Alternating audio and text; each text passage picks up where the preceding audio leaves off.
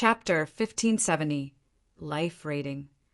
Chapter 1570 Life Rating. Chapter 1570 Life Rating. Serena's appearance immediately attracted the attention of every player in the World Summit. In truth, it was difficult not to notice her.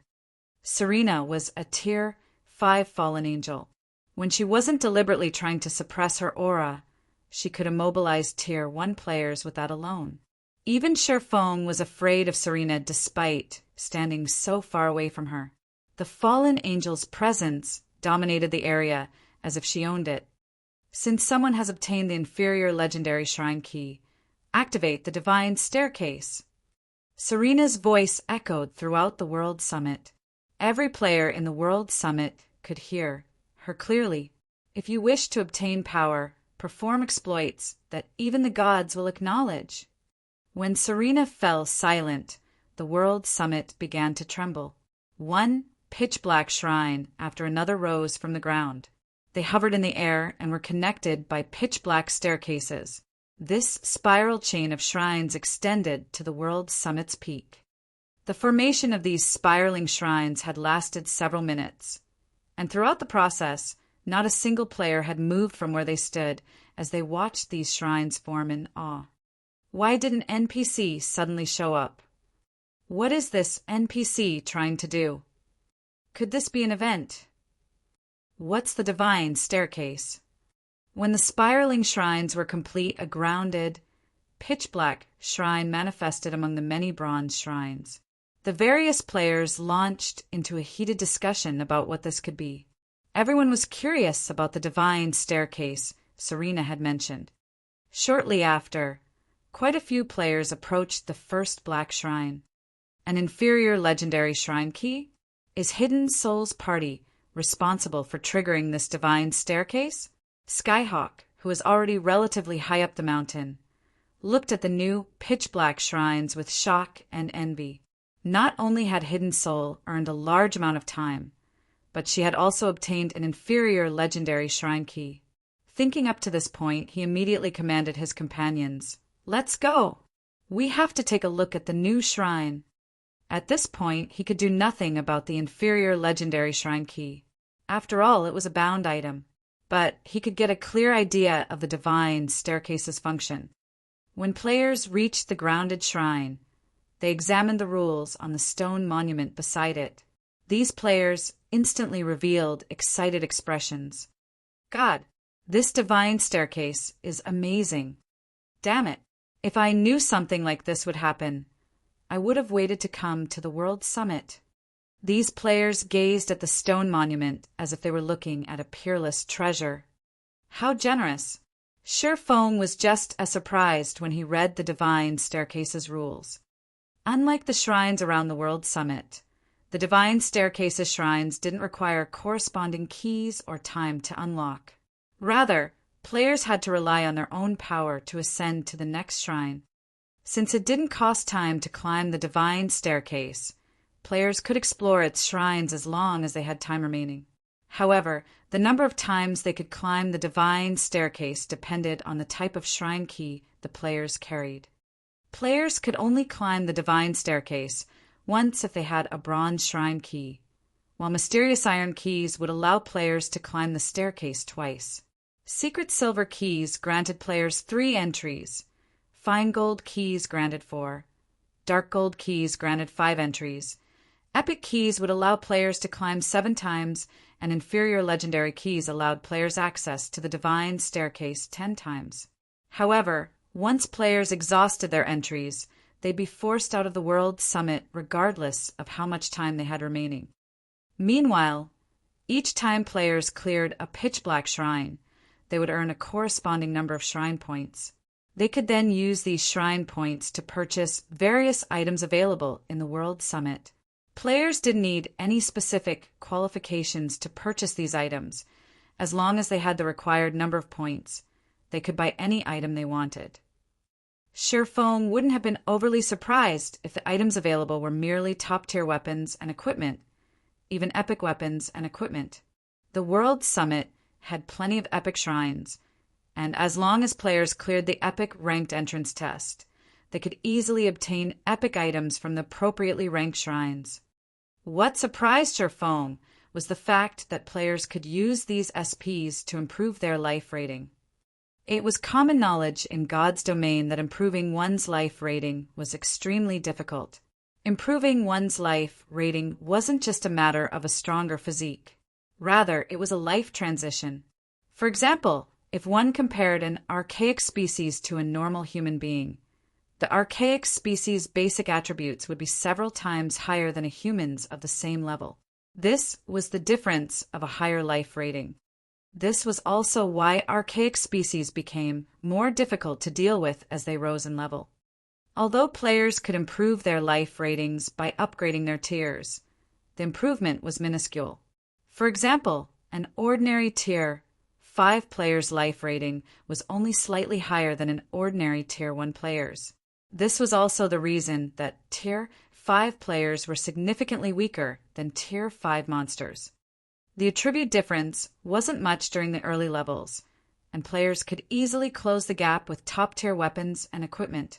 However, as players rose in levels, particularly after passing level 100, the advantage of a higher life rating would become apparent and would only become more evident as players progressed in the game. At which point, players might be able to kill other players of higher tiers, but they'd be dreaming if they thought they could take out monsters of higher tiers. Only after reaching Tier 6 would players truly transition. Tier 6 players' life rating was worlds apart from ordinary Tier 5 players. At Tier 6, players would also qualify to challenge Tier 6 gods. Meanwhile, players could actually improve their life ratings with the shrine points from the Divine Staircase. Why wouldn't Sherfong be shocked? Based on his knowledge, the players that had managed to improve their life ratings by other means than upgrading tiers had been exceedingly rare even after 10 years in God's domain. Even if players found some way to do so, it would be incredibly difficult, and they'd have to rely on luck and strength. In the past, God's domain's various superpowers had fought frequently over such opportunities. By securing such an opportunity, they could give their players a better chance of reaching Tier 6. In fact, the benefits of improving one's life rating were even more valuable than ordinary legendary items. Sherfong had never thought that the Divine Staircase before him would be such an opportunity. However, when he saw the price of improving one's life rating, he was speechless. Even the cheapest bloodline required 100,000 shrine points and 1 exploit.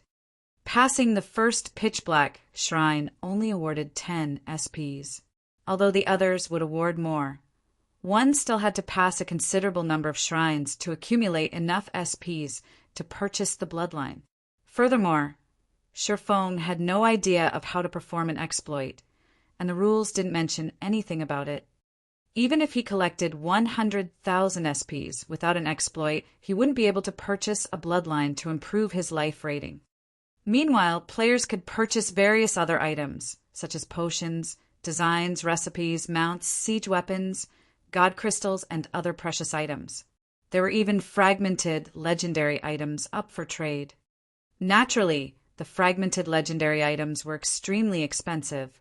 Even the cheapest cost 70,000 SPs, while the more expensive items could cost up to 240,000 SPs and 3 exploits. Moreover, players had to spend the SPs they earned with each visit, as their counter would reset to 0 when they returned. Fortunately, exploits were permanent and would only disappear when players spent them or deliberately deleted them. In other words, if players had a certain item in mind, they had to earn enough SPs in one visit to purchase it. Even so, the crowd before the first black shrine drooled over the prospects of treasure. After all, fragmented legendary items were practically illusory to current players. In fact, there hadn't been any news of a super guild obtaining one thus far. Suddenly, many players dashed into the first shrine and began their ascension. Sherfong didn't dawdle either, entering the shrine before him. This was a rare opportunity to secure a bloodline for himself, and he had plenty of time. It'd be a huge waste if he didn't attempt it. Chapter 1571, Realm Lord. Chapter 1571, Realm Lord. Chapter 1571, Realm Lord. As soon as Shifeng set foot in the pitch-black shrine, his environment transformed. It felt as if he had just stepped through a teleportation gate and arrived in an entirely different space. A dark forest loomed before him, and the howling of wolves occasionally echoed in his ears. In the darkness of night, he faintly saw pairs of crimson eyes flicker in the treetops. This is a survival battle. Shifeng wondered as he observed his surroundings. Although it was night here, his vision was unaffected. He could see around him as clearly as if the sun hung above him. Shifeng spotted over a dozen werewolves armed with crossbows and an excellent equipment standing in the trees around him. In addition, he spotted another dozen or so werewolves with spears and great swords beneath the tree's cover, radiating an intense killing intent. All of these werewolves were level 55 or above, with the highest at level 58. They ranged between elites and special elites. If an ordinary player attempted to take all of these monsters on by themselves, they'd definitely be torn apart. As Shifeng observed these werewolves, the sound of a system notification reached his ears. System: clear this divine shrine to obtain a reward. When the system notification ended, a system map appeared in the corner of Shifeng's vision. A teleportation point had been marked on the map in the heart of the forest. It was obvious that he had to reach said teleportation point to leave the divine shrine. However, before Shifeng could examine the map closely, the werewolves in the treetops began to attack, the triple-loaded crossbows releasing their bolts at him simultaneously. At the same time, the werewolves on the ground began to close in, forming a tight encirclement around him. How troublesome. It seems that the system banned teleportation skills as well. I guess I have no choice but to run to the target. When Shifeng had noticed the werewolves' attacks, he had attempted to use space movement, teleporting to the destination directly. Unfortunately, teleportation skills were prohibited in the divine shrine. He had no choice but to unsheath Killing Ray and retaliate. A rain of bolts from above might be troublesome to ordinary players, but to Shifeng, the bolts were practically negligible. He easily dodged the bolts and appeared before a level 56 elite werewolf in the blink of an eye. He lightly swung Killing Ray at the melee-focused werewolf. Shadow Blade. Numerous streaks of shadows cut past the elite werewolf, each hit dealing several tens of thousands of damage. Like a cannonball, the 2-meter-tall werewolf's body shot backward and slammed into the werewolves behind it. The monster only returned to the ground after flying over 20 yards. By the time it landed, however, its HP had reached 0. Its body turned to ash and disappeared, leaving several copper coins in its place. These monsters actually drop loot? Shifeng was slightly confused to see the copper coins on the ground. He had assumed that he'd be striving for nothing here. This was a kind of test, and tests normally didn't provide loot. However, Shifeng did not bother to kill the other werewolves. Instead, he swiftly maneuvered out of the circle of werewolves, heading straight for the teleportation array in the forest's heart. Combat players like Shifeng were no stranger to survival battles in God's domain. These situations were common in dungeons. If players focused on defeating the monsters in survival battles, they'd only get caught up in an endless cycle of combat, wasting their time. Shifeng, of course, didn't have a lot of time to waste, and even if he could kill these monsters easily, he'd still consume stamina. If he ran out of stamina midway through a battle, he'd become a sheep for the slaughter no matter how powerful he was. As he headed deeper into the forest, the werewolves went into a frenzy, chasing after him. However, Shifeng was simply too fast, and even the special elite ranked werewolves could only watch as the distance between them and their target grew until the swordsmen eventually left their sight. After a few more minutes of running, Shifeng reached the teleportation array in the heart of the forest. However, before he could approach the array, he felt a chill crawl down his spine. The cause of this creeping sensation was none other than a one-eyed werewolf with a massive greatsword that guarded the teleportation array.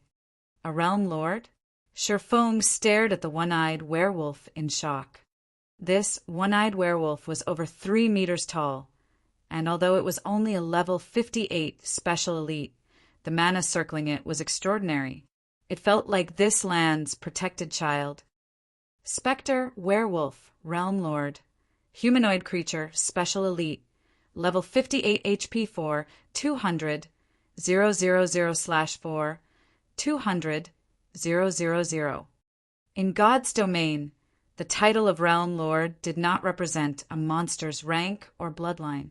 Rather, it was a buff that greatly enhanced the monster's skills and spells.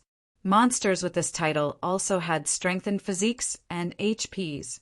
Basically, they were boss-like existences among monsters of the same level and rank. Realm Lords were not particularly rare in God's domain, but they were usually only found in level 50+, resource-rich maps. They protected these resource maps, and as long as they remained in their designated maps, they could display far more combat power than monsters of the same level and rank. Normally, player teams avoided Realm Lords as much as possible. Fighting these monsters simply wasn't worthwhile. Despite being so much stronger than monsters of the same level and rank, Realm Lords didn't offer additional or better loot. Is the Divine Shrine itself some sort of opportunity? After a moment of surprise, Sherfang's lips curled into a smile. When players had first discovered Realm Lords in the past, they had avoided these monsters as much as possible. Unfortunately, some battles were unavoidable, and players had been forced to kill certain Realm Lords. As players had killed more Realm Lords, they discovered something astonishing. The Mana Barrier Crystal Fragment. Only Realm Lords dropped this item, and there was no way to obtain the crystal fragments from other monsters. On its own, the Mana Barrier Crystal Fragment did not possess much of a function. At most, it could be used as a support material when crafting weapons and equipment, but when players synthesized the Mana Barrier Crystal Fragments into Mana Barrier Crystals, their value rose by over 100-fold. The Mana Barrier Crystals were the various NPC cities' main power source for their teleportation magic arrays. Not only did the Mana Barrier Crystal contain a frightening amount of mana, but it could also replenish itself by absorbing the mana around it. Only, the Mana Barrier Crystal required a considerably long time to replenish itself. However, this replenishment time would vary depending on the mana density around it. In an ordinary environment, for example, an empty Mana Barrier Crystal would require 48 hours to recover fully. To put it simply, a Mana Barrier Crystal was akin to an everlasting magic crystal. It was the perfect power source for teleportation arrays. With enough Mana Barrier Crystals, one could operate a teleportation array for no cost. It was easy to imagine how valuable these Mana Barrier Crystals were. After all, Mana Barrier Crystals were not that easy to obtain, yet the various large guilds and players were in dire need of them. Meanwhile, the special elite ranked Realm Lord before Sherfong was a walking mana source. Without hesitation, he charged forward, showing no intentions of circling the Spectre werewolf and leaving the Divine Shrine. As Sherfong boldly approached, the Spectre werewolf howled in anger. It raised its great sword and swung the massive weapon at the impudent intruder. Over a dozen magical wind blades formed before the Spectre werewolf and shot toward Sherfong. The attacks were spread out, making it impossible for Sherfong to dodge them all. Fortunately, the disintegration armor wasn't currently suppressing Sherfang's basic attributes. In other words, his strength was even higher than a great lord's of the same level.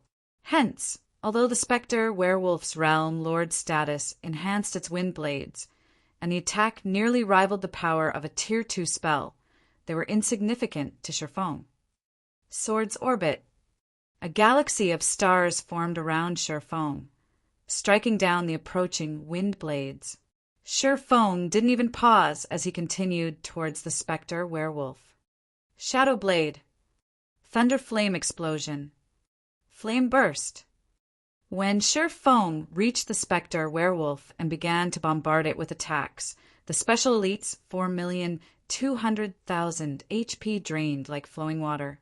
Despite the Spectre werewolf struggles to fight back, it was powerless to change its fate. In the end, Sher Feng's swords devoured its HP. It then collapsed, transforming into a dark mist and scattering in the wind. The berserk mana, which had surrounded the Spectre werewolf, calmed as a result. At the same time, a pair of level 50 bronze plate armor boots, a dark crystal shard, and several dozen copper coins appeared on the ground. Although the loot was not particularly impressive, Sher Feng's eyes glowed when he saw the dark crystal shard. This shard was none other than the Mana Barrier Crystal Fragment. Chapter 1572, Blackwater Visits. Chapter 1572, Blackwater Visits. Chapter 1572, Blackwater Visits. Sure enough, the Divine Shrine's tests are also opportunities.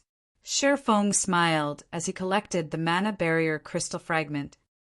Mana Barrier Crystal Fragment consumable can be used to increase mana, a support tool for crafting items. Obtaining Mana Barrier Crystal Fragments wasn't easy, and although the item had a high drop rate, it didn't drop from every Realm Lord. Meanwhile, Realm Lords were even rarer than field bosses. High-resource leveling maps only had 2 or 3 Realm Lords. In addition, these Realm Lords' respawn time was much longer than ordinary field bosses. When the various large guilds had discovered the benefits of killing Realm Lords in the past, many guild wars had broken out over these monsters. Obtaining 1 Mana Barrier Crystal Fragment after killing a single Special Elite ranked Realm Lord was a huge boon from the system. Each Mana Barrier Crystal Fragment had sold for around 30 gold in the past. Of course, most guilds that had obtained these crystal shards had refused to sell them.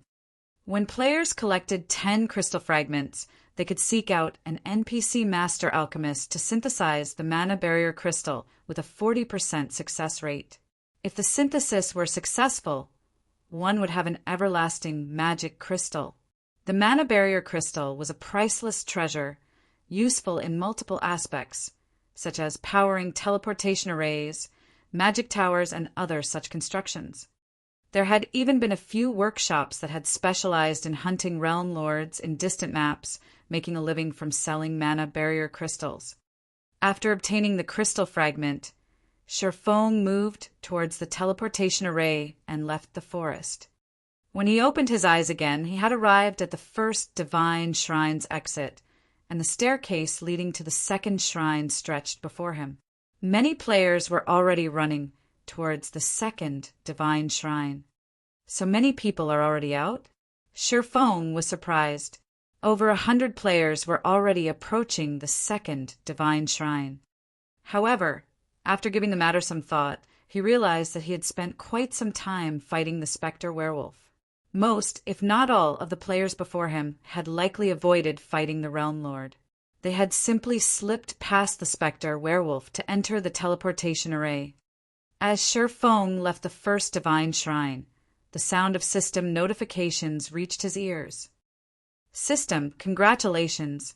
You have passed the Divine Shrine, rewarding 10 shrine points. System, congratulations! You have passed the Divine Shrine within the time limit, rewarding 10 shrine points. System, congratulations! You have killed the Guardian Boss within the time limit, rewarding 50 shrine points. So many points. Sher Feng was somewhat taken aback when he saw how many points the system had awarded for killing the Spectre werewolf. Passing the Divine Shrine had only earned him 10 SPs, yet killing the Special Elite ranked Spectre werewolf had awarded 50. If these other players realized that killing the Guardian Boss would award even more points, they'd likely regret their earlier actions. Even the cheapest item available for purchase in the Divine Shrine cost 500 SPs. If one cleared the first Divine Shrine quickly and ignored killing the Guardian Boss, they would only receive 20 SPs. With that method, who knew how many divine shrines one would have to clear to accumulate 500 SPs. Moreover, as players climbed the divine staircase, the divine shrines would become more challenging. If players did not earn as many points as possible early on, it would only become more difficult to earn the points they needed later. It seems that I'll have to defeat every divine shrine's guardian boss. Thinking up to this point, Shifeng realized the fastest way to earn shrine points from the divine staircase, following which he proceeded towards the second divine shrine. The second shrine contained a gravel ridge, and its monsters ranged between level 55 and 58. However, the second shrine had far fewer elite monsters, and nearly half the shrine's monsters were special elites. Next to the Realm Lord, a few level 58 elites guarded the teleportation array. To Shifeng, however, this slight increase in difficulty was no issue. He had only spent a few minutes to defeat the Realm Lord and 3 elites. This time, however, he did not obtain a mana barrier crystal fragment. He had only obtained a level 55 bronze mage top and some coins. Upon clearing the second divine shrine, Shifeng earned 15 SPs. He also received 15 SPs for clearing the shrine within the time limit and 70 SPs for killing the guardian boss. Although Shifeng had cleared the second divine shrine, he was clearly lagging behind the other players. Even those who had entered the first divine shrine sometime after him were already on their way towards the third shrine. However, Shifeng did not rush. Instead, he continued to ascend the divine staircase at his own pace. Each divine shrine was a little more challenging than the last and awarded 5 more SPs when cleared. When Shifeng entered the 5th divine shrine, the test's difficulty visibly increased. Now, every monster he faced was a special elite. In terms of attributes, the monsters were on par with well-equipped, Tier 1 players of the same level. When facing a dozen or so of these monsters at once, even elite players would be in a bind. Even the guardian boss was now a chieftain-ranked realm lord.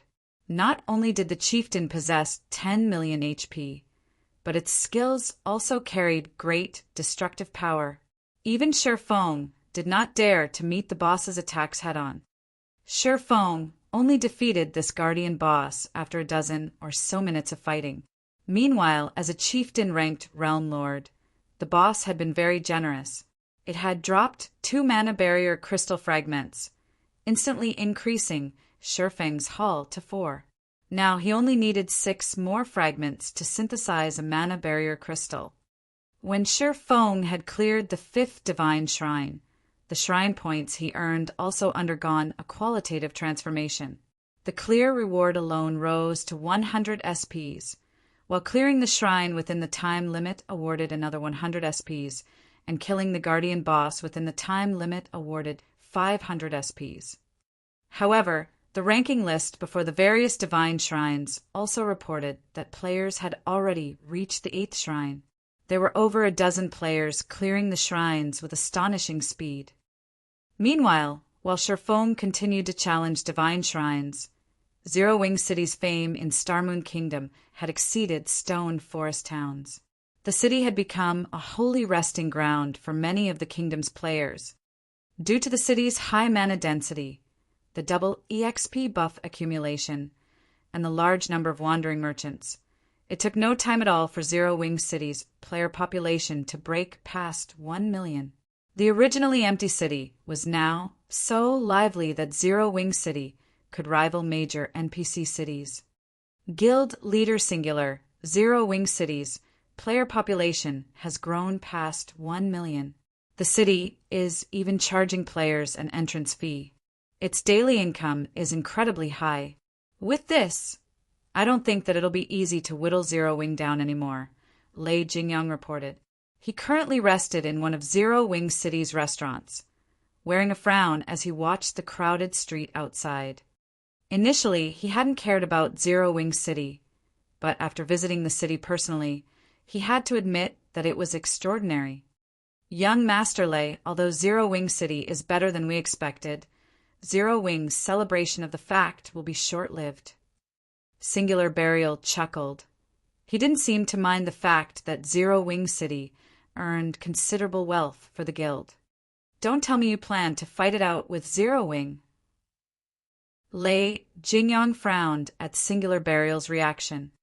He had expected Singular Burial to finish Zero Wing off in a few more days, but clearly that plan was no longer viable. Not only did Zero Wing City earn a considerable amount of profit for its ruling guild, but the city improved Zero Wing's reputation among players. At this rate, Heaven's Burial could never destroy Zero Wing in a short 3 to 5 days. Of course not, Singular Burial said, shaking his head.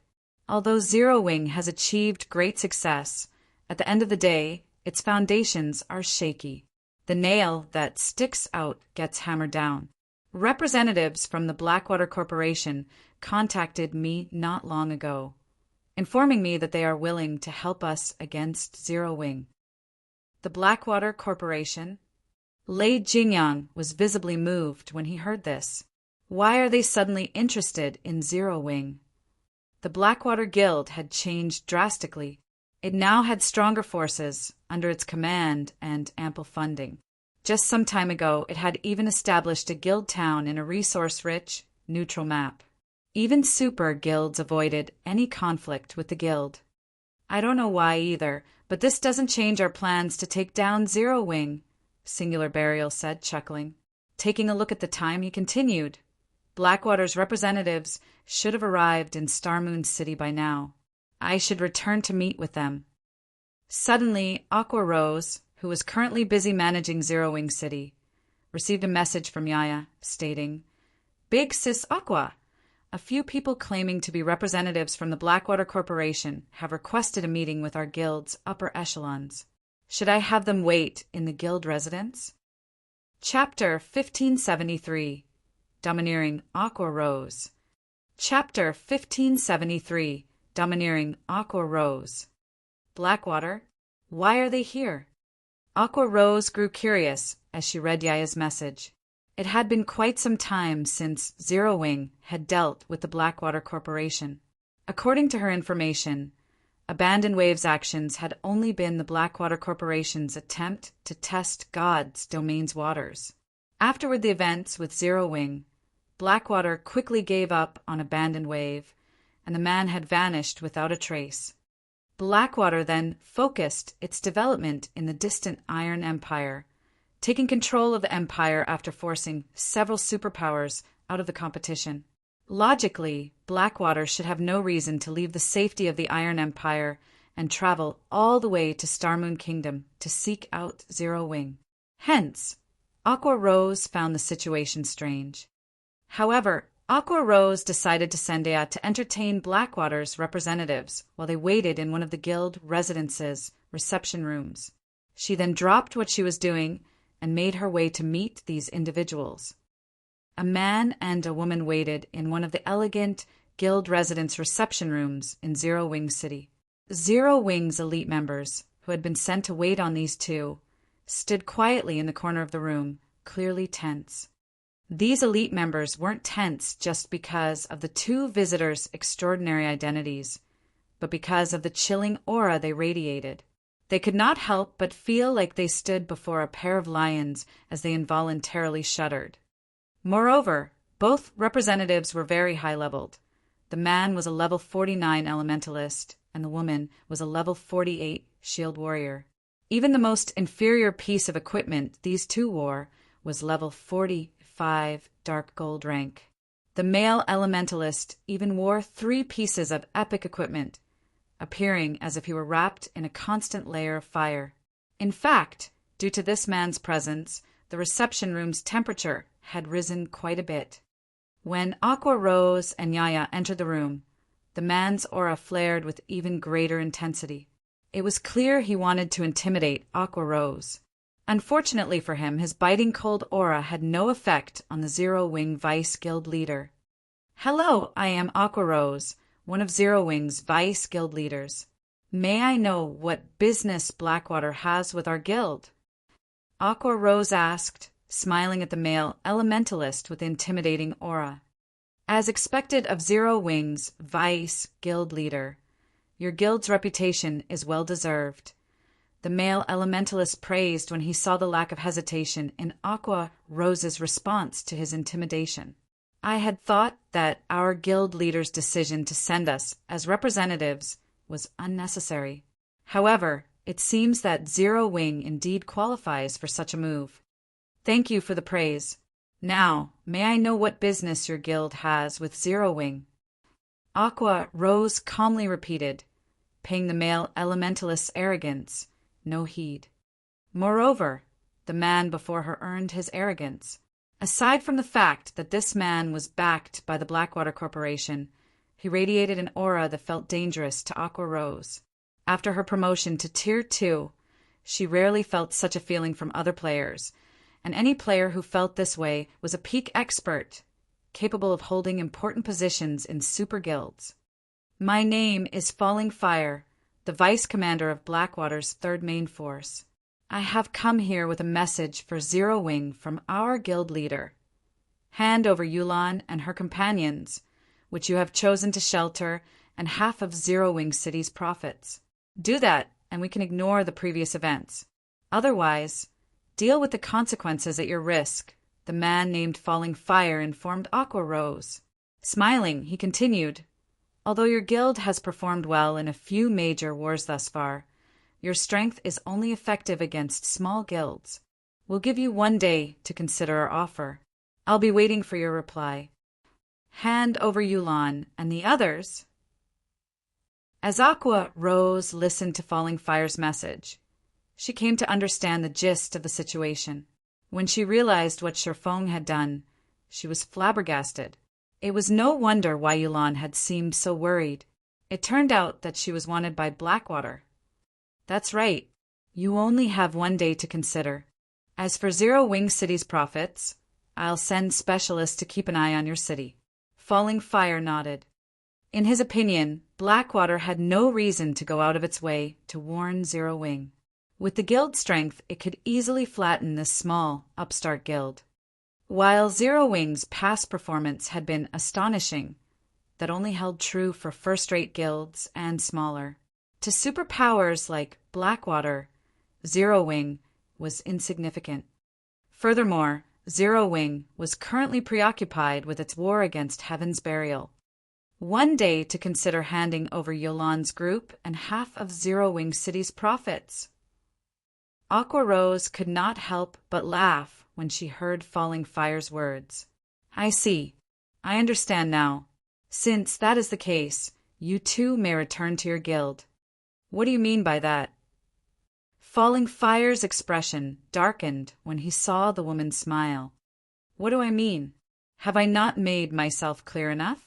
You can return and tell the guild leader of yours that he can forget obtaining 50% of Zero Wing City's profits. As for Yolan's group, they have already joined Zero Wing. You're even less likely to take them from us. If Blackwater is looking for an opponent, although Zero Wing is very weak, we are more than willing to keep you company. Aqua Rose said straightforwardly, watch your step on your way out. I won't be sending you off. When Aqua Rose finished speaking, the reception room was deathly silent. Falling Fire stared at Aqua Rose in shock. He even wondered if he had heard her wrong. Zero Wing was in the middle of a war of attrition with Heaven's Burial. Now, it dared to declare war on Blackwater. Even Yaya, who silently stood beside Aqua Rose, gaped in astonishment. She had never realized that her vice guild leader was so domineering. The Blackwater Corporation was a titan both in and out of God's domain. In the real world, it was an incredibly famous international corporation. In God's domain, it had successfully wrestled control of the Iron Empire from several superpowers. Zero Wing simply couldn't compare. Good. Very good. Since Zero Wing dares to cast aside the opportunity we've presented, you can wait until we remove your name from God's domain. Falling Fire sneered at his host. Immediately, he and the level 48 female shield warrior stood and left the room. After the duo from Blackwater left, Yaya turned to Aqua Rose with a reverent expression. Big Sis Aqua, you're so amazing. You even slapped Blackwater in the face. The look on that guy's face just now was priceless. Yaya said with admiration flashing in her eyes. That's right. It felt wonderful putting those bastards in their place. However, how am I supposed to report this to the guild leader? Aqua Rose felt a headache begin to brew. For a moment of satisfaction, she had declared war on Blackwater without consulting Sherfone. Zero Wing City was just starting to get on the right track. The wealth the city earned even allowed Zero Wing to fight Heaven's Burial on equal footing. But if Blackwater joined the fray, Zero Wing would be at a severe disadvantage. Meanwhile, back in the World Summit's Divine Staircase, Sherfone had finally defeated the 10th Divine Shrine's guardian boss, a level 60, Lord-ranked 5-headed demon snake. Before landing the killing blow, he had made sure to activate Divine Providence. When the 5-headed demon snake died, items rained from the sky. Normally, level 50 monsters and above had significantly reduced drop rates. However, the demon snake had dropped over 20 items. No Lord-ranked monster of this level should be capable of dropping so many. A jackpot. Sherfone was overjoyed when he saw the loot on the ground. He had only used Divine Providence to increase his chances of obtaining mana barrier crystal fragments. Yet he had triggered a jackpot. He truly hadn't expected such a bountiful reward. In God's domain, jackpots were exceedingly rare for monsters past level 50, much less from Realm Lords. Chapter 1574, Advanced Forging Design. Chapter 1574, Advanced Forging Design. Aside from weapons, equipment, and mana barrier crystal fragments, a tattered sheet of parchment rested among the many items the 5-headed demon snake had dropped. As the parchment itself was very high quality, it still radiated faint pulses of mana despite the ravages of time. Sherfone picked up the parchment out of curiosity. This is an advanced forging design. Sherfone was elated when he realized what this sheet of parchment was. In God's domain, every advanced design was extremely rare and valuable. This was because advanced designs contained techniques unknown to the general public. For example, an advanced forging design would contain a few different kinds of advanced forging techniques. If players learned these techniques, they'd increase their chances of creating a new item in the future. The various large guilds had cherished their advanced designs in the past. They had all refused to sell these designs. At the same time, the large guilds' trading firms had fought over these items. Zero Wing had only obtained a few advanced designs thus far, including advanced forging designs. Moreover, the design in his hands was not just any ordinary advanced forging design. Conqueror's Armor Forging Design Fragment, Advanced Design, Fine Gold Rank. When learned, you will be able to produce the level 50 magic rune armor. Every piece of crafted armor contains a magic array. 5 pieces can be used to form the basic strength battle array. Current fragment count 1/9. I never expected the Divine Shrines to drop something like this. I've really lucked out this time. Sherfone was at a loss for words as he stared at the Conqueror's armor design. Not only had the 5-headed demon snake dropped 2 mana barrier crystal fragments, but it had also dropped a fine gold equipment design that came with a battle array. Killing the demon snake had been far more profitable than killing a level 60 Grand Lord. A well-equipped peak expert in God's domain wasn't a force to be reckoned with. In fact, despite being an individual, they were capable of playing a significant role in a guild war. However, that did not mean ordinary players were utterly helpless against peak experts. Ordinary players still had a method they could use to fight peak experts. Battle arrays. If a certain number of players wore equipment with the same battle array, they could trigger the battle array's effects, significantly increasing their combat power. Battle arrays provided more than just a boost to basic attributes. They also improved players' physiques. Most importantly, it allowed players with the same array to share their perception. This helped players remove defensive blind spots, visibly improving their combat standards. Although a basic battle array only allowed players to share a limited degree of their perception, it still elevated players' combat standards to a whole new level. Many of God's domain's small guilds in the past had survived and thrived, even after 10 years, precisely because of battle arrays. Even without peak experts, guilds with powerful battle arrays could take down a peak expert with just a few players or a dozen or so working together. Some small guilds had even stood toe-to-toe with large guilds by relying on these arrays. Of course, battle arrays were not without weaknesses. In exchange for the huge boost in strength, players' stamina and concentration consumption increased massively. When players activated a battle array, their stamina and concentration would deplete several times faster than normal. This limited the amount of time that players had when using battle arrays. However, despite such a glaring flaw, battle arrays had been highly sought after by many guilds.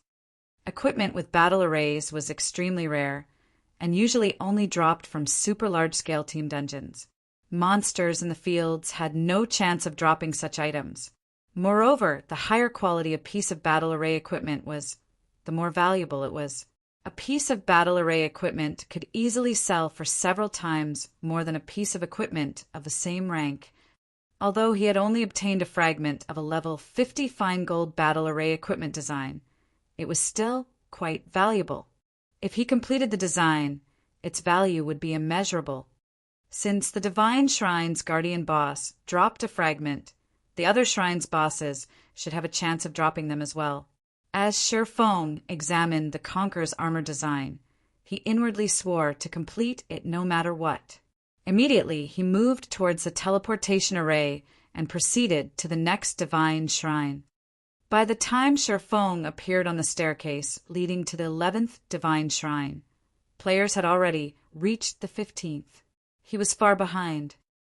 System, congratulations.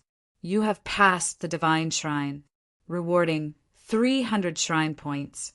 System, congratulations. You have passed the Divine Shrine within the time limit, rewarding 300 shrine points. System, congratulations. You have killed the guardian boss within the time limit, rewarding 2,000 shrine points. However, although other players progressed faster than he did, Shifeng contained the most SPs of any player in the World Summit. Currently, Shifeng had already accumulated 8,960 SPs. If players ascended the Divine Staircase without defeating the guardian bosses, even after reaching the 15th Divine Shrine, they would not have even half of Shifeng's points. Time passed quickly, and the Divine Shrines became more difficult as Shifeng climbed the Divine Staircase. By the time Shifeng reached the 15th Divine Shrine, he had to face a ranked realm lord with a special bloodline.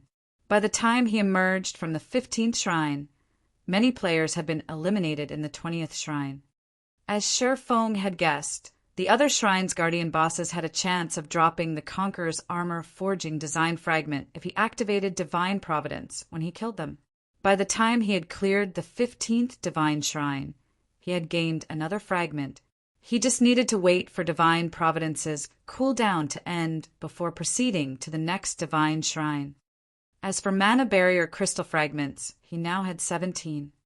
However, Shifeng had grown a bit weary after fighting for so long. Taking a look at the time, he realized how long he had spent in God's domain. He then consumed a drop of life essence from the blood refining crystal to boost his stamina and concentration recovery before logging out of the game. Players' accumulated time in the World Summit only decreased when players were online. Logging off to rest would not affect one's progress. Hence, to maintain their combat efficiency, many players had long since chosen to log out. After all, challenging the Divine Staircase was a long and arduous progress, and as one climbed the staircase, they'd have to navigate larger maps in the Divine Shrines. As a result, players had to spend more time clearing the shrines. By the time Shifeng logged out, the sun had risen high into the sky.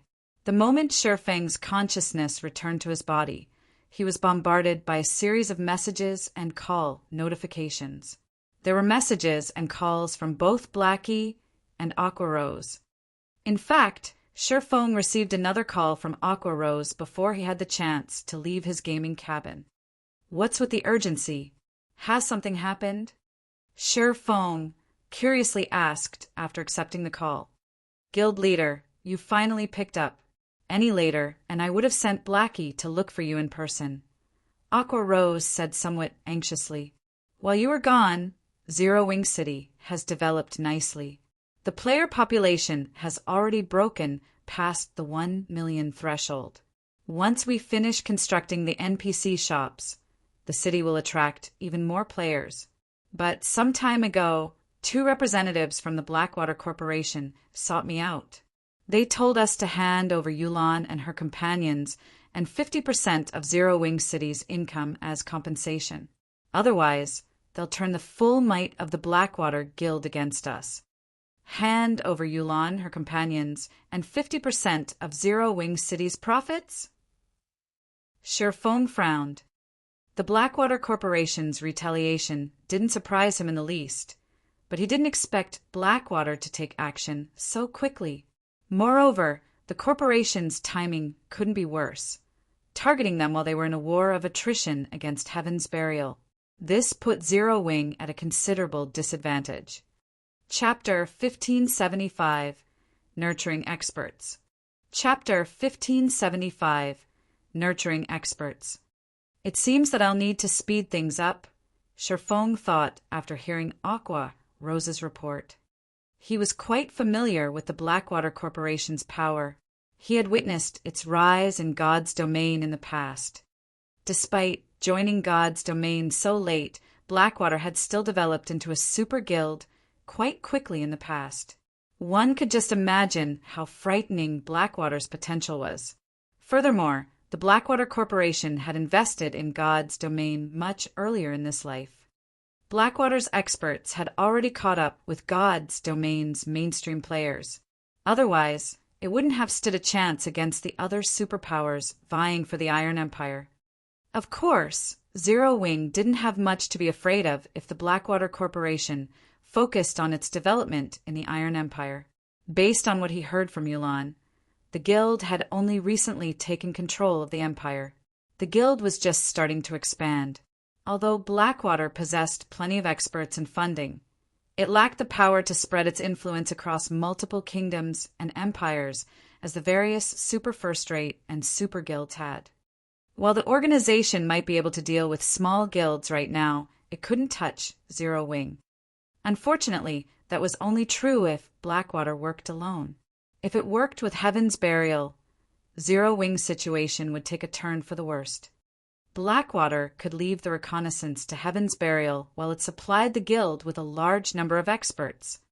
Currently, players who wanted to grind and level up had to travel to distant maps, and most of the high-level maps weren't concentrated in a single area. Even if Shifeng used the 7 Luminaries Ring space movement, it would take a considerable amount of time to travel from one high-level map to another. How much time have they given us to consider? Shifeng asked. 1 day, but I let my anger get the best of me, and I rejected their offer instantly, Aqua Rose said in a subdued voice. You rejected them? Shifeng stared at Aqua Rose in surprise. Did you really reject them? MHM. Aqua Rose nodded silently, knowing that she had made a huge mess of things. By outright rejecting Blackwater's offer, she had undoubtedly created another powerful enemy for Zero Wing. Ha ha ha. Good. Well done. Shifeng could not help but laugh when he saw Aqua Rose's guilty expression. Although Zero Wing is not very strong, we're never afraid of a challenge. If they want to come, let them. We'll fight it out. Guild leader. Aqua Rose felt guilty and slightly touched by Shifeng's words. Not only didn't he blame her in the slightest, but he also actively encouraged her. All right, don't worry about it. This isn't the first time we've fought a superpower, Shifeng said, shrugging. But be careful this time. Keep an eye on their movement at all times. Also, we need to push our guild members to complete their Tier 2 promotions. Every bit of help is useful. Have our guild's internal members focus on leveling quickly, so they can add to the guild's combat power. I'll prepare some top-tier equipment, magic scrolls, and advanced potions for our guild members to challenge their promotion quests. As for the guild's internal members, I'll help them level up with Summer, Aqua Rose said, nodding. Following which, Shifeng mentioned a few good grinding locations for Aqua Rose to use, as she helped power level Zero Wing's internal members. The guild's internal members already had solid combat standards, they only lacked levels.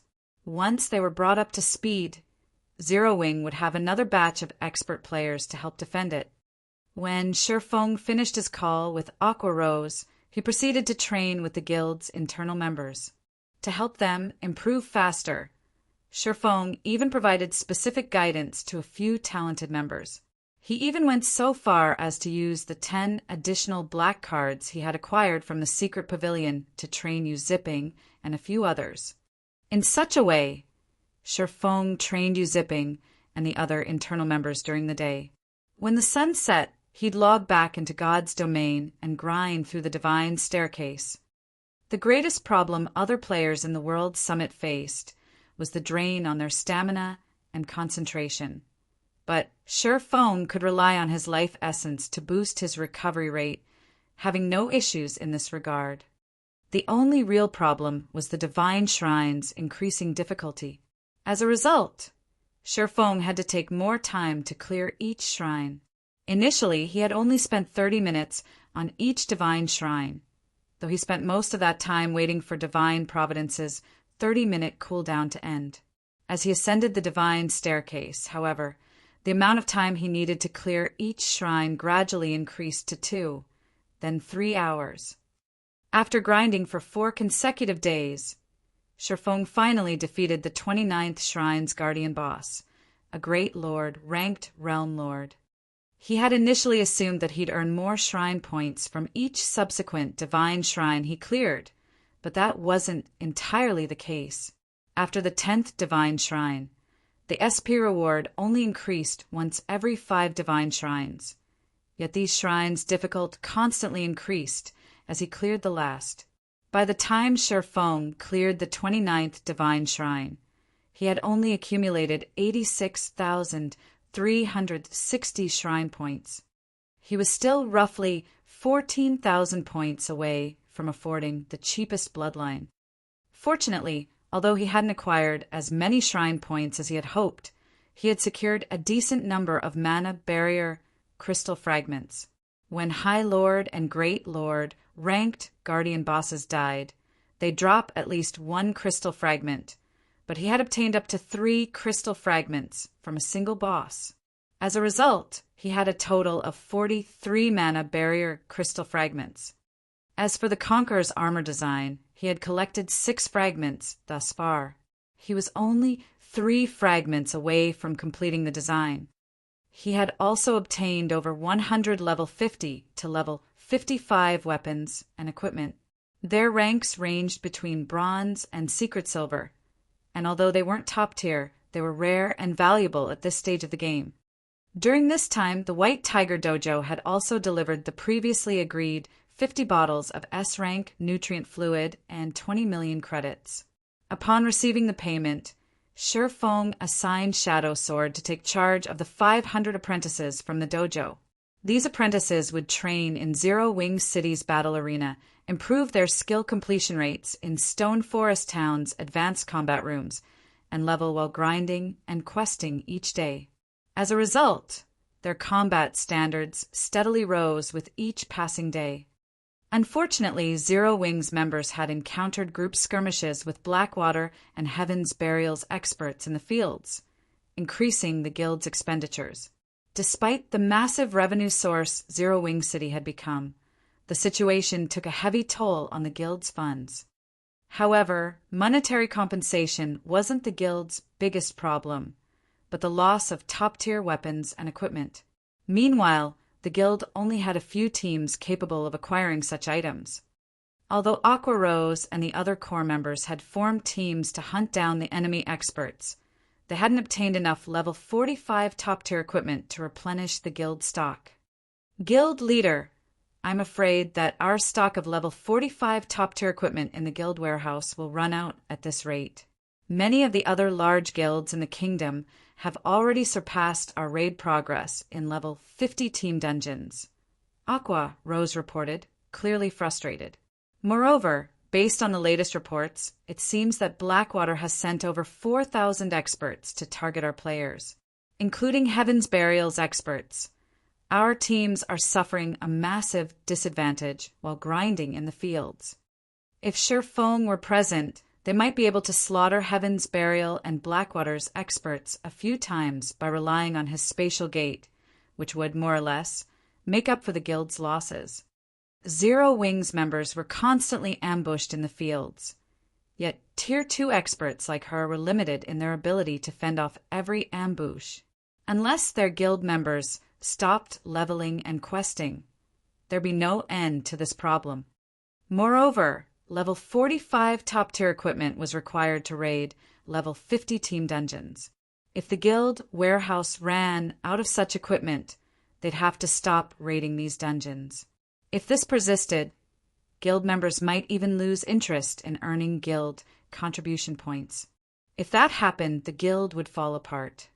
Have Melancholic and the others focus on crafting level 45 equipment and temporarily stop sales on level 45 secret silver and fine gold equipment. Use some of that stock to replenish the guild warehouse. If worst comes to worst, have Snow send some level 45 top-tier equipment from the branch guild, Shifeng said after giving the matter some thought. He had never expected Blackwater to be ruthless enough to send 4,000 experts. To make matters worse, that wasn't the guild's full strength. Blackwater's foundations had truly exceeded his expectations. Shifeng jumped back into his virtual gaming cabin, ignoring the fact that it was currently daytime and he was supposed to be resting. After logging back into God's domain, he immediately made his way to the 30th Divine Shrine. Chapter 1576, Divine Shrine's Opportunity. Chapter 1576, Divine Shrine's Opportunity. Once Shifeng entered the 30th Divine Shrine, the space before him transformed. Currently, he faced a dark cavern. The cavern was very large as a sports arena. Moreover, many tunnels led out of it. From time to time, he also spotted 1 or 2 lizardman patrol squads moving in and out of these tunnels. Even the weakest lizardman in these patrol squads was a level 58 special elite, while the strongest was a level 60 lord. The raid difficulty really has increased quite significantly. Shifeng frowned slightly as he observed the lizardmen. It's no wonder so many expert demon players had to stop after reaching the 30th shrine. Previously, even the strongest non-boss monster in the 29th Divine Shrine was only a level 60 chieftain. In God's domain, chieftain rank monsters were at the Tier 1 standard. Hence, current players, particularly demon players, could still have a relatively easy time dealing with chieftains. However, when a monster reached the Lord rank, they attained the Tier 2 standard and were capable of using Tier 2 skills. It might be fine if all a demon player had to deal with were 2 or 3 lords. The crucial point was that, based on what Shifeng could see, there was a total of 30 lord-ranked lizardmen patrolling in the cavern alone. If one entered the tunnels, who knew how many more lords they would encounter? Against 30 lord-ranked monsters, even a Tier 2 player would get overwhelmed easily, not to mention a Tier 1 player. An ordinary Tier 1 expert would be fortunate if they could survive even 10 seconds against such a large number of lords. It was no wonder many experts in the World Summit had their progress, climbing the Divine Staircase, halted at the 30th Divine Shrine. Currently, based on the ranking list Shifeng saw before he entered the 30th Divine Shrine, only 5 players had successfully passed the 30th Divine Shrine. After observing the patrol routes of the lizard men, Shifeng activated the 7 luminaries' rings aura of wind and dashed towards the tunnel that the system map indicated provided access to the heart of the cave system. The patrol squads in the cavern moved in fixed patterns. From observation, Shifeng found out that there would not always be 30 patrol squads moving inside the cavern, but only around 4 to 10 patrol squads most of the time. As long as he used the opportunity when only 4 patrol squads were present to enter the tunnel leading to the core area, he would attract the attention of only 2 lizardman patrol squads at most. In the next moment, Shifeng transformed into an afterimage as he dashed past 1 lizardman patrol squad. By the time the patrol squad reacted, Shifeng was already several yards beyond it. Very quickly, he zipped by the 2nd patrol squad as well and entered the core tunnel. However, the moment Shifeng set foot in the core tunnel, he felt the threat of death. Traps! As soon as Shifeng entered the tunnel, dozens of small magic arrays appeared along the tunnel walls. In the next moment, these magic arrays launched magical bolts of various elements. Although these magical bolts did not seem very powerful, each one contained enough power to rival a Tier 3 spell. Even a Tier 1 player geared in top-tier equipment would be killed instantly if struck by these bolts. In addition to these attacks, there were also 2 patrol squads of lizardmen chasing after him. Sure enough, the difficulty is very high. Upon seeing the dozens of magical bolts flying at him, Shifeng immediately understood the reason why so few demon players had made it through the 30th Divine Shrine. He quickly executed Sword's Orbit, striking down the bolts one after another as he continued advancing down the tunnel. Fortunately, the activated traps were effective not just against players, but the lizardmen as well. When the lizardmen entered the tunnel, they were promptly bombarded by magical bolts from the traps Shifeng triggered and sent flying back out of the tunnel. As the lizardmen had relatively high HP, they managed to survive even after being struck by what was effectively a Tier 3 spell. However, this situation also prevented them from pursuing Shifeng. Thus, they could only watch as Shifeng gradually disappeared from their sight. The path leading towards the core of the cave system was replete with various kinds of traps. From time to time, Shifeng would also come across other lizardman patrol squads. As a result, he progressed towards the core at a snail's pace. After walking for over 2 hours, he arrived at a spacious cavern with a stone altar sitting in the middle of it. Stone pillars carved with magic runes surrounded the altar. Meanwhile, above the altar was the teleportation array leading out of the Divine Shrine. At this moment, however, lizardmen were kneeling around the altar. At a glance, Shifeng spotted over 300 lizardmen. Although the majority of these lizardmen were only elite ranked, there were 9 Lord ranked lizardmen in the mix. However, the Lord ranked lizardmen were no longer the strongest monsters present, which was instead the staff-wielding lizardman standing at the stone altar. Currently, the staff-wielding lizardman appeared to be offering a prayer of sorts. Lizardman Chief, Realm Lord, humanoid creature, Grand Lord, level 60 HP 42, 000, 000/42, 000/000. Shifeng could not help but frown as he looked at the Lizardman Chief. The guardian boss of the 29th Divine Shrine had been only a level 60 Great Lord. Yet in the 30th Divine Shrine, the guardian boss had actually become a Grand Lord. The increase in difficulty utterly exceeded Shifeng's expectations. Although the Lizardman Chief did not possess the HP of an ordinary Grand Lord of the same level, the enhanced spells of a Grand Lord ranked Realm Lord was no laughing matter. Even if Shifeng successfully blocked one of the Lizardman Chief's spell attacks with his weapons, there was a high chance that he would end up losing his life. Seeing this, Shifeng could not help but hesitate whether he should bypass the Lizardman Chief and head straight for the teleportation array, or stay behind and defeat the guardian boss. He was fully confident of directly passing the 30th divine shrine while keeping his life intact. However, he could not say the same if he chose to fight the Lizardman Chief. While he did not mind losing one challenge opportunity, he did have 10 chances after all. The crucial point was that players would still lose a level if they died inside the divine shrines. Fortunately, though, no items would drop upon death. A Grand Lord was in existence that served as the final boss of Team Dungeons. It was practically impossible for players to solo such an existence. Just as Sherfong was mulling over his options, the Lizardman Chief suddenly started chanting an incantation. The runes carved on the stone altar then lit up with a dark blue glow. The space above the Lizardman Chief also collapsed, forming a tunnel of sorts into the dark void. Immediately after, a golden tablet slowly descended from this shattered space. The moment this golden tablet appeared, the mana inside the entire cavern stirred.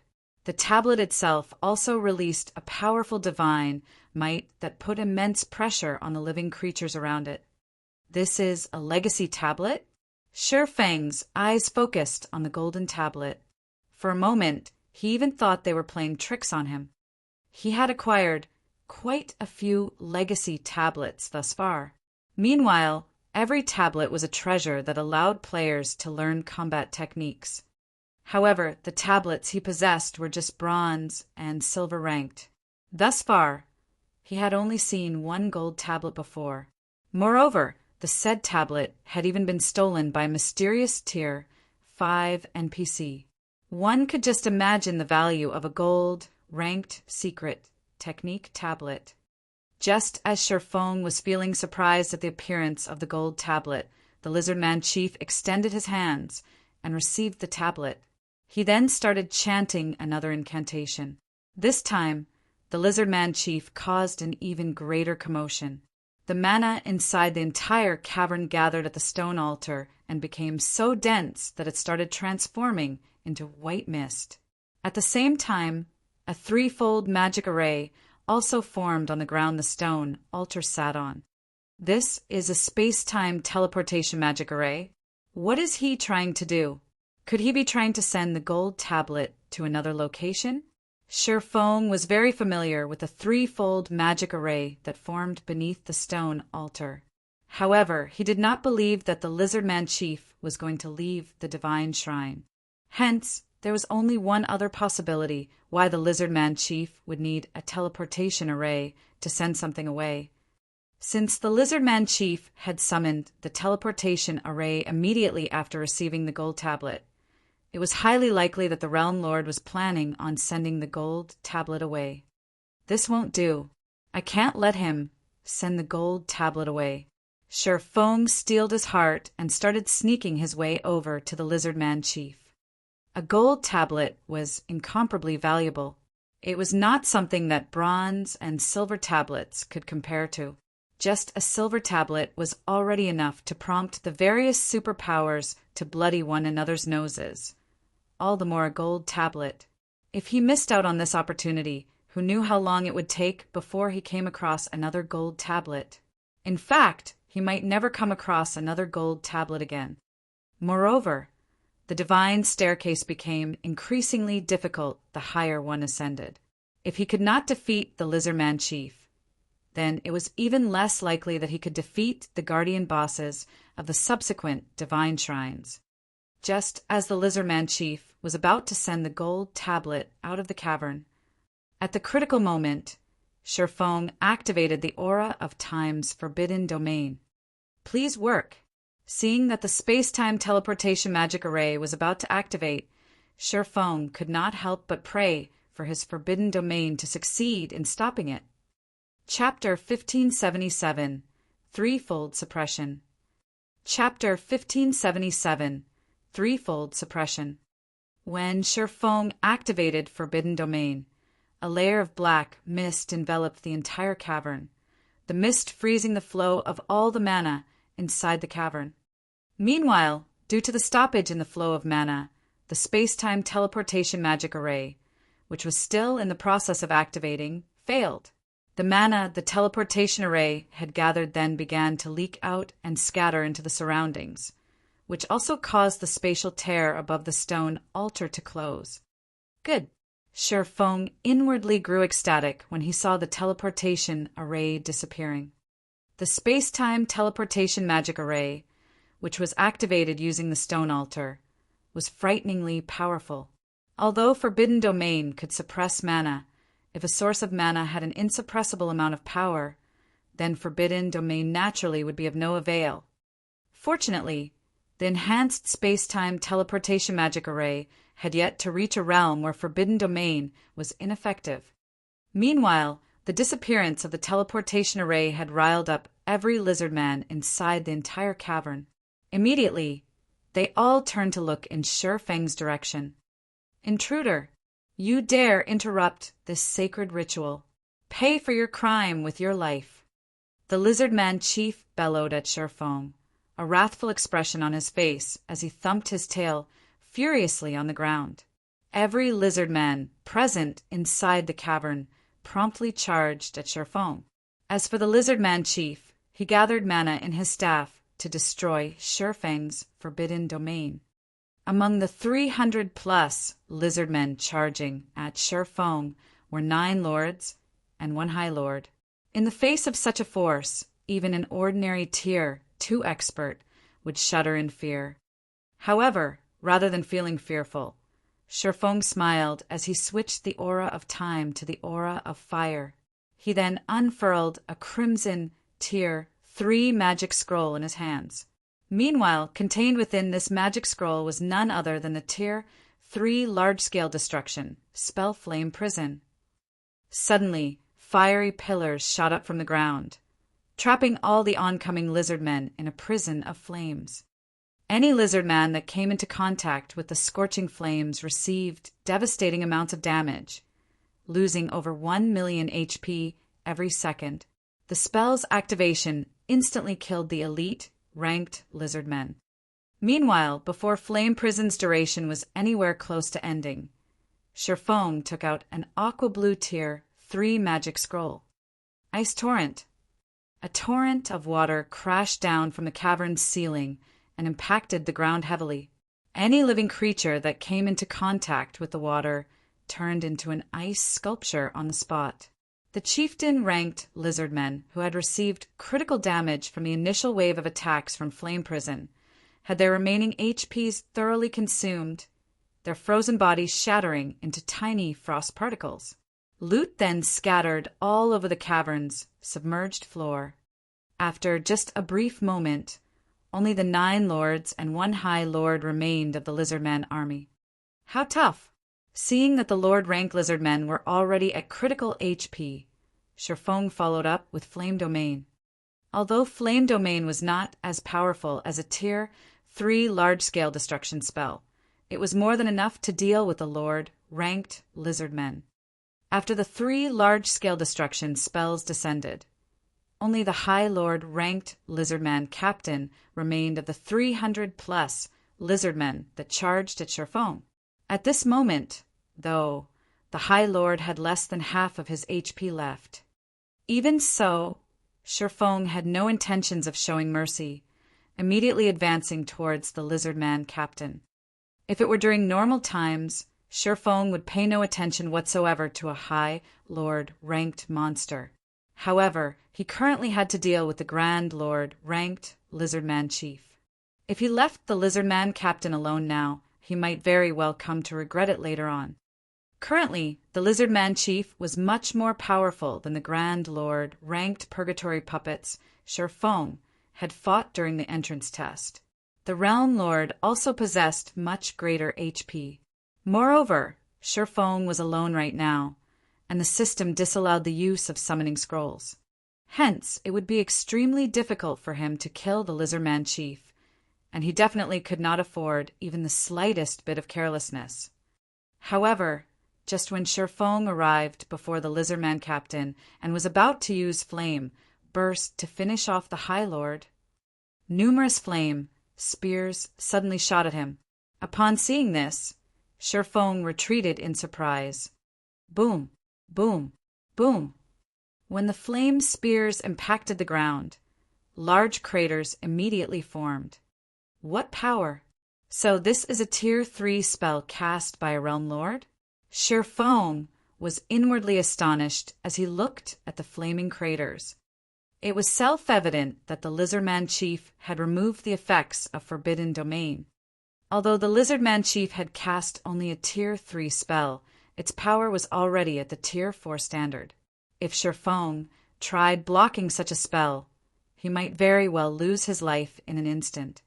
Meanwhile, as soon as Sher Fong dodged the flame spears, flames started raining down from midair. At the same time, chains made of flames emerged from the ground and shot at him, giving him no chance to catch a breather. Whether it was the rain of flames or the flaming chains, both were spells capable of killing Sher Fong upon contact right now. Damn it! Gritting his teeth, Sher Fong activated Heavenly Dragon's power. He then executed the Tier 2 instant strike at the Lizardman Captain. In the blink of an eye, Sher Feng's body disappeared from the trajectories of the Lizardman Chief's attacks and appeared before the heavily injured Lizardman Captain. Phantom kill. 9 Dragon Slash. Sher Fong held nothing back as he launched one powerful attack after another at the Lizardman Captain, who only had around 4 million HP remaining. Due to Heavenly Dragon's power's effect, Sher Feng's strength attribute increased by 150%. His strength was now superior to even a Grand Lord's of the same level. There was also Instant Strike's effects, which increased his attack speed by 500% and damage dealt by 400%. In the next moment, damages exceeding minus 100,000 appeared above the Lizardman Captain's head one after another. Sometimes a critical hit dealing over minus 300,000 damage would also occur. As Sher Fong and his doppelganger hacked and slashed at the Lizardman Captain, they also activated Defensive Blade to block the spell attacks coming from the Lizardman Chief. The fight with the Lizardman Captain lasted only a matter of seconds. During this period, the High Lord had very little chance to counterattack. By the time the Lizardman Captain was dead, Sher Fong and his doppelganger had mostly exhausted the block counts of their defensive blade. Although only the Lizardman Chief remained now, Sher Fong did not dare to be careless.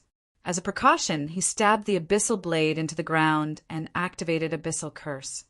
Suddenly, pitch-black shackles emerged from the ground beneath the Lizardman Chief's feet, binding the Realm Lord completely. The Realm Lord's basic attributes then began decreasing rapidly. However, the Lizardman Chief was not an easy opponent to defeat. With a shout, he shattered the restraints on his body and stopped his basic attributes from decreasing any further. In the end, the Realm Lord still retained 80% of his basic attributes, remaining a nightmarish existence to current players. However, Sher Fong had long since expected such an outcome. He then activated Disintegration Field, causing the Lizardman Chief's basic attributes to plummet once more. Eventually, the Lizardman Chief's basic attributes fell to only 60% of their original values. However, Sher Fong was still not satisfied with this result. He took out the Ring of Gospel and spent 5,000 magic crystals, activating World Projection. Threefold Suppression. If players in the outside world were to see this scene, their eyes would most likely fall out of their sockets. Sher Fong had actually suppressed a Realm Lord-grade Grand Lord to the point where the boss possessed only 45% of his original basic attributes. Now, the Lizardman Chief was no different from a great lord of the same level. However, the Lizardman Chief was thoroughly enraged under Sher Feng's threefold suppression. Waving his staff, he cast the most powerful spell in his arsenal, Hell Pythons. Suddenly, the Lizardman Chief's staff transformed into a bundle of flames, which then expanded and became 9 massive, flaming pythons that were fully under the Lizardman Chief's control. He still had such a trump card to play. Sher Feng's complexion darkened when he saw the flaming pythons striking at him.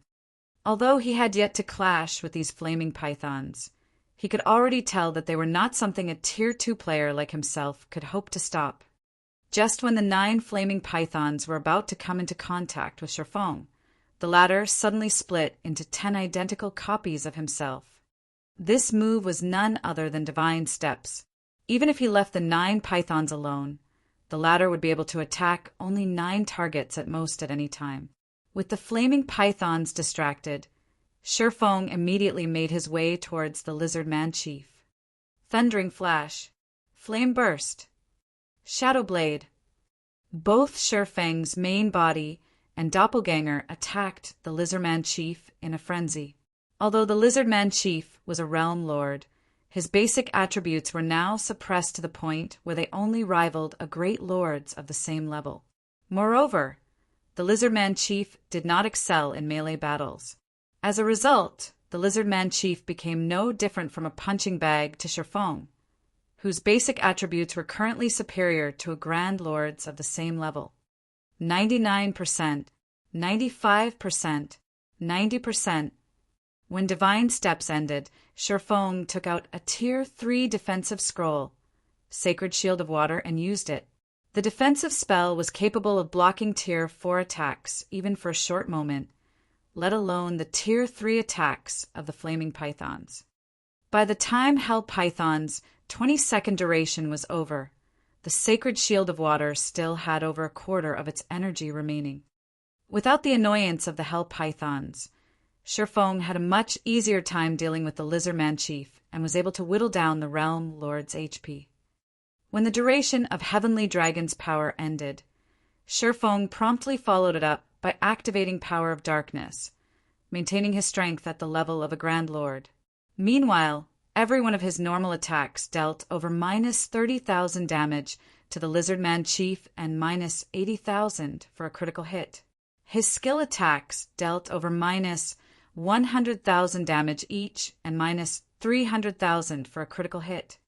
However, Sherfong would occasionally be forced to block one of the Lizardman Chief's spell attacks with his weapons, losing 10,000 to 20,000 HP in the process.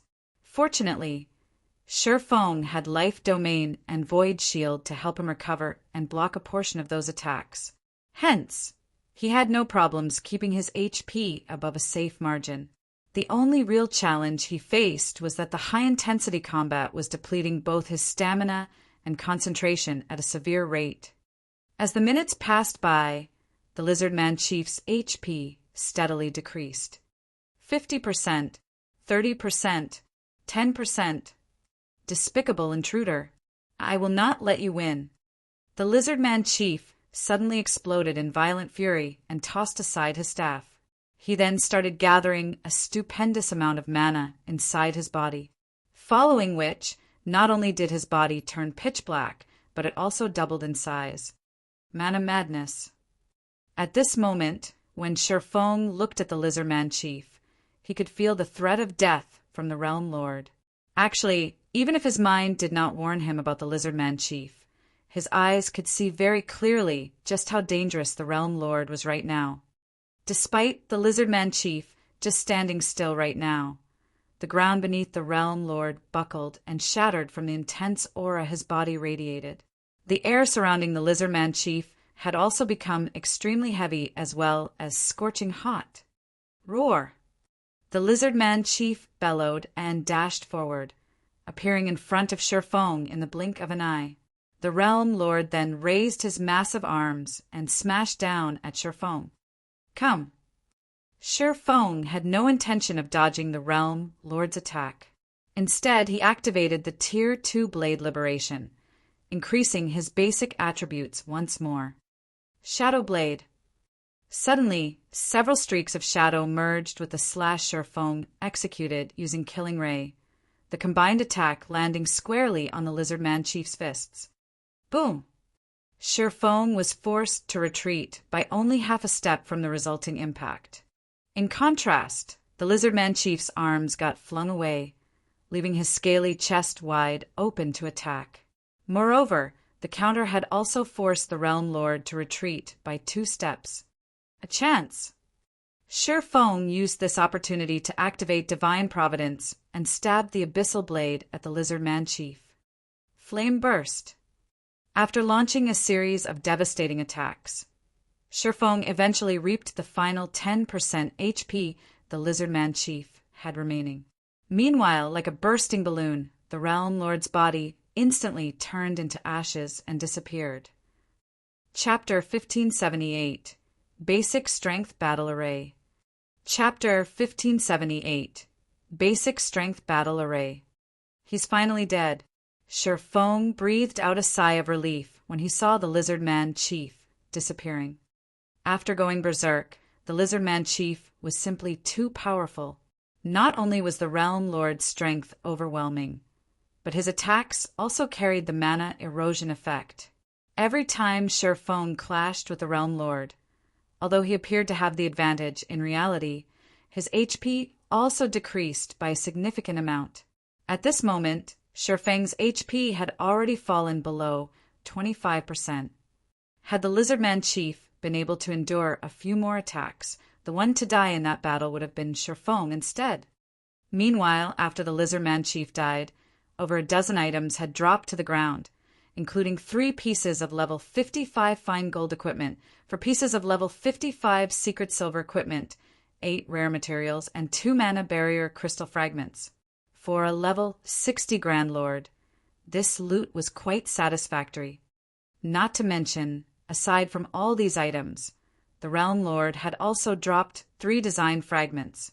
When Shi Feng saw these design fragments, his eyes immediately glowed. After all, these design fragments were meant for none other than the Conqueror's armor design. With this, I'll be able to start producing level 50 fine gold equipment that has a basic battle array added to it. Shi Feng smiled as he looked at the 3 design fragments.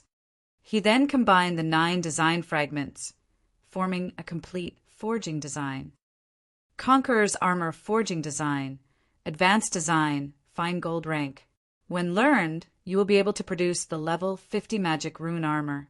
Every piece of armor produced will have a magic array carved on it. 5 pieces of armor can be used to form a basic strength battle array. Conqueror's armor, chest piece, plate armor, fine gold rank. Level 50. Equipment requirement. Strength 700 and agility 700. Defense plus 2,150. Strength plus 64. Endurance plus 72. Agility plus 60. Additional passive skill dash. Life sacrifice. The lower the wearer's HP, the greater the power they will receive. Increases to a maximum of 10% strength and 20% attack speed. Additional active skill dash. Basic strength battle array. Requires 5 or more players wearing the Conqueror's armor to activate. Upon activation, increases wearer strength by 25%, agility by 15%, endurance by 15%, and physique by 10%. Grants basic perception sharing buff. Stamina and concentration consumption rates are also increased by 400%. Maintaining the battle array costs 1 magic crystal every 5 minutes. The effects of this basic strength battle erasure are powerful. Shi Feng could not help his astonishment after reading through the Conqueror's armor's introduction. He had seen many basic battle arrays before. Meanwhile, a basic battle array would be considered excellent if it increased the attribute it specialized in by 20%. Normally, though, most basic battle arrays only increased their specialized attributes by 15%. The Conqueror's armor's basic strength battle array, however, actually increased strength by 25% and 2 other basic attributes by 15%. There was also the 10% improvement to physique. The effects of the basic strength battle array could already rival the transformation effects of demon players. In fact, the basic strength battle array provided even greater improvements to a player's combat power than a demon player's demon state did. After all, the battle array's perception sharing buff allowed players to eliminate their defensive blind spots. This, in turn, would improve a player's combat standards significantly. Moreover, Coordination between players wearing the Conqueror's armor would also become much better, and they would be able to execute much more frightening attacks. If a party of 5 elite players was equipped with the Conqueror's armor, they might be able to defeat even a party of 5 ordinary experts. This was the reason the various large guilds had been extremely desperate to obtain equipment with battle arrays in the past. Moreover, the basic strength battle array was only a basic battle array. If the Conqueror's armor had an intermediate or advanced battle array instead, it could provide even more frightening improvements to a player's combat power. In the past, it was also because of some special battle arrays that many insignificant small guilds had managed to survive despite not subordinating themselves to a large guild. Currently, the value of the Conqueror's armor design was worth even more than fragmented legendary items. After going through the Lizard Man Chief's loot, Shifeng approached the stone altar and carefully picked up the gold tablet placed on top of it. Shifeng was very curious to find out just what kind of combat technique the tablet recorded. To all players, secret technique tablets were precious treasures that they could use to learn combat techniques from. Moreover, the higher the rank of a secret technique tablet, the more powerful the combat technique one could learn from it. In fact, in order to obtain a gold tablet, an NPC had gone as far as to commit robbery in the middle of Blackwing City. After suppressing the excitement in his heart, Shifeng clicked to inspect the gold tablet. Secret body technique. The pattern engraved on this tablet is too vague and incomplete, and no information can be deciphered. However, some kind of divine power hides within this pattern. If one gathers all of the stone tablets, this vague and incomplete pattern can be restored. Current tablet count 1/3. A secret body technique? Shifeng's eyes glowed as he looked at the gold tablet. It was common knowledge that among the various combat techniques available in God's domain, combat techniques focused on the physical body were the most valuable. Moreover, just like void steps, such techniques were suitable for both physically and magically oriented classes. Even if one failed to grasp the combat technique completely, they would still be able to improve their control over their own bodies. After he finished inspecting the gold tablet, before he could even store it away, a golden light suddenly shone down on him. A pleasant feeling filled Shifeng's body as he was enveloped in this golden light. He also fully recovered all the stamina and concentration he had exhausted previously. System, congratulations! You have exceeded your own limits and achieved an exploit acknowledged by the gods. System, congratulations! You are the first player to have achieved an exploit on the Divine Staircase, rewarding 15,000 shrine points. So this is an exploit. Shifeng could not help but feel joyous when he saw the proof of having achieved an exploit appearing in his status window. Also, 15,000 shrine points? The system sure is generous. Unlike shrine points, one's accumulated exploits would not reset upon leaving the World Summit. They would remain until players spent them or deleted them deliberately. Meanwhile, the more valuable items available at the Divine Staircase, such as bloodlines and fragmented legendary items, all required exploits to exchange for. Otherwise, even if one had the necessary shrine points, they would only be able to stare at their desired items, helpless to do anything. Moreover, due to the system reward this time, Shifeng's accumulated shrine points had finally broken past the 100,000 point threshold. He was now qualified to exchange for the cheapest bloodline. After thinking up to this point, Shifeng could not help but quickly leave the 30th Divine Shrine. When he appeared back on the Divine Staircase, a series of system notifications entered his ears. System, congratulations! You have passed the Divine Shrine, rewarding 1,500 shrine points. System, congratulations! You have passed the Divine Shrine within the time limit, rewarding 1,500 shrine points. System, congratulations! You have killed the Guardian Boss within the time limit, rewarding 4,000 shrine points. After including these rewards, Shi Feng's total shrine points reached 109,360. However, he still had no intention of ending his challenge. After getting sufficient rest, he immediately proceeded to the next divine shrine. Although he currently no longer had enough magic crystals to use world projection for the subsequent guardian bosses, even if he could not beat the guardian bosses, he was more than capable of maneuvering past them. In any case, he was not required to defeat the guardian bosses in order to clear the divine shrines and ascend the divine staircase. Hence, while avoiding battle with the guardian bosses, Shi Feng cleared one divine shrine after another. Meanwhile, as he was rapidly accumulating more shrine points, some players out on the World Summit had also started to notice something odd. Previously, the highest record on the ranking list displayed before the various divine shrines was only at the 33rd divine shrine. Now, however, someone had already reached the 35th divine shrine. Moreover, this person showed no signs of slowing down as they sped through the 35th divine shrine and entered the 36th. Who is this person? Skyhawk, who had just exited the 33rd divine shrine, revealed a surprised expression as he looked at the divine shrine ranking list. As one reached further divine shrines, not only would they face much more difficult bosses, but the traps set up inside the divine shrines also became increasingly powerful. In fact, Skyhawk had spent 2 of his 7 attempts on clearing the 33rd divine shrine. Furthermore, he had already planned on giving up trying to pass the 34th divine shrine altogether. As for the 35th divine shrine, he did not even dare think about clearing it. After all, the divine staircase's difficulty increased substantially every 5 levels. Despite that, there was actually someone who had successfully done so already and was challenging the 36th.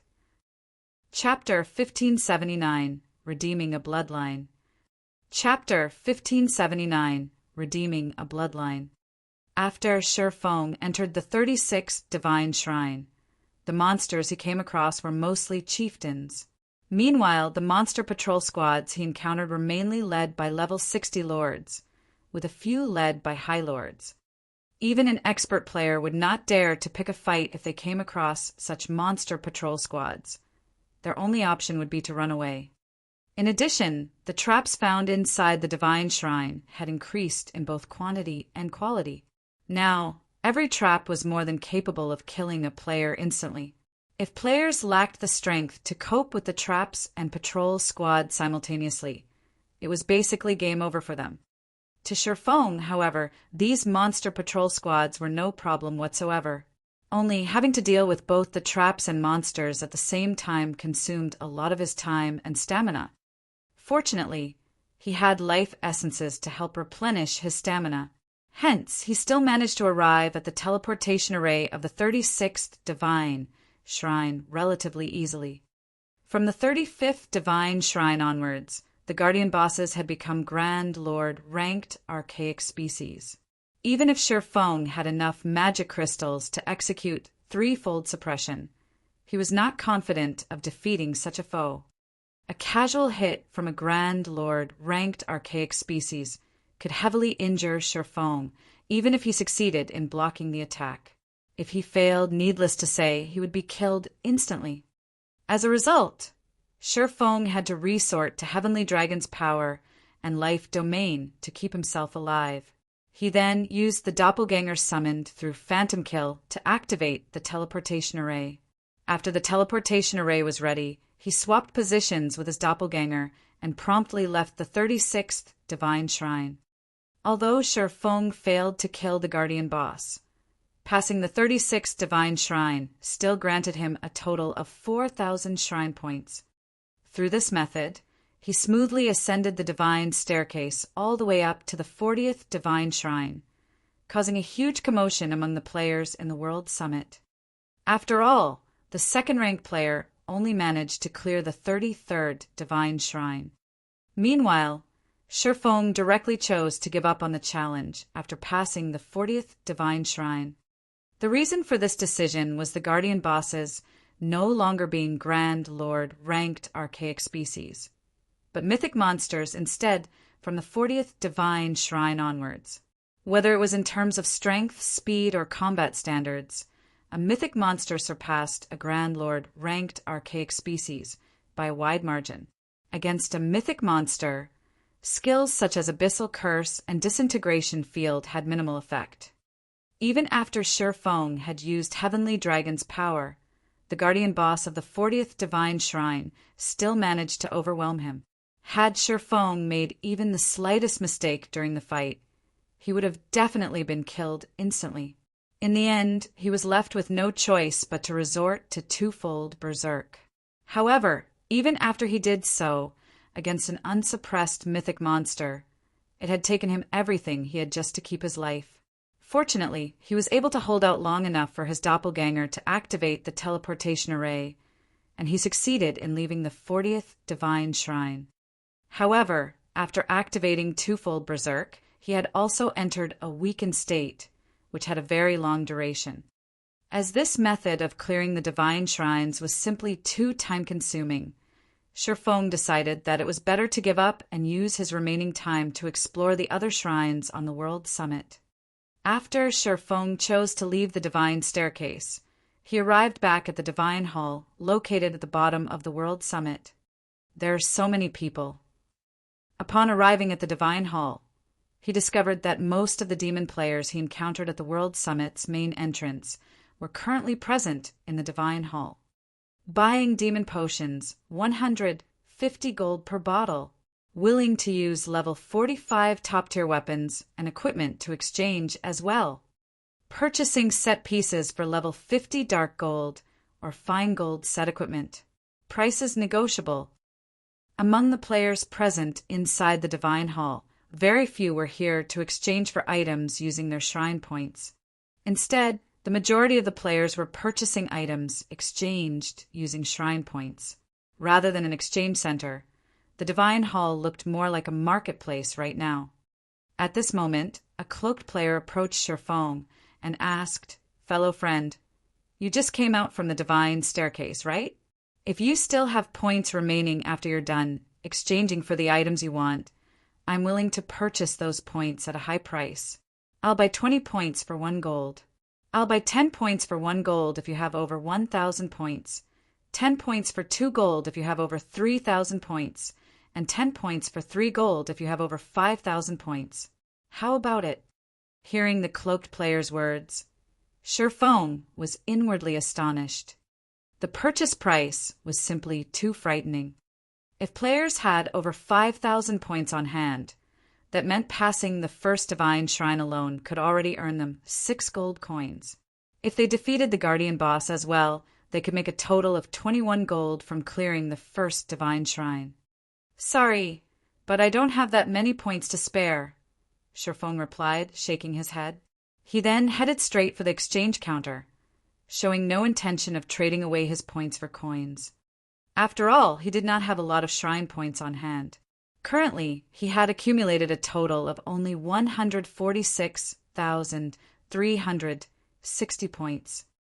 Given Shifeng's lack of interest, the cloaked player had no choice but to search for willing sellers. When Shifeng arrived before the exchange counter, a female demon NPC smiled at him and asked, "Hello, sir. May I know what item you wish to exchange for?" "Bloodlines," Shifeng replied. "Bloodlines." The demon NPC revealed a shocked expression when she heard Shifeng's answer. Very quickly, however, she nodded and said, "All right, here is a list of bloodlines available for exchange." Although Shifeng and the female demon NPC did not speak loudly, everyone present in the Divine Hall was an expert. They also possessed considerably good physiques. Moreover, they were very familiar with the high-ranking items available for exchange at the Divine Hall. Hence, upon hearing the word bloodline, they turned to look at Shifeng, who stood before the exchange counter, their ears immediately perking up. What?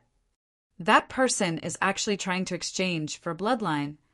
Even the cheapest bloodline requires 100,000 points. Previously, I heard that the monsters that managed to pass the 31st Divine Shrine only obtain 32,540 points. They are far from reaching 100,000 points. That guy should just be taking a look at the available bloodlines. No, that might not be the case. I checked the ranking list just now and saw that someone has already cleared the 40th Divine Shrine. He might be that person. Still, even if he cleared the 40th Divine Shrine, it shouldn't be possible for him to accumulate so many points. At this moment, everyone looked at Sherfong with eyes filled with curiosity. After all, to them, 100,000 shrine points was an astronomical amount. It seems nobody else has discovered it yet. From the hushed discussions Sherfong overheard, he couldn't help but pity these expert demon players. In order to save time, these players had chosen the fastest method to clear the divine shrines and missed out on the opportunity to obtain the points for killing the guardian bosses. However, he also wasn't so kind-hearted as to announce this fact. Following which, he focused his gaze on the list of bloodlines the NPC provided him. There was a total of 33 different bloodlines available for exchange. Among them, 23 were basic bloodlines, 8 were advanced bloodlines, and 2 were peak bloodlines. In his 2 lives playing God's Domain, this was the first time Sherfong saw so many bloodlines gathered in one place. Meanwhile, any single one of these bloodlines could cause any expert in the past to go crazy over it. Even Apex experts would have been willing to pay any price to acquire one of these bloodlines. Chapter 1580, Hidden Benefit. Chapter 1580, Hidden Benefit. Sure enough, they are all amazing. It's no wonder so many experts were so crazy about bloodlines back then. Sherfong felt slightly emotional when he saw the list of bloodlines. In the past, even superpowers had an extremely tough time getting their hands on bloodlines. Information on bloodlines was also heavily restricted. Even though Sherfong had been the guild leader of a second-rate guild, he had not possessed any detailed information on bloodlines. All he knew was that bloodlines improved a player's life rating and that they were of great help when players got promoted to higher tiers. Meanwhile, although the list of bloodlines the demon NPC gave him did not reveal a lot of information, what he could see was already more than enough to thrill him. Even the most ordinary bloodline would allow players to undergo a qualitative transformation. Take the Frost bloodline, for example. It increased the owner's compatibility with ice-type skills and spells, improving their skill and spell completion rates and base power. In addition, players with bloodlines would gain some extra basic attribute points every time they leveled up. In the case of the Frost bloodline, its primary focus was intelligence, while strength, agility, endurance, and vitality were secondary. Moreover, the bonus basic attributes gained through leveling up would further increase with each tier promotion. Eventually, as players rose in levels, the gap in basic attributes between players with bloodlines and players without bloodlines would also grow increasingly wider, to the point where the disparity could instill despair. However, looking at the cost of the various bloodlines listed, Sherfong could not help but frown. Of the 2 peak bloodlines available, one needed 340,000 SPs, while the other needed 360,000 SPs. In addition, both of them required 3 exploits each. These peak bloodlines were even more expensive than the top-tier, fragmented legendary items. As for the 8 advanced bloodlines, they, too, were far beyond Sherfeng's reach, as even the cheapest among them cost 200,000 SPs and 2 exploits, while the most expensive one cost 260,000 SPs and 2 exploits. Even if he managed to kill the mythic ranked guardian boss in the 40th Divine Shrine, accumulating 200,000 SPs was unlikely. It seems I can exchange for only a basic bloodline. Sherfong could not help but sigh. Revealing a bitter smile, he set his eyes on the 23 basic bloodlines. Even the cheap basic bloodline, which was named Boulder Bloodline, cost 100,000 SPs and 1 exploit. The Boulder Bloodline improved a player's defense, and the main basic attribute it increased was endurance. It was a bloodline more suited for MTs rather than swordsmen. In the end, Shifeng narrowed his choices to 3 bloodlines. Hurricane Bloodline increases compatibility with wind-type skills and spells. Mainly improves agility, followed by endurance, strength, vitality, and intelligence. Requires 115,000 shrine points and 1 exploit to exchange. Scorching Flame Bloodline increases compatibility with fire-type skills and spells. Mainly improves endurance, followed by strength, agility, vitality, and intelligence. Requires 122,000 shrine points and 1 exploit to exchange. Earth Dragon Bloodline increases magic resistance. Mainly improves strength, followed by endurance, agility, vitality, and intelligence. Requires 125,000 shrine points and 1 exploit to exchange. These 3 bloodlines were more suitable for a melee physical class like the swordsman class. Whether they were wind-type or fire-type skills, the swordsman class had a little of both. Hence, the Hurricane and Scorching Flame bloodlines would provide significant improvements to a swordsman's DPS. As for the Earth Dragon bloodline, it was suitable for practically every class in the game. As players reached higher levels, the maps available for them to grind in would have increasingly poor environments. In the past, many players would even prepare multiple sets of equipment to cope with different environments. Hence, magic resistance was very helpful to players. All 3 bloodlines were considerably good. At the moment, Shifeng did not know which bloodline to choose. "Sir, should I recommend you a few bloodlines that are suited to yourself?" the female demon NPC asked, smiling as she looked at Shifeng's hesitant expression. "May I know what your recommendations are?" Shifeng could not help but ask curiously. Recommendations from NPCs were generally very accurate. However, it was not easy for players to get one from them. Usually, a player had to be lucky or have sufficiently high favorability with an NPC for such a situation to occur. As you are the heavens blessed that has progressed the furthest up the divine staircase, you get to enjoy a 10% discount on all exchanges. Hence, I recommend either the Thunderblade Advanced Bloodline or the Dark Iron Basic Bloodline. The female demon replied as she called out 2 displays showing the details of the bloodlines she mentioned. "You're saying the number 1 ranking player in the divine staircase gets a 10% discount?" Shifeng was slightly surprised to hear this. He never thought that the divine staircase's ranking list also provided such a hidden benefit. The Thunderblade bloodline the female demon mentioned was an advanced bloodline. It improved not only a player's compatibility with lightning-type skills and spells, but also their attack speed. As for basic attributes, the advanced bloodline mainly improved strength and agility, followed by intelligence, endurance, and vitality. However, since it was a powerful bloodline, its cost was also frighteningly high. It needed a whopping 230,000 shrine points and 2 exploits. Even with the 10% discount, he couldn't afford this bloodline. As for the Dark Iron bloodline, it increased a player's compatibility with melee skills. As for basic attributes, the bloodline mainly increased strength, followed by agility, endurance, vitality, and intelligence. The bloodline's price was likewise very high, requiring 150,000 SPs and 1 exploit. Currently, he had 146,360 SPs. If he included the 10% discount, he would have more than enough to exchange for the Dark Iron bloodline.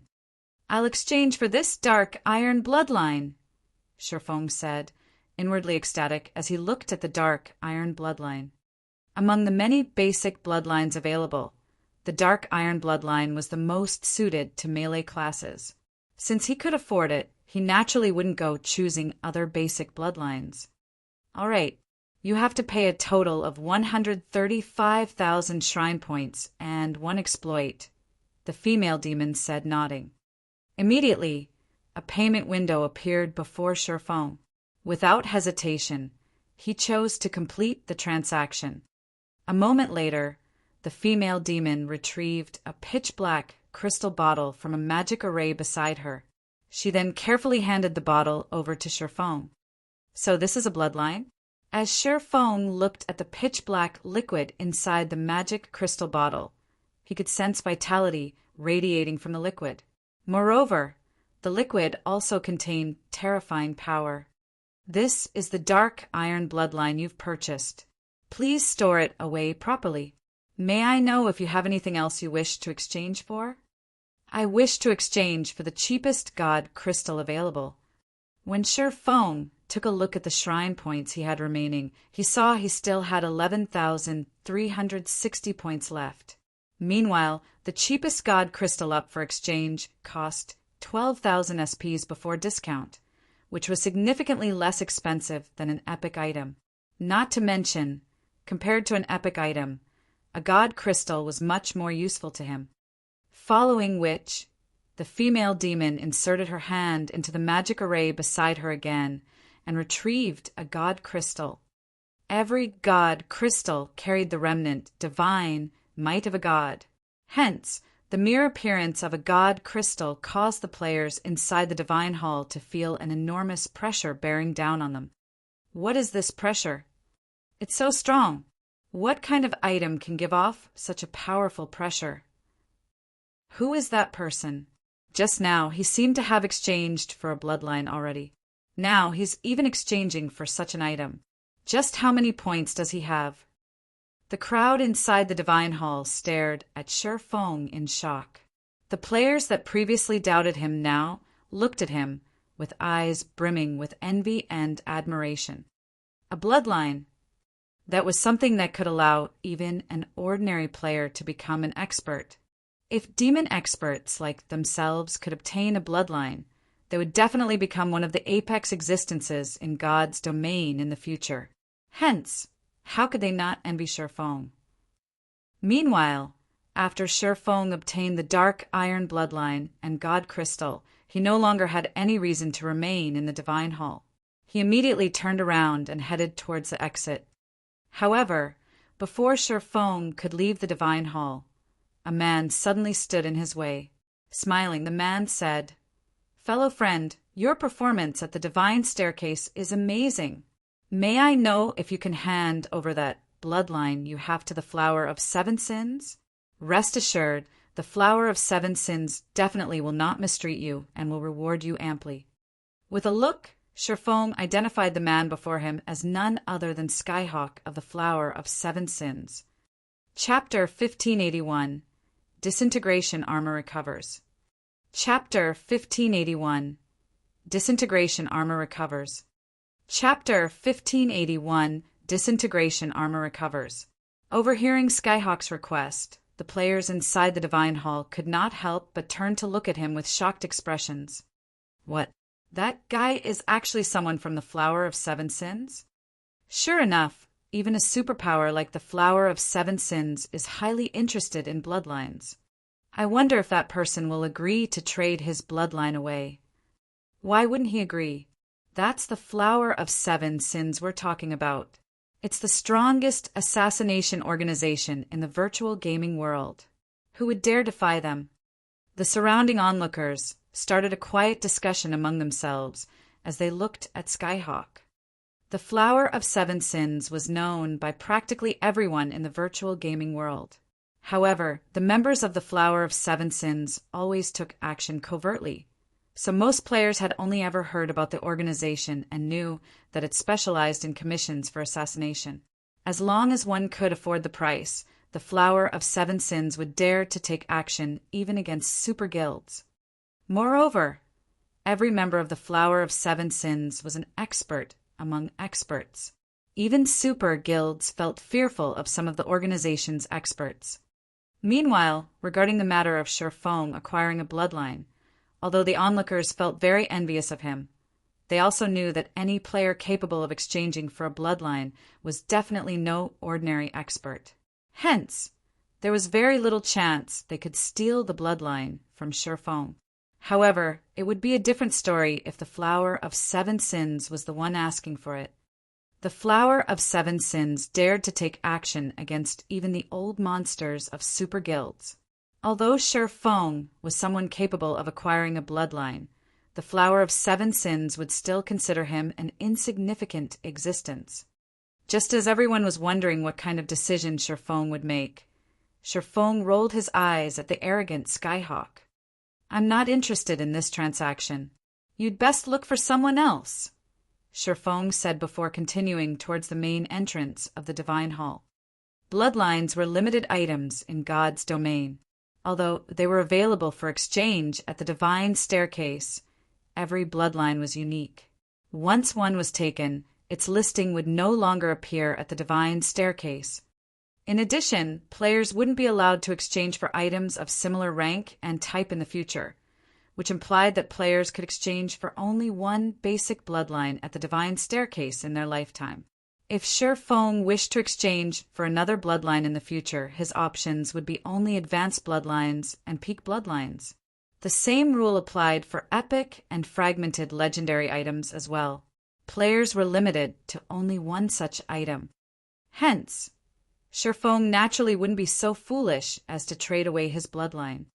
Moreover, even if he could exchange for an unlimited number of bloodlines, he still wouldn't trade the Dark Iron bloodline away. Bloodlines were incomparably precious. Aside from the Divine Staircase, Shi Feng had no idea where he could obtain a bloodline with absolute certainty. Hence, if he managed to get his hands on additional bloodlines, he would naturally give it to the other members of his guild.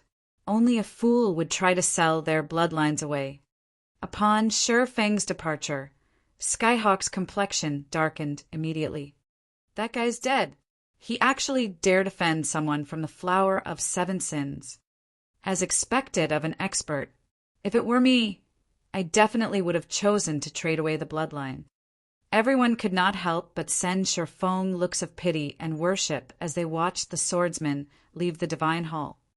When it came to tracking and investigative capabilities, the Flower of Seven Sins could rival even the Secret Pavilion. If the organization wanted someone dead, there was almost no escaping the organization's grasp. Hence, if given a choice, independent experts would rather provoke a super guild than the Flower of Seven Sins. "Commander, that person sure is arrogant.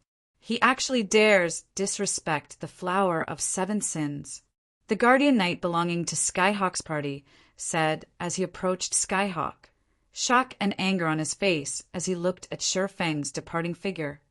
"Since he refuses to trade it to us, we'll just take it away from him by force." Skyhawk sneered as he looked at Shi Feng. "Did you use the tracking scroll?" "I did. For the next 12 hours, no matter where he runs to, we'll be able to find him." The Guardian Knight smiled and nodded. Taking a look at his system map, he continued, "He seems to be heading for the World Summit." In God's domain, while it was indeed true that only rangers and assassins possessed tracking abilities, other players could rely on special magic scrolls to track players. Meanwhile, as these special magic scrolls did not deal any damage, even when used on a player, the said player would not notice the tracking marker, and neither could they remove it. Unless the targeted player logged out of the game, they could be located regardless of where they went. The only flaw of these special magic scrolls was that they could not be used repeatedly on the same target. Once a player was marked, no other tracking marker could be placed on them within the next 48 hours. What a confident person. Notify Ink Hunter and have him get ready. "We'll take action on the World Summit," Skyhawk ordered. In the World Summit, only the foot of the mountain was a safe zone. Once players ascended the mountain, the prohibition on attacking other players no longer applied. There, players could fight each other however much they wanted. Only, once a player was killed on the World Summit, although they would not lose a level, they would drop an item and be sent directly out of the World Summit regardless of how much time they had remaining. Since bloodlines were categorized as limited items after players exchanged for a bloodline, they could not use it immediately. They needed to wait 3 hours for the restriction to end. Meanwhile, if players were killed during this restriction period, they would drop the bloodline with a 100% certainty. "Understood." The guardian knight licked his lips in anticipation as he contacted their cleric companion. Meanwhile, after Sher Feng ascended the World Summit, he did not make a beeline for the area where the epic shrines were located. Instead, he found a secluded spot and retrieved the disintegration armor and god crystal from his bag. Hopefully, it doesn't require too many. Sher Feng took a deep breath as he chose the fusion option in the system interface. In the Divine Staircase's exchange menu, god crystals were considered only unique items and not limited items. However, players had a cap of 1 god crystal per visit to the World Summit. If Sher Feng wished to exchange for another god crystal, he could do so only on his next visit. After he chose to fuse the disintegration armor and god crystal, the magic circuits carved on the disintegration armor released a dazzling silver glow. At the same time, the disintegration power the armor radiated intensified. A short moment later, a stream of evil, pitch-black energy flowed out of the disintegration armor. This pitch-black energy felt as if it could corrode all items in existence. In fact, it even began corroding the ground, air, and even space around the disintegration armor. What a strong power! Sher Feng involuntarily retreated 3 steps in a hurry as he looked at this pitch-black energy, deeply afraid of getting tainted by this corrosive energy. However, shortly after this pitch-black energy started corrupting its surroundings, the space around it began trembling. The boundless energy permeating the entire World Summit actually started dispelling this pitch-black energy. In the blink of an eye, it obliterated the pitch-black energy. The World Summit truly is a place created by gods. Sher Feng could not help his surprise as he looked at the formerly decayed grass and air that had reverted to their original states. The corrosive energy was capable of suppressing even the disintegration armor's mighty disintegration power. Yet, when this pitch-black energy came into contact with the energy in World Summit, it got wiped out almost instantly. Meanwhile, after this pitch-black energy was removed, a small change occurred to the disintegration armor. The formerly dull and tattered armor was actually glowing right now. Although it still had some physical damage, and the magic circuits engraved on it remained dim and powerless, the disintegration power it exuded had become much more resplendent than before. Even Sher Feng, the owner of the disintegration armor, felt intense pressure coming from it. He immediately walked up to the disintegration armor and checked its statistics again. What amazing attributes! Sher Feng could not help but grow ecstatic as he looked at the disintegration armor's new statistics. Chapter 1582, Domain Improves. Chapter 1582, Domain Improves. Chapter 1582, Domain Improves. Sher Feng's desire for the disintegration armor was intense.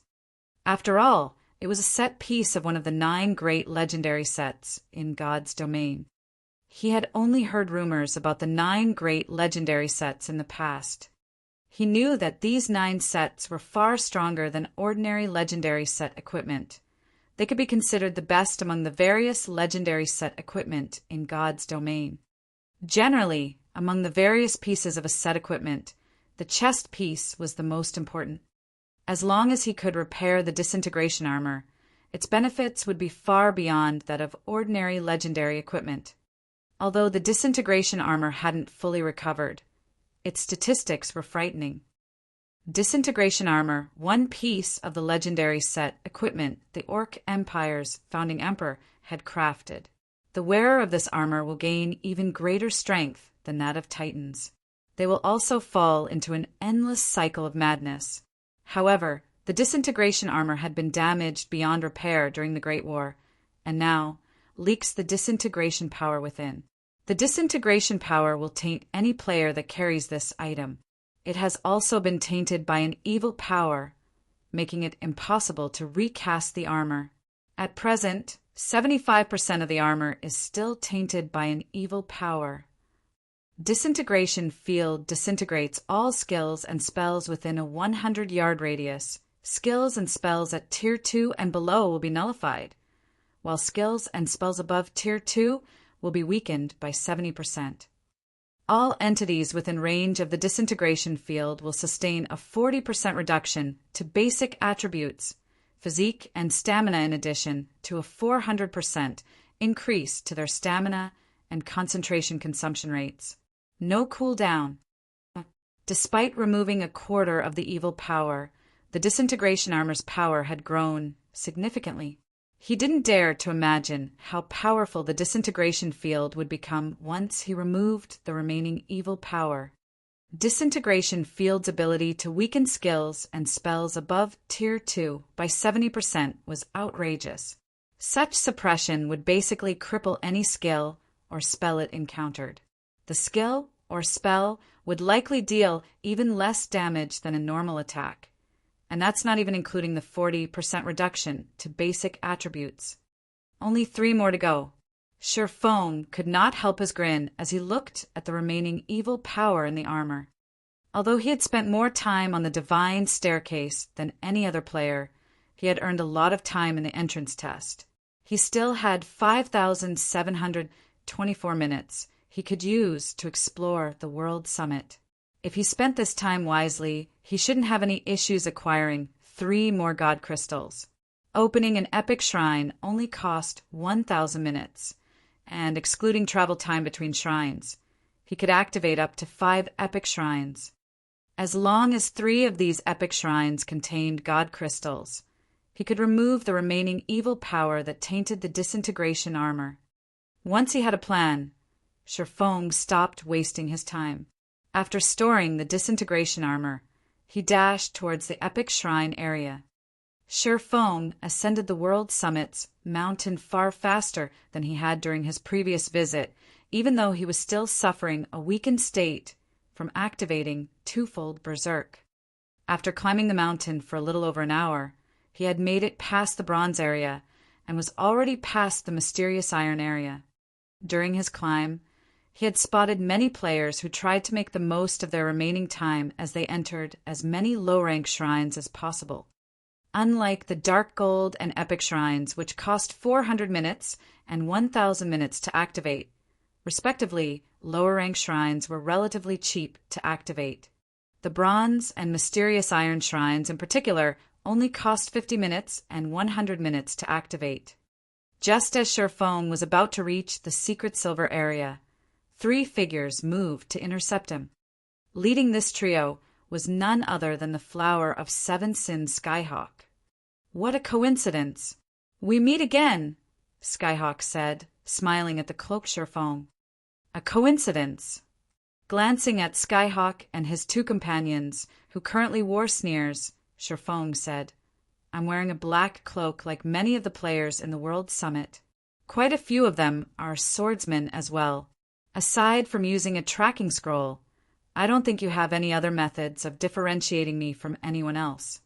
Such a quick and astute observation is only to be expected from an expert that earned enough SPs to purchase a bloodline. Skyhawk praised and clapped. You are correct. To find you, I used one of the only 2 tracking scrolls I had on hand. Are you willing to sell us the bloodline now? Tracking scrolls were extremely rare and precious items in God's domain. They were treasures used to hunt players. If Sherfong had merely obtained an epic weapon or piece of equipment from the divine staircase, he would not have bothered to waste a tracking scroll on the swordsman. However, Sherfong carried a bloodline. Skyhawk would even willingly spend 10 tracking scrolls to hunt this swordsman down. What if I refuse? Sherfong asked. Refuse. Skyhawk could not help but laugh at Sherfong's question. You can refuse, but the Flower of 7 Sins always gets what it wants. Or do you think that you can actually escape our pursuit? Skyhawk's statement had been quite loud, and his words quickly caught the attention of nearby players who came and went from the secret silver area. What's going on? Members of the Flower of 7 Sins are actually robbing someone. Is this for real? That person sure is unlucky. The passing players sent Sherfong looks of sympathy. although they weren't certain that Skyhawk and his companions were actually from the Flower of Seven Sins. They outnumbered their target. Moreover, their weapons and equipment were exceptional. These three players definitely weren't ordinary experts. Shifeng would clearly be at a disadvantage if the trio decided to take action. Commander, those people seem to think that Flower of Seven Sins members are robbing someone. A savage-like man who had just descended from the secret silver area reported to the cold beauty beside him as he looked toward Shifeng. The other members in the World Summit should be in Skyhawk's party. Should we go and take a look? There's no need. It's Skyhawk's party, the woman said as she looked at the man with a broken, massive, pitch-black blade across his back. If Skyhawk weren't preoccupied, he would notice that the cloaked savage and the cold beauty were none other than Brute Spear and Hidden Soul. Seriously? What exactly happened? Why are they resorting to theft? Brute Spear could not help but gape at the distant berserker. The Flower of Seven Sins only had 7 commanders. Meanwhile, Skyhawk commanded the Sin of Wrath, an existence that stood among the Flower of Seven Sins' upper echelons. Normally, Skyhawk felt it beneath himself to attack someone for an epic item, yet this man was trying to rob someone. If news of this reached the organization, it would cause chaos. I don't know, but this is quite interesting. Let's head over and find out what's going on. When Hidden Soul saw Skyhawk ready to take action, interest bubbled in her heart. However, this interest was not directed toward Skyhawk, but Skyhawk's target. A player daring enough to offend Skyhawk had to be extraordinary. Immediately, these 2 players approached the battle to get a better grasp of the situation. Meanwhile, Skyhawk's party burst into action. As companions that frequently fought alongside each other, the trio had long since reached an instinctual understanding of the party's battle formation. Immediately, Ridiculous, the tall, robust Guardian Knight, charged toward Shifeng. Meanwhile, Skyhawk took advantage of the Ridiculous' large frame, shielding himself as he stealthily circled to Shifeng's side. As for the cleric, Ink Hunter cast a truth shield on Ridiculous. At the same time, he used Soul Cloud to assist in battle. Instantly, the trio formed a well-coordinated, 3-pronged attack.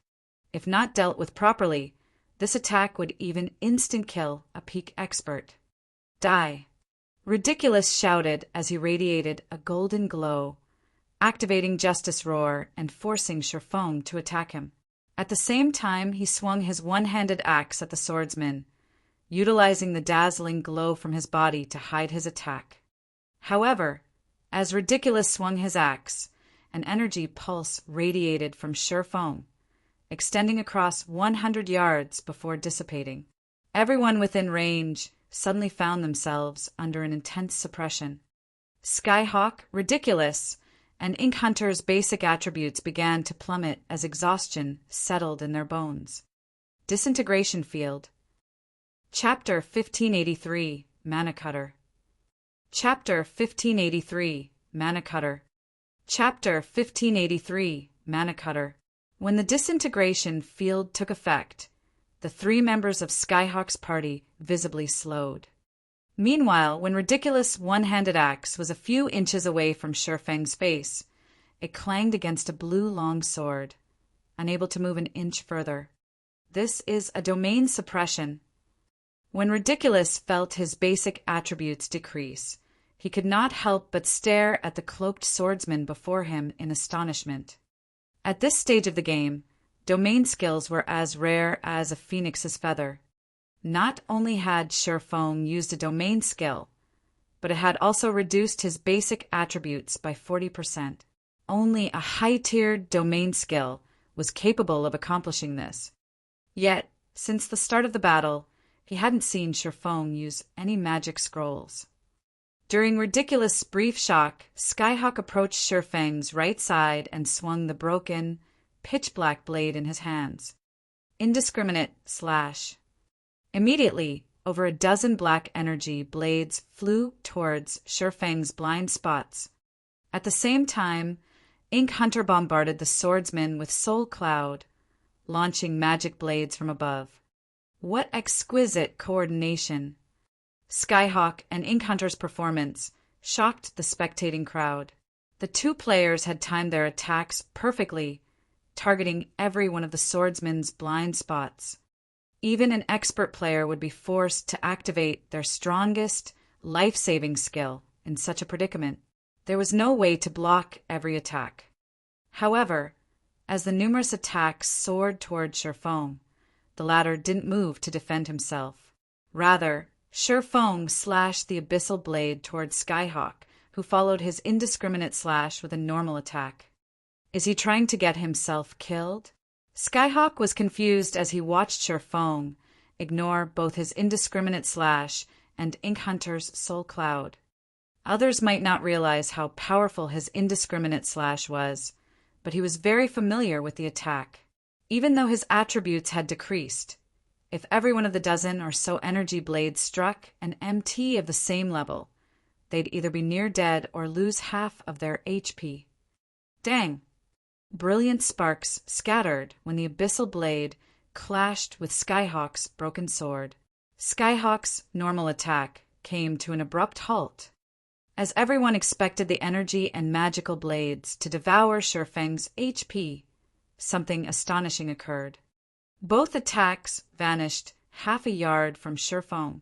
It was as if these attacks had never existed. What is going on? Did he use an invulnerability skill? Is he an NPC? Everyone's jaws dropped. All of the watching players were experts in God's domain. They had seen countless skills and spells in their travels, and they had a certain understanding of invulnerability skills.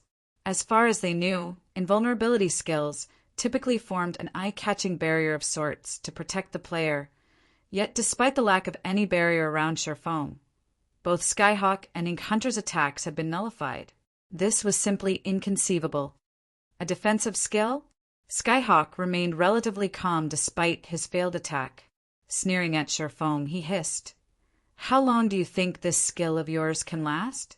Do you think it can protect you from this?"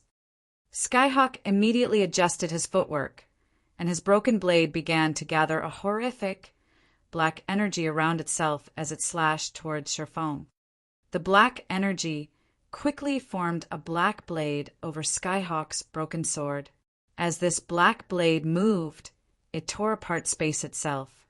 Meanwhile, the Guardian Knight attacked from the side. Shield of Vengeance. With Justice Roar already active, his strength and attack speed had doubled. Suddenly, Skyhawk's broken blade split into 5 copies, each resembling a conning, venomous snake as they attempted to strike Sherfeng's blind spots. Advanced combat technique, snake bite.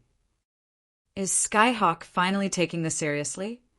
Hidden Soul frowned slightly as she watched from a distance. Skyhawk's technique standards weren't his only monstrous weapon. The broken, black blade he wielded was also extraordinary. The weapon itself lacked a quality rank, and its only attribute bonus was attack power. It didn't provide any additional basic attributes. In exchange, however, the broken blade had 2 incomparably powerful skills. The first skill was Mana Rebound. The second was Mana Nullification. With this effect, the weapon could even slice through invulnerability skills. One could say that the weapon was a magic killer. In fact, this ability suited the broken blade's name perfectly. Mana Cutter. All defensive spells and skills were useless in the face of Skyhawk's attacks. Moreover, if melee players weren't careful with the skills they used to attack Skyhawk, Mana Rebound might turn their own attacks against them rather than damage Skyhawk. Because of this weapon, Skyhawk was the most formidable of the Flower of 7 Sins, 7 Commanders. If one wanted to defeat Skyhawk, they had to rely on techniques or basic attributes. Unfortunately, Skyhawk was a monster in both regards. If Hidden Soul had to face such an offensive, even she'd have no choice but to activate Vanish, receiving ridiculous attack before putting as much distance between herself and Skyhawk as possible.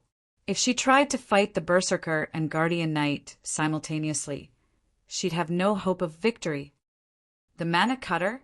Feng felt a little jealous as he watched the broken, pitch-black blade, which had transformed into 5 black snakes. In the past, every player had known about the Flower of Seven Sins commanders. They were just as popular as super guilds' guild leaders. Their weapons and equipment had been just as famous. Among them, countless berserkers and swordsmen dreamed of wielding Skyhawk's mana cutter. Realizing that Skyhawk and ridiculous attacks were about to hit their target, Feng disregarded the idea of intercepting them forcibly. Instead, he used Divine Steps and split into 11 copies, spreading out to circle his 2 opponents. Feng still suffered a weakened state, and although the duration was much shorter than earlier, it still reduced his basic attributes by 80%. Overall, his basic attributes were only slightly higher than Skyhawk and Ridiculous, who were still suppressed by Disintegration Field. He didn't have the ability to deflect the incoming attacks, which targeted his blind spots and weak points. Doppelgangers. The instant mana cutter slid through Feng's body. Skyhawk followed up with a whirlwind slash, giving Feng no chances to escape his grasp by swapping positions with his doppelgangers. Reacting in a similar manner, Ridiculous followed up his attack with Devotion, an AoE skill that only attacked his enemies. Based on his experience with skills that summon doppelgangers, he immediately determined that Feng's doppelgangers were likely invulnerable to attacks and couldn't be differentiated from the true body. In that case, he simply needed to attack all 11 clones with an AoE to find Feng. This, however, Ridiculous was dumbfounded after he used Devotion. All 11 doppelgangers remained unharmed. They're all fakes? Skyhawk looked at each clone carefully. He had prepared to launch an attack as soon as his companion revealed Feng's real body, but since none of the copies had taken damage, he was at a loss. Using his opponent's shock as an opportunity, Feng appeared before Ridiculous and activated the aura of Time's forbidden domain. His 2 blades then transformed into streaks of light as the bit into the Guardian Knight before him. Tier 2 skill, Instant Strike. Although Ridiculous noticed Feng's attack, due to his weakened physique and the swordsman's attack speed, which had been increased by 500%, he couldn't react in time. He didn't even have time to activate his life-saving skill before Feng's attack struck. In the end, he could only watch as the Abyssal Blade and Killing Ray slashed down at him in succession. Before Skyhawk could react, the Guardian Knight's 30,000 HP had fallen to 0. Chapter 1584, Wrong Opponent. Chapter 1584, Wrong Opponent. Chapter 1584, Wrong Opponent. As Ridiculous HP hit 0, silence descended on the spectating players. As they watched the battle, everyone realized that Skyhawk, Ridiculous, and Ink Hunter were definitely peak experts. The trio's combat standards were even better than theirs, and their weapons and equipment were nothing compared to the trio's. Yet, despite 3 such excellently geared peak experts working together, Feng killed one of them without receiving a single point of damage. Moreover, the swordsman had taken out the player with the highest defense and HP. This was simply inconceivable. How is this possible? Ridiculous stared at Feng in shock as his vision began to fade to black. No matter how he thought about it, he couldn't rationalize what had just happened. All 11 clones should have been Feng's doppelgangers. Feng's main body should not be among them. When he had used Devotion, none of the clones had been affected in the slightest. The only logical explanation was that all 11 clones were doppelgangers, yet one of these clones had killed him. Ridiculous wasn't the only one confused. Skyhawk and Ink Hunter were just as shocked. There were doppelgangers in God's domain that could attack, and those that could not. Doppelgangers that could attack were generally much weaker and easier to kill than the main body. In contrast, the majority of doppelgangers that weren't capable of attacks were invulnerable. These doppelgangers mainly served as a distraction.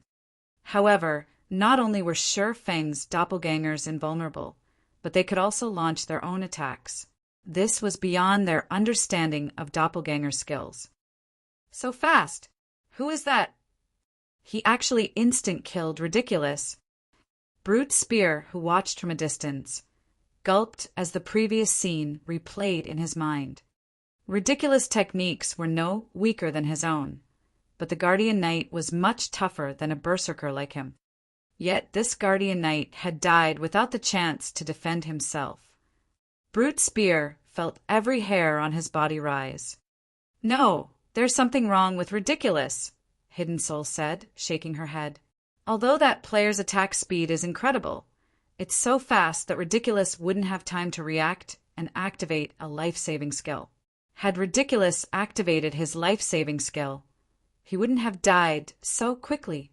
At the very least, he could have bought himself enough time for Skyhawk and Ink Hunter to save him. It's highly unlikely that Ridiculous would have made such a major mistake. That player must have done something to prevent Ridiculous from using a life-saving skill in time or at all. By the looks of it, Skyhawk's group provoked the wrong opponent." Brute Spear nodded his agreement. Hidden Soul's deduction sounded logical. Or rather, he wanted to believe in Hidden Soul's reasoning. The thought that someone could overwhelm a peak expert's reactions with attack speed alone was too terrifying. "Damn it, it's a silencing skill. Ink, we're retreating." Skyhawk couldn't help but grit his teeth as he glared at Sherfong. Decisively, he turned and fled. Skyhawk finally understood why Sherfong had dared to ascend the World Summit before the Bloodline's restriction period had lifted. Rather than arrogance and foolishness, Sherfong had done so because he was absolutely confident in his abilities. While they could cope with the basic attribute suppression, it was an entirely different story if they had been silenced. Aside from the fact that they wouldn't receive any healing, the fact that they couldn't transform into their demon states or activate berserk skills put them at an overwhelming disadvantage.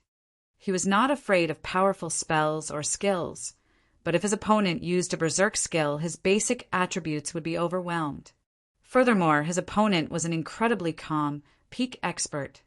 Ink Hunter, who stood some distance away, reacted as well, fleeing. "What? Skyhawk is actually retreating?" Brute Spear gaped as he watched Skyhawk and Ink Hunter run away. Skyhawk was one of the Flower of Seven Sins commanders. Even when against 4 or 5 peak experts, he would likely fight until the bitter end and either wipe out his opponents or take as many lives as he could. Yet, against Sherfong, Skyhawk had decided to flee. In fact, Brute Spear wasn't the only one shocked. All of the spectating players were dumbfounded. Only, unlike Brute Spear, they weren't surprised by Skyhawk and Ink Hunter's retreat. They were shocked by the strength Sherfong had displayed. Not only had the swordsman killed a peak expert instantly, but he had also followed up by scaring away 2 other peak experts. He's too strong. Is he an NPC? He actually killed a peak expert from the Flower of Seven Sins. I never knew that there was such a frightening expert among demon players. It would be great if I could get to know him. Everyone deeply admired Sherfong.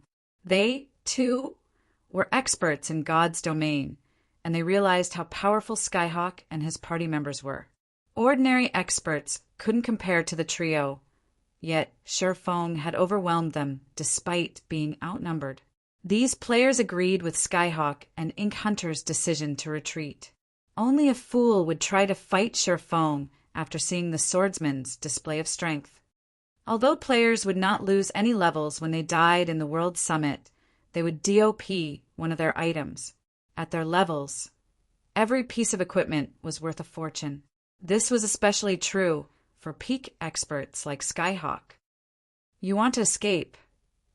Watching Skyhawk and Ink Hunter flee, Sherfong thrust the abyssal blade into the ground. Abyssal curse. Suddenly, black mist began to rise from the ground in a 30-yard radius around Sherfong. The mist then transformed into countless pitch-black chains that attempted to bind Skyhawk and Ink Hunter. Reacting quickly, Skyhawk swung the mana cutter at the incoming chains. While in Forbidden Domain, players couldn't use skills or spells, but both of Mana Cutter's skills were passive. Even in Forbidden Domain, the weapon could still slice through spells and skills. As the crowd watched, Skyhawk shattered every one of the pitch-black chains that moved towards him. Unfortunately, although Skyhawk had escaped Abyssal Curse, the cleric, Ink Hunter, had not. In the end, the chains bound the cleric, and his basic attributes began to decrease once again. Sure Phone then left an afterimage behind him as he dashed towards Ink Hunter. "Fight me if you have the guts!" Skyhawk shouted, furious as he watched Sure Phone charge towards his companion. Ink Hunter was a cleric. Without the ability to use spells and skills, he was powerless against Sure Phone. Meanwhile, Sure Fang's silencing skill was clearly a region-based skill. As long as they moved out of the affected region, they would be free from the silencing effect. However, if Ink Hunter died before they escaped, he'd be left without a healer to support him. He'd definitely have a difficult time against Sure Phone alone. As Skyhawk declared his challenge, and before the watching players had realized it, Sure Phone had appeared before the Berserker, his sacred sword descending on the commander from the Flower of Seven Sins. Shadow Blade. A single slash alongside 9 shadows struck Skyhawk from various directions. Sure Fang's sudden appearance had caught Skyhawk off guard, but the Berserker reacted almost immediately, adjusting his footwork and wielding his blade. Advanced Defensive Combat Technique, Iron Wall. The broken blade's trajectory seemed strange as it deflected the incoming attacks. As Mana Cutter countered more of the attacks, its speed seemed to increase. In the end, Skyhawk managed to deflect 9 of the 10 incoming attacks, receiving only 1. When the attack struck, he had lost a little over 2,000 HP and retreated several steps. Skyhawk had basically lost 1/10 of his suppressed HP. However, Skyhawk did not pay much mind to the damage. At the very least, he had lured Sure Phone in. With this, Ink Hunter could escape the silencing AoE. Once they were free of the silencing effect, recovering his lost HP would be a piece of cake. However, before Skyhawk could celebrate his success, he realized that something was amiss. Originally, there had been 11 copies of the enemy swordsman on the battlefield, but now there were 12. The clone charging towards Ink Hunter had never deviated from its path.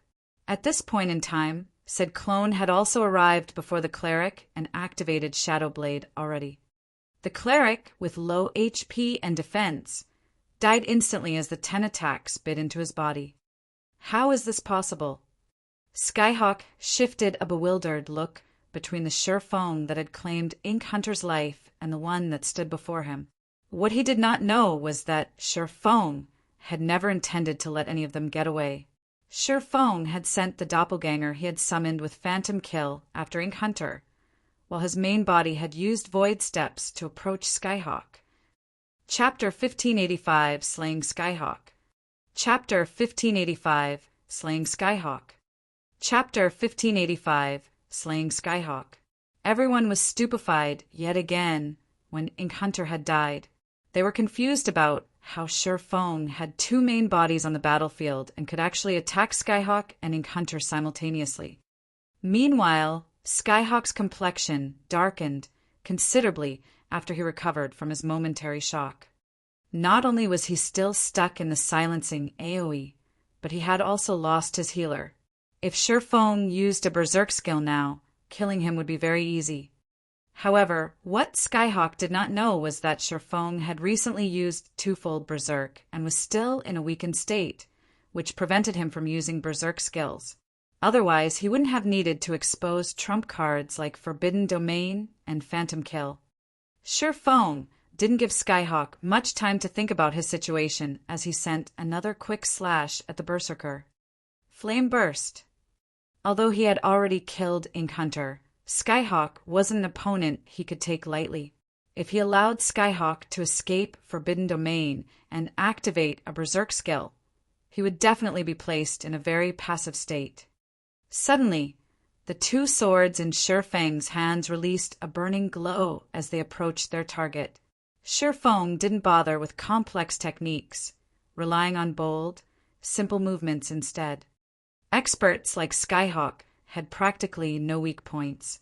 Skyhawk was more than capable of countering any technique he could use against the Berserker.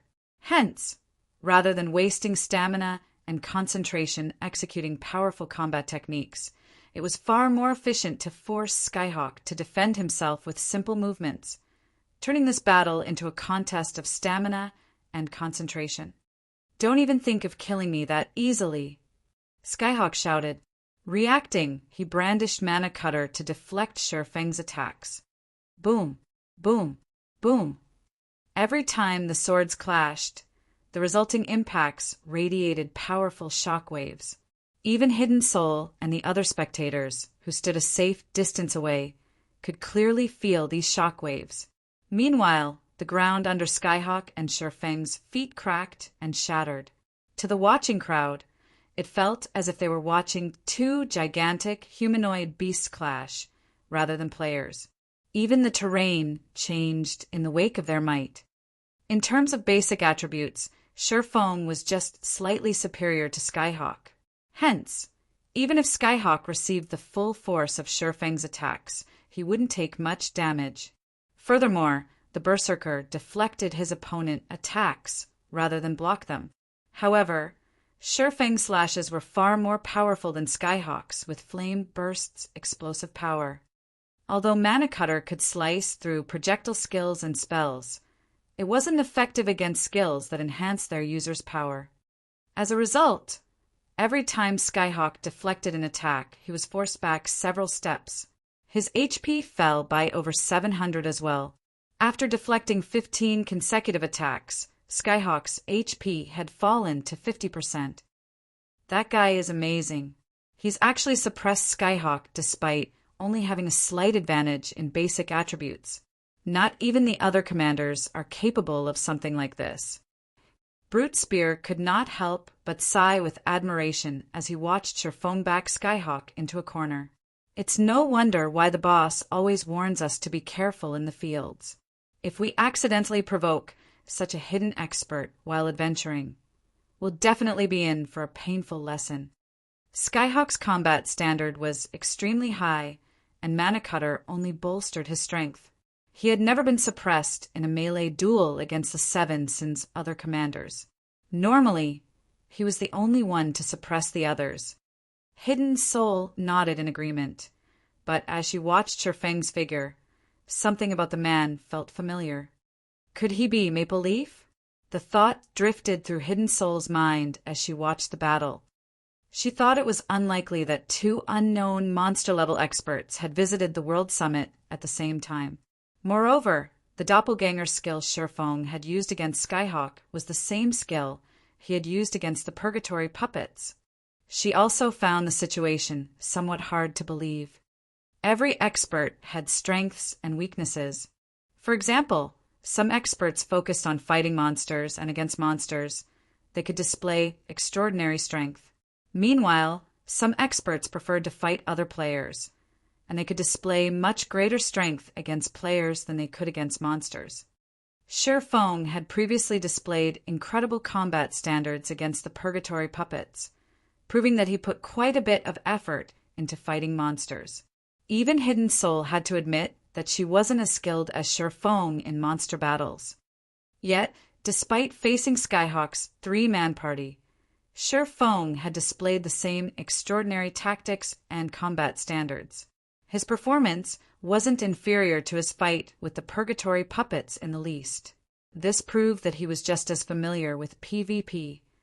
As Hidden Soul pondered over Shi Feng's identity, the battle between the swordsman and the Berserker grew more intense. They began to exchange blows so fast that even many of the watching demon experts could no longer keep up with the battle. Damn it, not being able to use my skills is too much of a problem. Skyhawk was frustrated as he desperately repelled Shi Feng's frenzied attacks. The standard of his techniques was considerably higher than Shi Feng's. In a fight where neither combatant could use skills or spells, he'd have no fear of Shifeng. Yet, Shifeng had used a skill that boosted his attack's destructive power before launching swift and straightforward attacks, forcing him to receive the attacks one way or another. Had Shifeng relied on projectiles, he could have easily found an opportunity to use Mana Cutter to turn the tables on the swordsman. But as if Shifeng had known about the weapon's abilities, he refused to give Skyhawk such an opportunity. This forced him into a passive situation, having to focus on his own defense. As a result, he could only watch as his HP continued to decrease. Moreover, Shifeng had yet to use a berserk skill or his demon state. That's not right. Considering the events up to this point, Skyhawk suddenly realized a possibility as to why Shifeng would bother to fight him for so long. With a sneer, he hissed, "I understand now. The reason you haven't used a berserk skill yet isn't that you don't want to, but because something is preventing you from doing so. You're trying desperately to deplete my HP so you can kill me before I leave your silencing AoE, aren't you?" Shifeng didn't bother to reply to Skyhawk's accusation. Instead, he activated Illusory Shadow. Although Illusory Shadow's attacks were quite weak, only dealing 40% of a normal attack's damage, the attacks couldn't be blocked. Your silence only confirms my guess. Since you can't use your berserk skill, I don't have to be careful around you anymore. Skyhawk smiled. Immediately, he executed a deceptive footwork technique, retreating at a much faster pace. He hadn't put much focus into escaping the silencing skill, since he couldn't find any hope of victory. Even if he could use a berserk skill or transform into his demon state, so could Shifeng. But now things had changed. Once he was out of range of the silencing AoE, he could use his berserk skill. Killing Shifeng would be a piece of cake. To put it simply, this battle's outcome depended on whether or not he could escape the silencing AoE safely. As Skyhawk inched towards the edge of the silencing AoE, his focus sharpened. As a result, the drain on his HP began to slow. In 10 seconds, I'll escape your silencing skill. It's impossible to deplete my remaining HP in so little time. I have to admit, though, you are the first person to force me into such a position since I've joined God's domain. You should be proud of this fact. Do you have any last words? Skyhawk asked, smiling arrogantly at Shifeng. Is that so? Shifeng grinned suddenly. In the next moment, a black figure descended from the skies and landed behind Skyhawk. This figure was none other than Shifeng's doppelganger. The doppelganger had already activated Flame Burst and brandished its swords at the berserker. Seeing this, Skyhawk's expression darkened. Hurriedly, he spun and used Mana Cutter to deflect the incoming attacks. As for Shifeng, he activated Dragon's Authority and executed Sword's Orbit. Dragon's Authority immediately inflicted the Fear debuff on Skyhawk. Not only did the debuff decrease the berserker's attack power by 40%, but it also reduced his attack speed and movement speed by 40%. With Skyhawk's attack speed decreased significantly, he couldn't keep up with both Shifeng and his doppelganger. As a result, he had to watch helpless as one sword light after another sliced through his body and stole a significant portion of his already low HP. He had only needed 10 more seconds to reach the edge of the silencing AoE, yet it now seemed endlessly far away. In the end, Skyhawk's HP plummeted, and like a puppet with cut strings, the berserker's body collapsed to the ground. You should be proud of the fact that you forced me to attack in sync with my doppelganger, Shifeng said softly as he looked at the fallen berserker. Chapter 1586, Demon King's Horn. Chapter 1586, Demon King's Horn. Although Shifeng had only spoken after Skyhawk's HP had reached 0, players would retain their senses for a short moment after they died in God's domain. Only, players weren't able to move. Skyhawk nearly spat blood when he heard Shifeng's statement. Had he had use of his skills, Shifeng's mindless, brutish attacks wouldn't have claimed his life outright even without activating his Berserk skill. However, Skyhawk's HP had already reached 0. Even if he wanted to say something, he couldn't. He could only wait, hateful, as the system gradually sent him out of the World Summit. When the spectating crowd saw Skyhawk's corpse on the ground, they gulped audibly as they turned towards the swordsman beside said corpse. Sherfong was too strong. This was the first time that they, as expert players, had realized that players could dominate a battle by relying on skills, not just basic attributes and techniques. Despite facing 3 peak experts simultaneously, Sherfong had killed all 3 by relying on his skills. Sherfeng's skills were so powerful that Skyhawk's party hadn't been able to retaliate in the slightest. First, Sherfong had suppressed his opponents with a domain skill. He then used a silencing AoE skill and another skill that allowed him to instant kill a Guardian Knight. In the end, he had relied on his doppelgangers to fight a 2-on-1 battle. With his numerous skills, he had crushed any advantage his opponents had possessed. After this battle, these expert players realized how important skills and spells actually were. Now, they understood that skills and spells could make up for their imperfections, furthering their combat powers.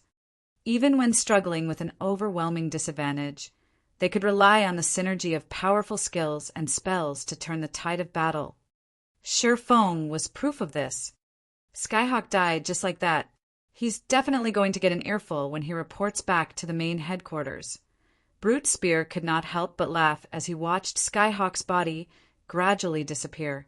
We really have to thank this mysterious expert.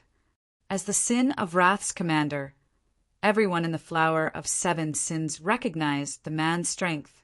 He had achieved quite a bit in the organization. This was also why Skyhawk was so dissatisfied with Hidden Soul, who had recently been promoted to the Sin of Pride's commander due to her connections. Hidden Soul faced a lot of pressure in the organization, but now that Skyhawk had died during an attempted robbery, he would lose quite a bit of influence. Mysterious expert. Hidden Soul could not help but shake her head. Smiling bitterly, she said, "He is no mysterious expert. In fact, you know him." "I know him." Brute Spear was confused. "If I'm not mistaken, he is Maple Leaf," Hidden Soul said as she stared at Sherfang's distant figure. Although he had hidden his appearance under a black cloak, one of the doppelganger skills he used during the fight is the same skill Maple used in the entrance test. "He's Brother Maple?" Brute Spear turned to Sherfong with wide eyes, shocked. He couldn't believe it. Not only was Sherfong ridiculously powerful against monsters, but he was equally powerful in PvP. "Commander, if we can deepen our relationship with Brother Maple, wouldn't we have a better chance of retrieving the item?" Brute Spear suggested excitedly. "MHM. But this isn't the time to ask him," Hidden Soul said after giving the matter some thought. "He has just killed Skyhawk. Even if Skyhawk can stomach this grievance, the elders aren't likely to turn the other way. They'll do everything to learn as much as they can about him. It won't be too late to contact Maple once the elders have discovered his true identity." After giving the matter some thought, Brute Spear understood Hidden Soul's reasoning. The Flower of 7 Sins was a mysterious organization which everyone in the virtual gaming world feared and revered. Meanwhile, news of a mysterious player killing commander like Skyhawk would leak sooner or later. The other superpowers would laugh at and ridicule the Flower of 7 Sins. If the organization wanted to maintain its reputation, it couldn't sit still and do nothing. Otherwise, the organization's prestige would plummet. While the watching players discussed Sherfong and the battle, the swordsman began to collect the loot Skyhawk and his party had dropped. Skyhawk, Ridiculous, and Ink Hunter were all bona fide peak experts. Every weapon and piece of equipment they used was the best of the best.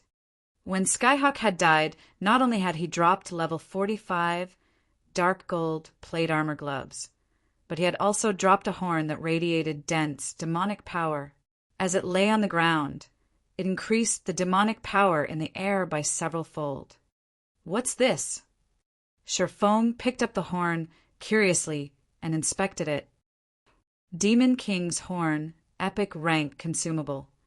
This horn carries the power of a living Demon King. Activating the horn will allow you to execute an attack with the power this Demon King had during his life. Activating the Demon King's power will cost 30,000 magic crystal. Can be used 2 more times. Shifeng was dumbfounded when he read the Demon King's horn's description. A moment later, ecstasy gripped his heart. An epic consumable. This item was far rarer than an ordinary epic item, and it was obvious that Skyhawk had purchased it with the shrine points. However, it seemed that the Berserker had been in so much of a hurry to kill Shifeng that he had ignored the restriction period. In the end, Skyhawk had dropped the Demon King's horn. When Skyhawk realized that he had lost this item, he would die from regret. Not even Shifeng could help but pity Skyhawk a little. Needless to say, Skyhawk had spent most, if not all, of the shrine points he had earned from the divine staircase on this item. If Shifeng had been in his place, he wouldn't have spent his points on the horn. After all, it was merely a consumable item. It would disappear once its usage counts had been spent. However, Shifeng had to admit that the item could exert an astounding amount of power due to its limited usage counts. With it, a player could use all of the potential of an epic item in an instant. In God's domain, Demon Kings were Tier 5 existences. Although their life ratings were lower than fallen angels, they were still Tier 5 creatures. On their own, they had enough combat power to devastate an entire kingdom. Quite a few Demon Kings had roamed God's domain in Shifeng's previous life. These Demon Kings had significantly changed the kingdoms they had risen in. To defeat these Demon Kings, the various local guilds had made astronomical sacrifices. Could that fellow have intended to raid a mythic monster? Shifeng wondered as he gazed at the Demon King's horn. Since the Demon King's horn allowed a player to use a Demon King's power, the player could launch an attack of a Tier 5 creature. A Tier 5 attack could even wound a Tier 5 monster severely if not dealt with properly. To current players, however, Tier 5 monsters were practically invincible. No player would be foolish enough to challenge a Tier 5 creature at this stage of the game. The only reason why Skyhawk would purchase this item was to face a Tier 4 mythic monster. Although mythic monsters were still insurmountable to current players, it was possible to take one down with the help of the Demon King's horn and a few other powerful items. Now that Shifeng had obtained the Demon King's horn, he had gained another trump card, which was even stronger than the elemental sources, to deal with mythic monsters in the future. He could even use it to deal with the final boss in a level 50 super large-scale team dungeon. The only problem was the high requirement of magic crystals to activate the Demon King's horn. Not just any guild could afford to part with 30,000 magic crystals. Not even Zero Wing could afford the expenditure. Many aspects demanded magic crystals of the guild. Right now, Zero Wing couldn't even afford to spend 10,000 magic crystals, let alone 30,000. Forget it. It's better than not having it at all. After pondering the situation for a moment, Shifeng decided to set the Demon King's horn aside for now, continuing towards the World Summit's epic area. Meanwhile, news of Shifeng's single-handed annihilation of Skyhawk's party spread like wildfire, quickly reaching the various superpowers' ears. Chapter 1587, Mysterious Expert. Chapter 1587, Mysterious Expert. Chapter 1587, Mysterious Expert. Players bustled about on the streets of a guild town, protected by tall walls. Quite a few of these players were architects, busily constructing all types of buildings. From the top floor of an open-air restaurant in the town, a middle-aged man in dark gray armor quietly watched these architects. A flame-shaped shield rested beside his chair. Suddenly, a young man burst into the room, running up to the middle-aged man. "Uncle Yuan, something big has happened. the young man excitedly reported. "We just received news that Skyhawk, one of the Flower of Seven Sins commanders, has been killed." The middle-aged man in question was none other than the secret pavilion's Yuan Tiexin. He had already reached level 50 and wore the level 50 fine gold ranked landslide set, a set equipment for shield warriors which could only be obtained from level 50, 100-man team dungeons. "Skyhawk has been killed." Yuan Tiexin turned towards the young man in astonishment. "How is that possible? Did someone organize an expert team to ambush him? No, that can't be right. We're talking about one of the Seven Sins commanders here. The Flower of Seven Sins definitely won't take such a blow lying down." Skyhawk was one of only 7 commanders in the Flower of Seven Sins. His individual strength even ranked near the top in the assassination organization. Yuan Tiexin found it truly hard to believe that a handful of players could kill such an expert. The only possibility was that some superpower had organized a small army to ambush the man. They'd also need various powerful tools to ensure that he couldn't escape. No, that's not the case. Based on what we've heard, it seems that Skyhawk and 2 of his close aides attempted to rob another player. In the end, that player turned the tables, and the 3 lost their lives, the young man explained, stammering. "Skyhawk led his men to kill a player but ended up dead instead? How is that possible?" Yuan Tiexin was even more shocked. Not only had Skyhawk died, but he had also been killed by a lone player. The man had even had the numerical advantage in the situation. No matter how Yuan Tiexin considered the younger man's words, they sounded like a joke. "It's true. Here's a video of the battle," the young man said as he hurriedly relayed the recording. The video had been recorded some distance from the battlefield, so the fight's details weren't clear. However, Skyhawk's mana cutter was. There was no doubt that the berserker wielding the broken blade was indeed Skyhawk. What powerful skills!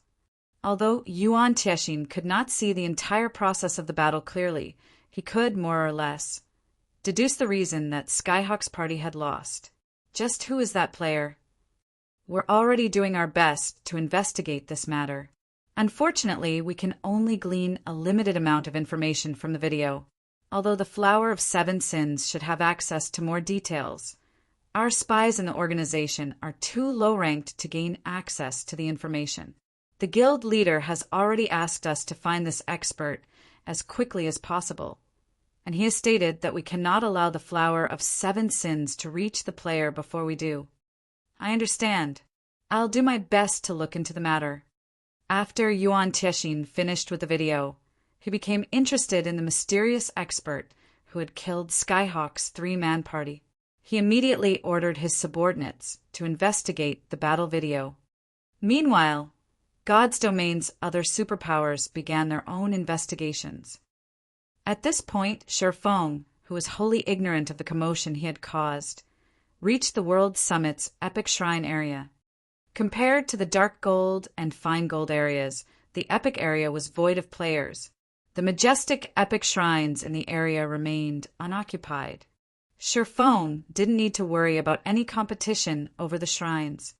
The god crystals aren't as valuable as Epic items, but the shrine's difficulty increases with altitude.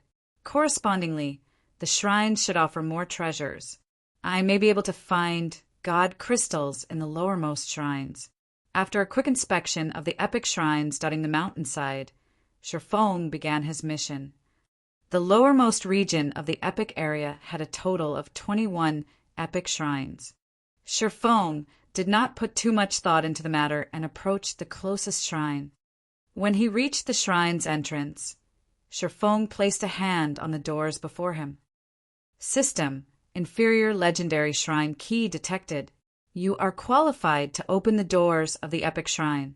Do you wish to spend 1,000 minutes to open them? Sherfeng clicked agree without hesitation. Immediately, the shrine doors swung open, allowing Sherfeng to enter. The moment Sherfeng stepped into the shrine, he felt as if he had entered a different world. He stood on a platform above the clouds, and from time to time, Shifeng spotted flying beasts soaring by. These monsters were all frighteningly strong, and even the weakest among them was a level 150 Great Lord. Some of these flying beasts were even level 180 mythic monsters. Any one of these monsters could easily extinguish Shifeng's life. Multiple humanoid statues had been erected in the center of the platform, and dazzling items in translucent crystal boxes had been placed before each statue. Even from this distance, Shifeng could tell that every one of these items was extraordinarily valuable. When Shifeng tried to approach one of the statues to inspect the items before it, the sound of another system notification reached his ears. System, you may choose one item before the numerous statues. As long as you fulfill the requirements, you may obtain the item you desire. If you fail to complete the requirements within the given time limit, you will be teleported out of the shrine automatically. Sure enough, the system won't let players take these items easily. Shifeng wasn't particularly surprised. Although every shrine in the World Summit offered its own rewards, not every shrine granted players a reward upon entry. Some required players to pass certain tests. The Shrine of the Lord of Destruction, which Shifeng had previously visited, was one such example. If players did not choose the appropriate shrines based on their strength, they might walk away empty-handed. A total of 12 statues occupied the platform. Among the items before the statues were damaged items, and there were 5 pieces of intact epic equipment, 2 epic weapons, and 1 epic item. According to the acquisition difficulty in God's domain, the epic item would be the most difficult to obtain, while the damaged items would be the easiest. It was relatively easy to determine the various statues' difficulty levels. However, none of this mattered to Shifeng. After all, he was not here for practical items. The god crystals were his only goal. Please, let this be a god crystal. Shifeng then approached one of the statues with a damaged item. The moment he made his choice, the stone statue before him began to crack. The cracked stone fell to reveal a stalwart man wielding a 2-handed sword and wearing golden armor. Shrine Knight, High Human, Tier 4 Sword Emperor. Level 100. HP 20 000 000/20 000 000. The moment the Shrine Knight appeared, Shifeng felt an unprecedented pressure bear down on him. Normally, NPCs' combat techniques were far stronger than monsters of the same level and tier. Furthermore, the NPC before him was a high human. High humans were unlike the current humans populating the God's Domain continent. High humans had long since gone extinct in God's domain. Long ago, the gods had blessed high humans, and their life rating was much higher than their ordinary current cousins. They were bona fide humanoid monsters. In fact, the legends that spoke about humans who had slain dragons didn't refer to current humans, but high humans. Current humans' life rating was far lower than dragons, and not even a Tier 5 NPC would be a match for an ordinary Tier 5 dragon. However, high humans could fight and defeat dragons. As another example of how powerful high humans were, the Tier 4 Shrine Knight before Shifeng could easily kill mythic monsters of the same level as if they were ants. Chapter 1588 Bloodline Improves. Chapter 1588 Bloodline Improves.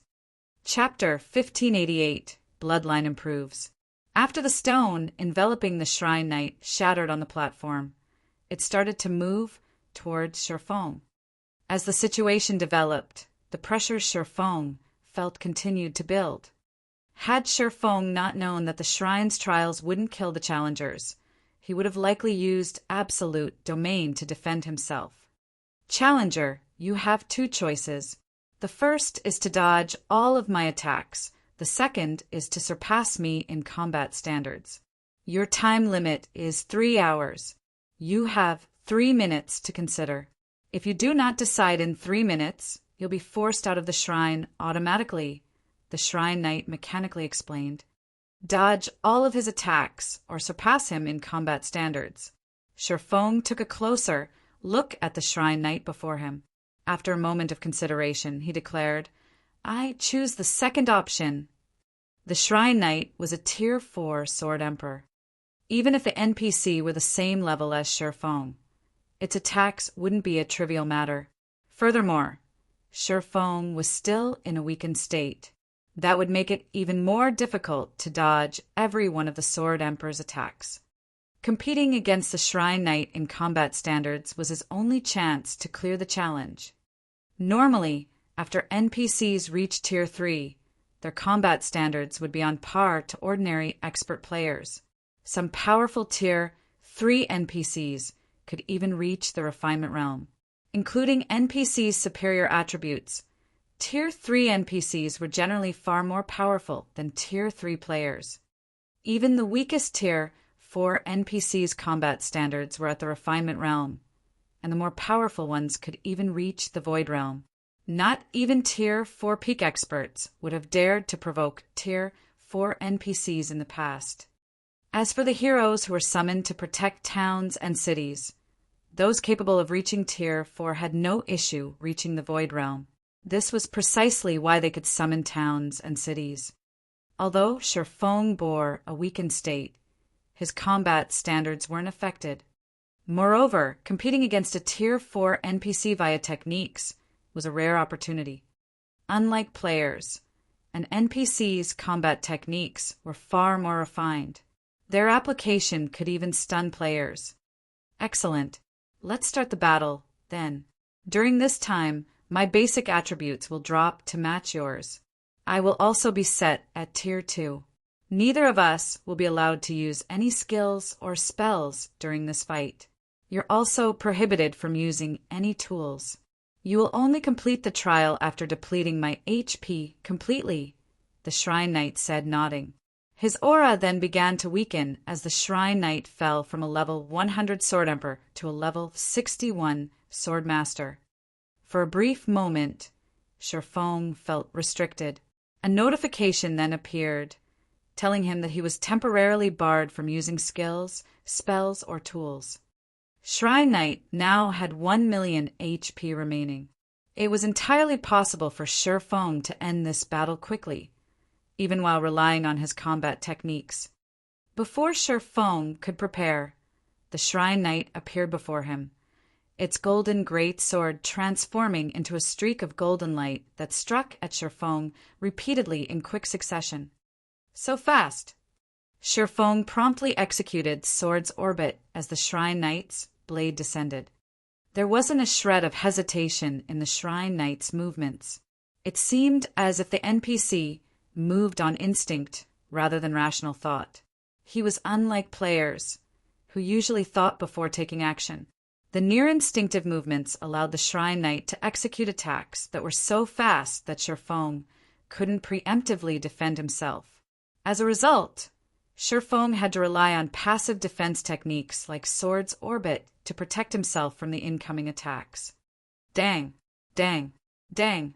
Metallic clangs echoed across the platform as dazzling sparks lit the air. If other players saw this, they'd be dumbfounded. As time passed, both fighters' movements became faster and smoother, and any ordinary expert would be overwhelmed by the scene. Although Shifeng and the Shrine Knight's wings were incredibly fast, their speed wasn't a result of high attack speed. Rather, it was due to their instinctive execution. Even after exchanging blows for several minutes, neither side had dealt any damage. As expected of a Sword Emperor, if I don't rely on Sword's Orbit to block his attacks, he'll likely kill me very quickly. Shifeng could not help his bitter smile as he deflected the NPC's frenzied attacks. Fighting the Shrine Knight reminded Shifeng of how powerful NPCs were. Despite their equally high attack speeds, the Shrine Knight overwhelmed Shifeng due to the difference in their reaction speeds. This won't do. I can't allow this to drag on. Realizing that none of his attacks reached the Shrine Knight, Shifeng retreated to search for more favorable terrain. Although the Shrine Knight had the same basic attributes as Shifeng, NPCs had far more stamina and concentration. Shifeng did not doubt for a second that the Shrine Knight could outlast him in a battle of endurance. As Shifeng retreated, he soon discovered a small grove of tall trees near the edge of the platform. That should work. Shifeng immediately made his way towards the small grove. Unlike players, NPCs weren't good at taking advantage of their surroundings. This fact even held true for Tier 4 NPCs. If he used the trees to block a portion of the Shrine Knight's attacks, he would have more opportunities to deal damage. However, as soon as Shifeng left the platform central area, the Shrine Knight stopped his attacks and leaped backward, withdrawing from the battle. The NPC then turned and walked back to his original position. Crap, is this for real? The system won't even give me a chance of winning. Shifeng was speechless when he saw the Shrine Knight recover to his original state. If he could not fight outside of the platform's central area, he wouldn't be able to take advantage of the terrain. If he continued to exchange blows mindlessly with the Shrine Knight, he would exhaust himself and die before his 3 hours were up. Why is this trial so difficult, even though it's the lowermost epic shrine? Shifeng felt a wave of frustration wash over him as he stared at the motionless Shrine Knight. Whether it was players or NPCs, as long as they reached the Void Realm, they would have a clear grasp of movement around them.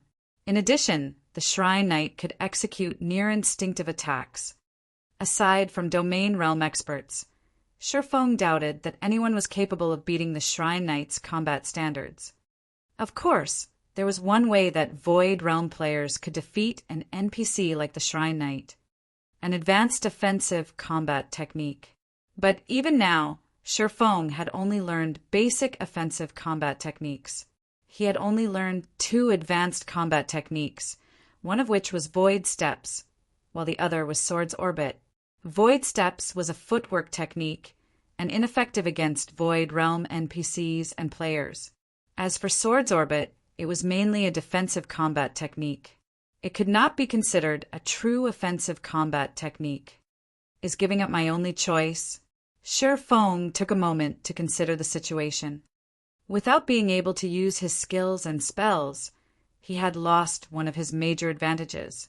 He couldn't use the soul water or crystal of souls he had produced with the soul orb to enhance his focus, either.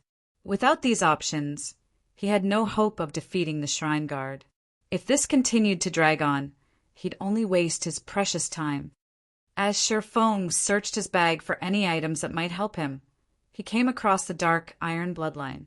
The restriction period had already ended, and he could now use the bloodline. Fortunately, this didn't count as a prohibited item. That's right. How could I forget about the bloodline? Shifeng laughed as he gazed at the dark iron bloodline in his bag. When consumed, bloodlines improved a player's life rating. When a player's life rating in God's domain increased, every aspect of their being improved. Reaction speed, stamina, and concentration were just a few of these aspects. Shifeng retrieved the dark iron bloodline from his bag. Removing the crystal bottle's lid, he consumed the pitch-black liquid contained within. Chapter 1589, Frightening Bloodline Power. Chapter 1589, Frightening Bloodline Power. Chapter 1589, Frightening Bloodline Power. As Shifeng consumed the dark iron bloodline, the mana on and around the platform began to gather around his body. Suddenly, 2 threefold magic arrays appeared above and below him. It looked as if the magic arrays had formed a barrier enveloping Shifeng. The surrounding mana then poured into the threefold array above Shifeng, and golden, divine runes began to surround his body. As more divine runes appeared around Shifeng, his aura intensified. When the divine runes covered Shifeng entirely, a pillar of golden light emerged from Shifeng's body and shot into the sky. The golden pillar radiated an aura that was even stronger than the Shrine Knight's. A few seconds later, the light pillar began to dissipate and calm returned to the platform. Once the platform returned to its original state, Feng slowly opened his eyes. His previously pitch-black pupils now contained a trace of silver. Meanwhile, his aura, which he usually suppressed, overflowed. If an ordinary player saw him now, they'd assume that Feng was an NPC, not a player. Not only did he radiate a domineering aura, but his gaze also carried an indescribable cold. It felt as if Feng could remain calm and rational, regardless of his situation. So this is the power of the dark iron bloodline. Feng was shocked as he tried to process the changes to his body. There was no doubt that he was extremely excited, but before this feeling could reach its peak, a wave of serenity assaulted his mind, giving him instant peace. Even his perception of his environment had changed. He had previously needed to allocate the majority of his mental power to monitor his surroundings if he wanted to grasp movement around him accurately. However, despite investing only a small fraction of his attention, he could now gain an acute understanding of his environment. This improvement had exceeded Feng's expectations. Every expert capable of reaching the void realm in God's domain was capable of holding a high rank in a super guild. Experts that had just reached the void realm still had to focus on observing their environment. Even veteran void realm experts had to allocate a considerable amount of their mental fortitude to do so. Yet now, Feng did not even need to allocate half of his attention to achieve the same result. The boost from the dark iron bloodline was truly terrifying. There was a limit to a person's mental power in both the real world and in God's domain. Not everyone could multitask. Experts, however, had this skill. Of course, they were limited to simple tasks when dividing their attention. If an expert encountered a complex problem, they would struggle to multitask. Needless to say, observing every movement in one's surroundings was a complex task. If a void realm expert only needed half of their focus to observe their surroundings and could allocate the other half to physical movement, their combat power would soar. Aside from the boost to his mental capacity, consuming the dark iron bloodline had improved Feng's basic attributes. His strength had risen by 10%, agility by 7%, endurance, vitality, and intelligence by 5%. Although these were minor improvements, his total basic attributes would increase exponentially as he reached higher levels and tiers. Following which, Feng executed a few slashes at the empty air. As he did, his swords drew soundless, beautiful arcs of light before him. Sure enough, not only had the bloodline improved my basic attributes, but it's also improved my reaction speed. Before this, my reaction time had peaked at 0. 1 seconds. Now I should peak at 0. 8 seconds. Bloodlines truly are amazing. It's no wonder why the various superpowers were so desperate for bloodlines in the past. Feng could not help his rueful sigh as he watched the lingering after-images of his blade. Although it was only a 0.2-second improvement to his reaction time, to most expert players, it was like the difference between heaven and earth. Normally, only incredibly talented experts could cross the 0.1-second limit. He had only been able to react at most 10 times in 1 second in the past, but he could now react 12 times. Assuming that his physical limit wasn't a factor and his opponents only had a peak reaction time of 0.1 seconds, the 2 extra reactions would allow him to outmaneuver his opponents, utterly overwhelming them. Had he obtained a basic bloodline in his previous life, he could have easily succeeded with his Tier 4 promotion, even if his early development had been lacking. Unfortunately, bloodlines were even rarer than fragmented legendary items in God's domain. Following which, Feng spent the next 10 minutes or so getting used to the new changes. By the time he was satisfied, he was more than eager to resume his battle with the Shrine Knight. As soon as Feng re-entered the platform's central ring, the Shrine Knight awakened and charged at him with his great sword raised. "Come, let me test the dark iron bloodline's strength." Feng could not help but grin as the Shrine Knight ran towards him. He immediately advanced to meet the NPC in battle. This time, however, Shifeng did not execute Sword's Orbit to deflect the Shrine Knight's frenzied assault. Instead, he defended himself with normal swings of his blades. As the swords clashed, sparks and clangs filled the platform once more. Although Shifeng couldn't execute his attacks instinctively as the Shrine Knight did, he could make up for the missing attacks by relying on his superior reaction speed. As Shifeng exchanged blows with the Shrine Knight, he gradually became comfortable with his defense. After 3 minutes of battle, he had gone from a passive position to fighting the Shrine Knight on equal footing.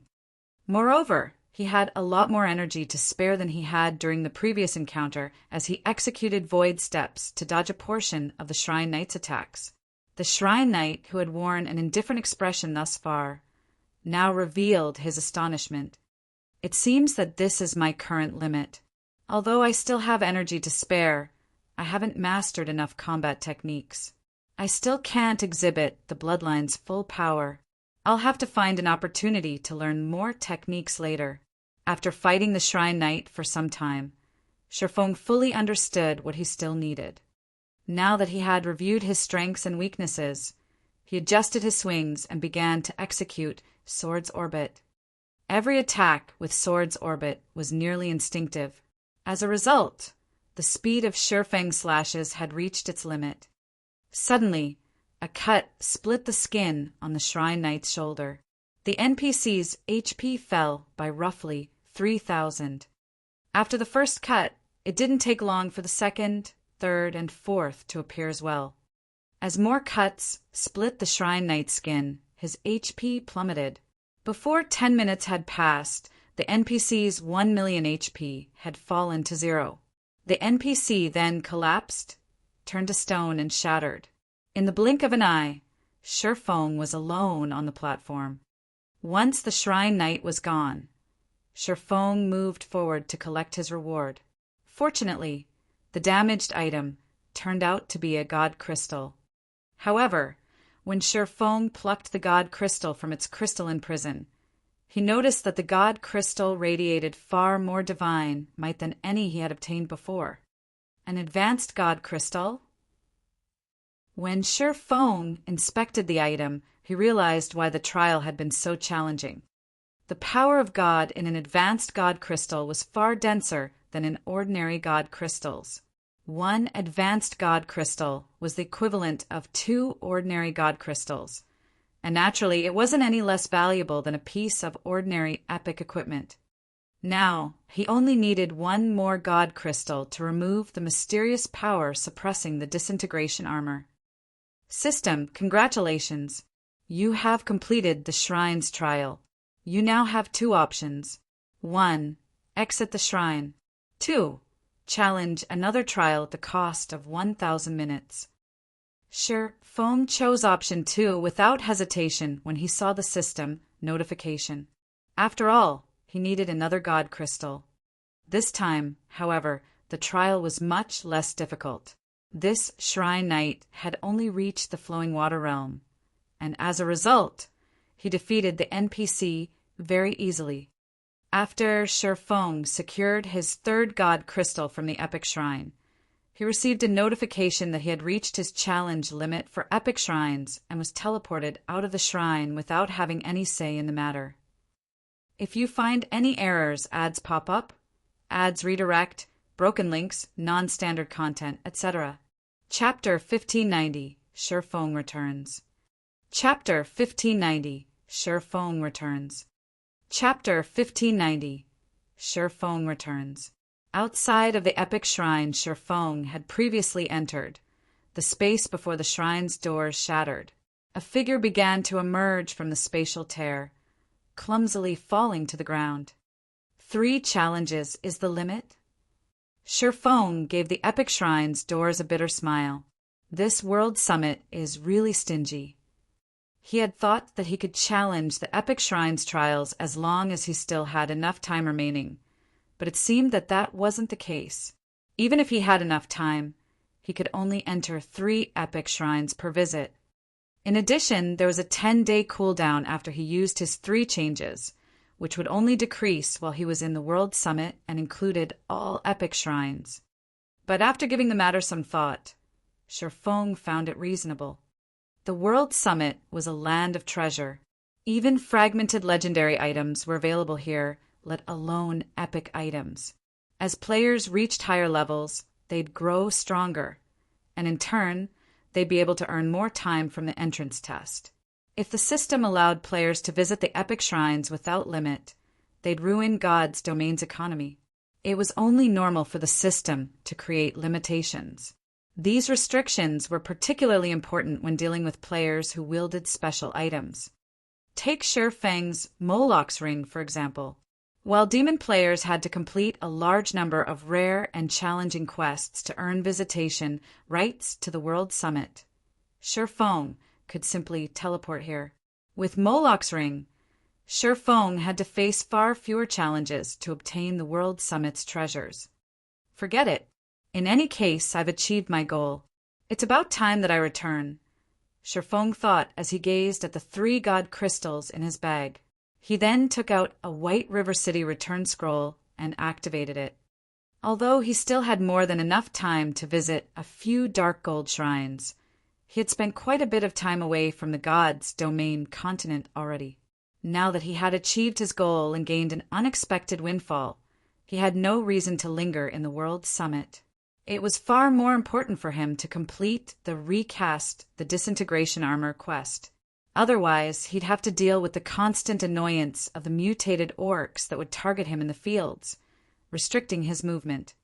With a flash of light, Shifeng vanished from the World Summit. Star Moon Kingdom, White River City.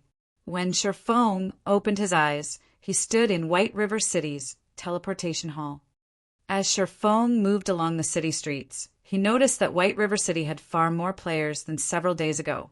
Many of the new arrivals were merchant players, and plenty of well-known adventure teams had traveled here from other kingdoms and empires. Players' average level had also visibly increased. Now, many of the players exploring White River City had reached level 45.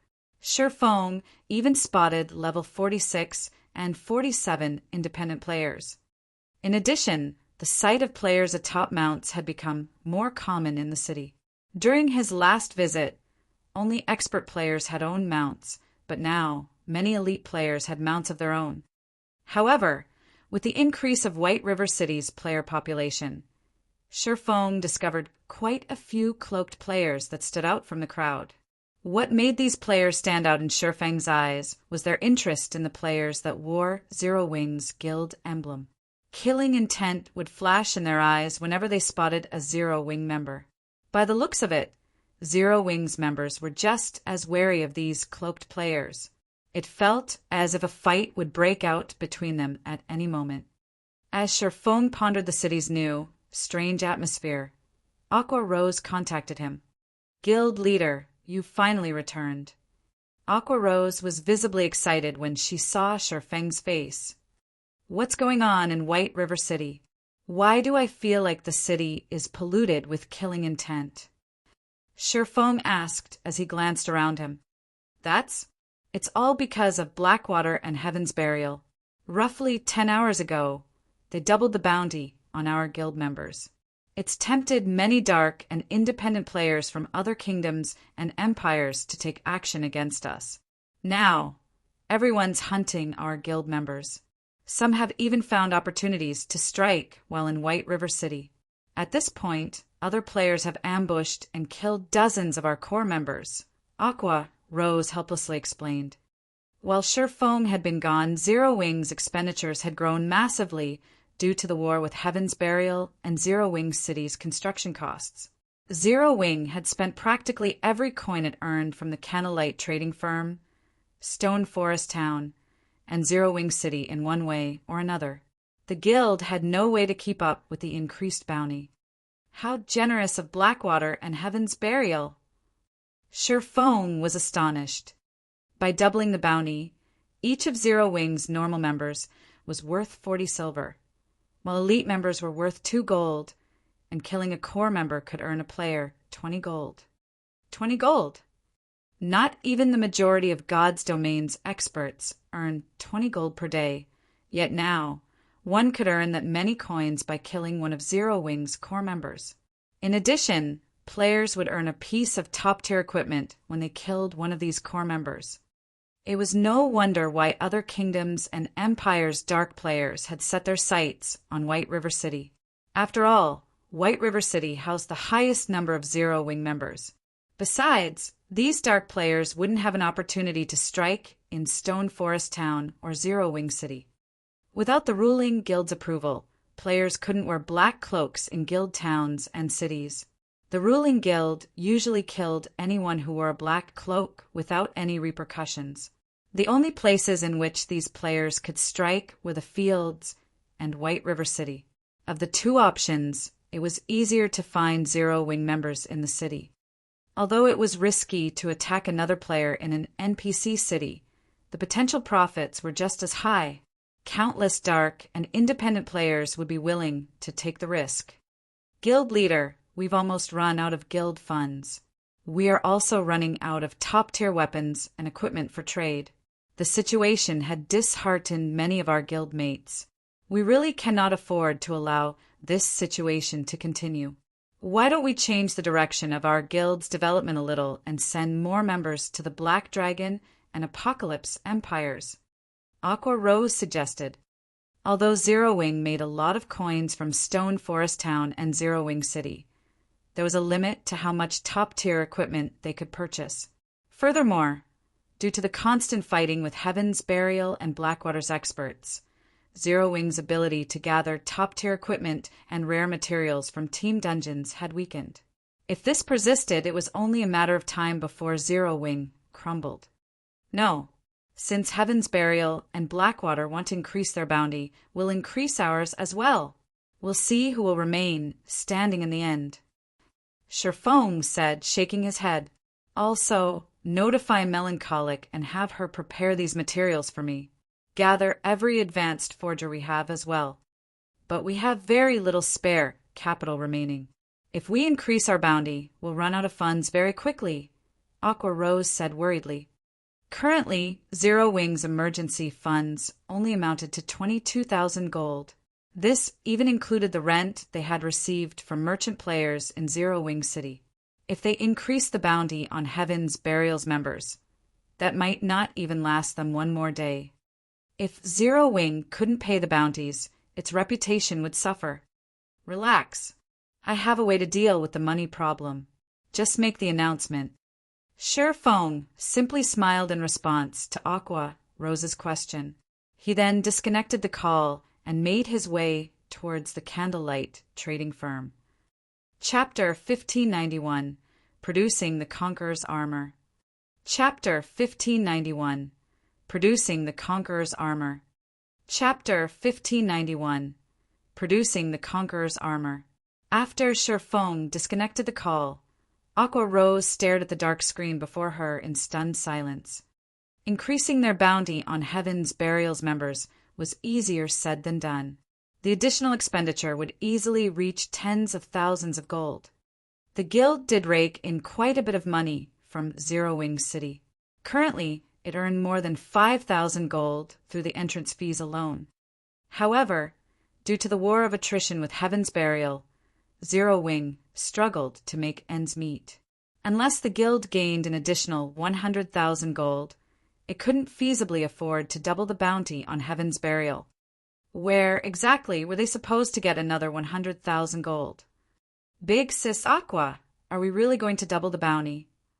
Yaya asked carefully from beside Aqua Rose. Zero Wing only had a little over 20,000 gold set aside for emergencies. If they used these funds, the guild would be in an even more precarious situation should something unexpected occur. Make the announcement, Aqua Rose said, releasing a deep, powerless sigh. Even if we don't raise the bounty, our remaining stock of top-tier equipment in the guild warehouse won't last long. If we don't increase the bounty, we'll only burn through our stock. If we're doomed either way, we might as well duke it out with Heaven's Burial and Blackwater. Following which, Yaya posted the increased bounty on Star Moon Kingdom's official forums. As the news spread, it attracted the attention of every player in Star Moon Kingdom. Yaya's post quickly garnered over 1 million views. Is Zero Wing really trying to fight it out with Heaven's Burial? It actually followed Heaven's Burial's lead and doubled its bounty. It seems that Zero Wing is finally getting serious. Heaven's Burial has Blackwater support, so it's expected that the guild has a massive amount of funding. But how has Zero Wing secured so much money? Maybe Zero Wing's putting up a final struggle, trying to scare Heaven's Burial into backing off? Based on what I've heard, Blackwater mobilized a bunch of experts to help Heaven's Burial and offered the guild an additional 200,000 gold.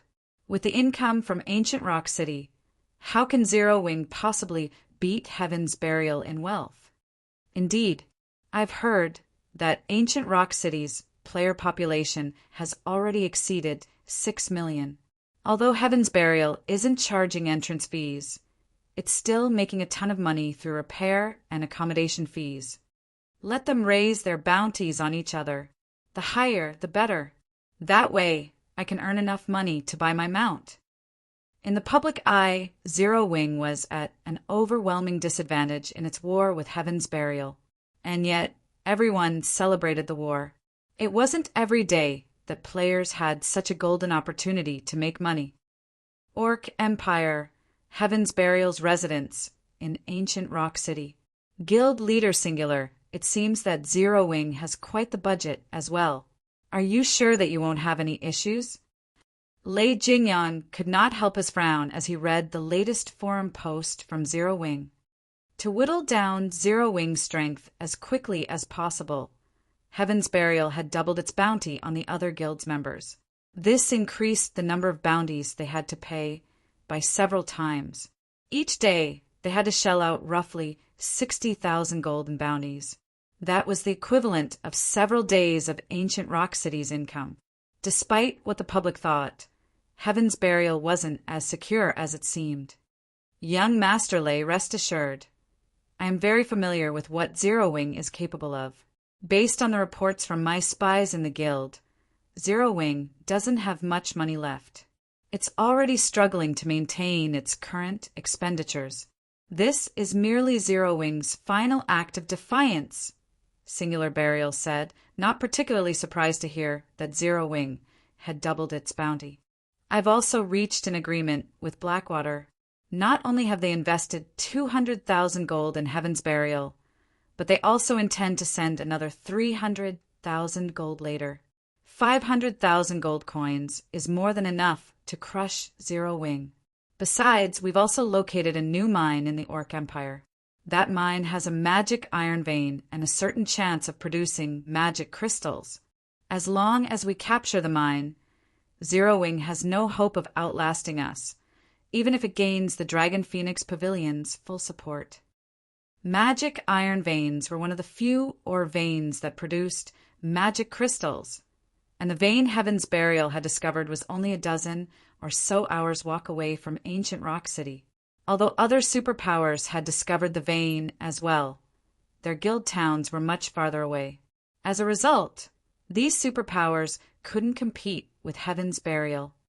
I guess you're right, but as a precaution, we should move up our timetable.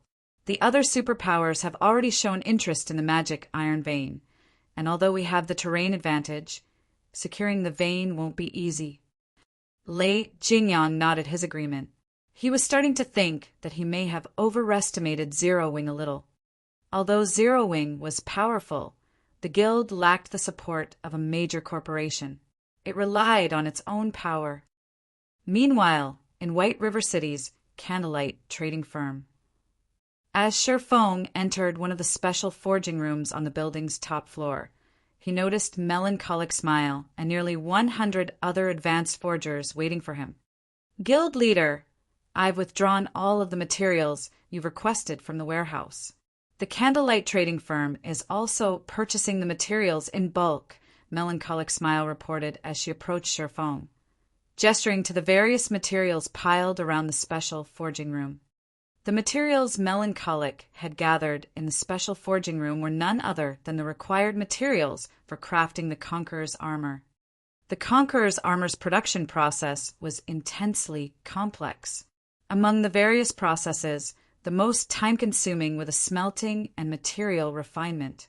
Fortunately, these tasks could be completed by forgers who hadn't learned the Conqueror's armor forging design, which was precisely why Sherfong had called upon these forgers to assist. With this, he could focus on forging the Conqueror's armor, saving plenty of time. However, when Sherfong considered the material's purity, he decided that it'd be best if he left the smelting and refinement to advanced forgers. Good. Put whatever tasks you're currently working on hold for now. I need all of you to smelt these materials. Sherfong addressed the advanced forgers. He then turned to Melancholic Smile and asked, "How is the market for lunar potions right now?" "Lunar potions?" Shaking her head, Melancholic Smile said, "Although the lunar potion is common, demand has skyrocketed due to the increase in players exploring ruins. Yet the Moonlight Flower, the lunar potion's main material, is quite rare. As a result, the Moonlight Flower's market price has increased drastically. Now, each flower sells for 6 silver. As for the lunar potion, it's sold for 12 silver. Although we've tried to purchase the flowers to produce lunar potions, we've only crafted a little over 2,000 bottles thus far. The various large guilds urgently needed lunar potions, but due to the Moonlight Flower's rarity, it was impossible to acquire in large quantities. The fact that the Candlelight trading firm had accumulated a stock of over 2,000 lunar potions was impressive. So it's finally begun. Sherfong smiled. The Moonlight Flower's price was already higher than he had expected, following which he retrieved the Moonlight Flowers he had stored in his epic spatial bag and space-time herb garden. Use these to brew lunar potions and sell them for now. Send all of the money to Aqua to cope with our current predicament. Sherfong had used the space-time herb garden to grow Moonlight Flowers ever since he obtained it. With the herb garden's increased survival rates, the Moonlight Flowers he planted had a 25% survival rate. As a result, each harvest netted around 15,000 Moonlight Flowers. He had already collected over 350,000 in total. Since each stack consisted of 100 flowers, he had 3,521 stacks of Moonlight Flowers. When Melancholic Smile saw the stacks of Moonlight Flowers Sherfong had revealed, her jaw dropped. It was difficult enough to purchase a few dozen Moonlight Flowers from the market, yet Sherfong had pulled over 3,000 stacks from his bag, almost filling hers. If they used all of these Moonlight Flowers to brew lunar potions, they'd definitely make a fortune. Chapter 1592, Frantic Purchase. Chapter 1592, Frantic Purchase. Chapter 1592, Frantic Purchase. After receiving Sherfeng's instructions, Melancholic Smile promptly left the special forging room and contacted every advanced alchemist in the Candlelight trading firm, passing on the order to begin the lunar potion's mass production. At the same time, Melancholic Smile retrieved the stockpiled lunar potions from the trading firm's warehouse and had her subordinates sell them in Zero Wing's Advanced Auction House and White River City's auction house. In addition, she sent a few other players to the Black Dragon Empire and other kingdoms to sell the potions. Not only could they sell the lunar potions quickly by doing so, but they could also maintain the market value. Meanwhile, in another of the Candlelight trading firm's special forging rooms, Sherfong took out the Philosopher's Stone, which he had retrieved from his private warehouse earlier, and began to synthesize mana barrier crystals from the mana barrier crystal fragments. Sherfong had obtained a total of 45 mana barrier crystal fragments from his latest trip to the World Summit. If he had NPC alchemists help synthesize the mana barrier crystals for him, they'd only have a 40% success rate, and each attempt required 10 crystal fragments. He'd be lucky to end up with 2 mana barrier crystals. On the other hand, the Philosopher's Stone provided a 100% synthesis success rate. However, something unexpected and shocking happened when Shifeng synthesized the first batch of crystal fragments. After placing only 5 crystal fragments into the Philosopher's Stone, a complete mana barrier crystal had appeared on the table before him. What? I only need 5 crystal fragments to form a complete crystal. Shifeng was astounded as he stared at the mana barrier crystal on the table. If he only needed 5 crystal fragments, he could synthesize 9 complete mana barrier crystals. Meanwhile, teleportation arrays like those in White River City's teleportation hall needed 5 magic crystals for each activation. Hence, they would also need 5 mana barrier crystals to operate normally. As for the 4 Towers of Elements teleportation function, it only needed 3 magic crystals. Originally, Shifeng had planned to activate the teleportation function only after he had gathered enough mana barrier crystals. After all, it was simply impossible to sustain the teleportation array's consumption with Zero Wing's current magic crystal income. Now, however, it would seem that that was no longer necessary. Fortunately, he could use 9 mana barrier crystals interchangeably. Moreover, in addition to the mana barrier crystal's self-recovery ability, each mana barrier crystal contained as much mana as 100 magic crystals. Shifeng immediately contacted Melancholic Smile and had her send Aqua Rose the synthesized crystals and a message to activate the 4 Towers of Elements teleportation functions. Once he finished with the mana barrier crystals, Shifeng took out the Conqueror's armor forging design and began to study. Unlike basic forging designs, players couldn't learn advanced forging designs with the click of a button. Advanced forging designs also contained special forging techniques and magic arrays. Players needed to learn all of these details themselves. This thing is really complex. After looking through the Conqueror's armor's production process, Shifeng was astonished. It's no wonder why players struggled so hard to produce equipment with battle arrays in the past. So, the process of creating the battle arrays involves advanced magic arrays. Fortunately, I didn't leave the Conqueror's armor's production to Coco and the others. Otherwise, it'd take even longer to craft the armor. Basic magic arrays in God's domain were quite complex, and even experts needed a considerable amount of time to grasp the skills required to craft them. Needless to say, intermediate magic arrays were even more complex. Otherwise, Shifeng wouldn't have left the secret silver, ranked secret technique tablet in the guild's warehouse instead of putting it to use. Even now, Zero Wing didn't have enough players who could draw the intermediate magic arrays. Throughout Zero Wing, only Shifeng knew how to draw advanced magic arrays thus far.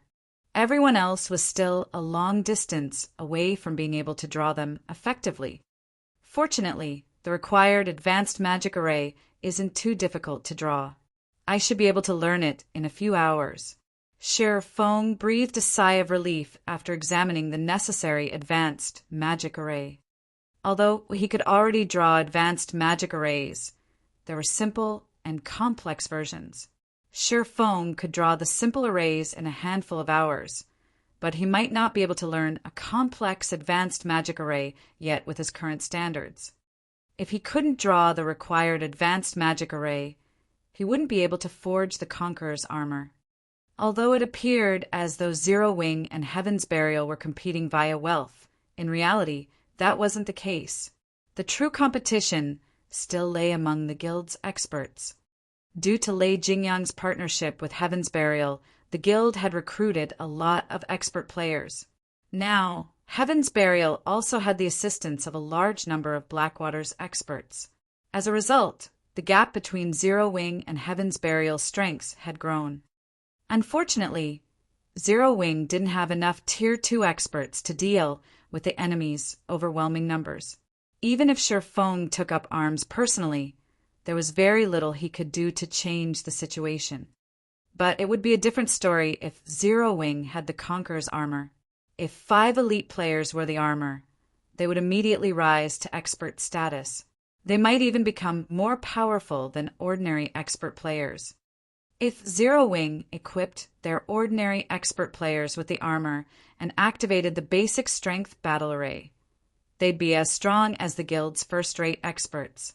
If all 5 work together, they might even display more overall combat power than 5 Refinement Realm experts working together. Refinement Realm experts. Even in super guilds, experts of such caliber were invaluable.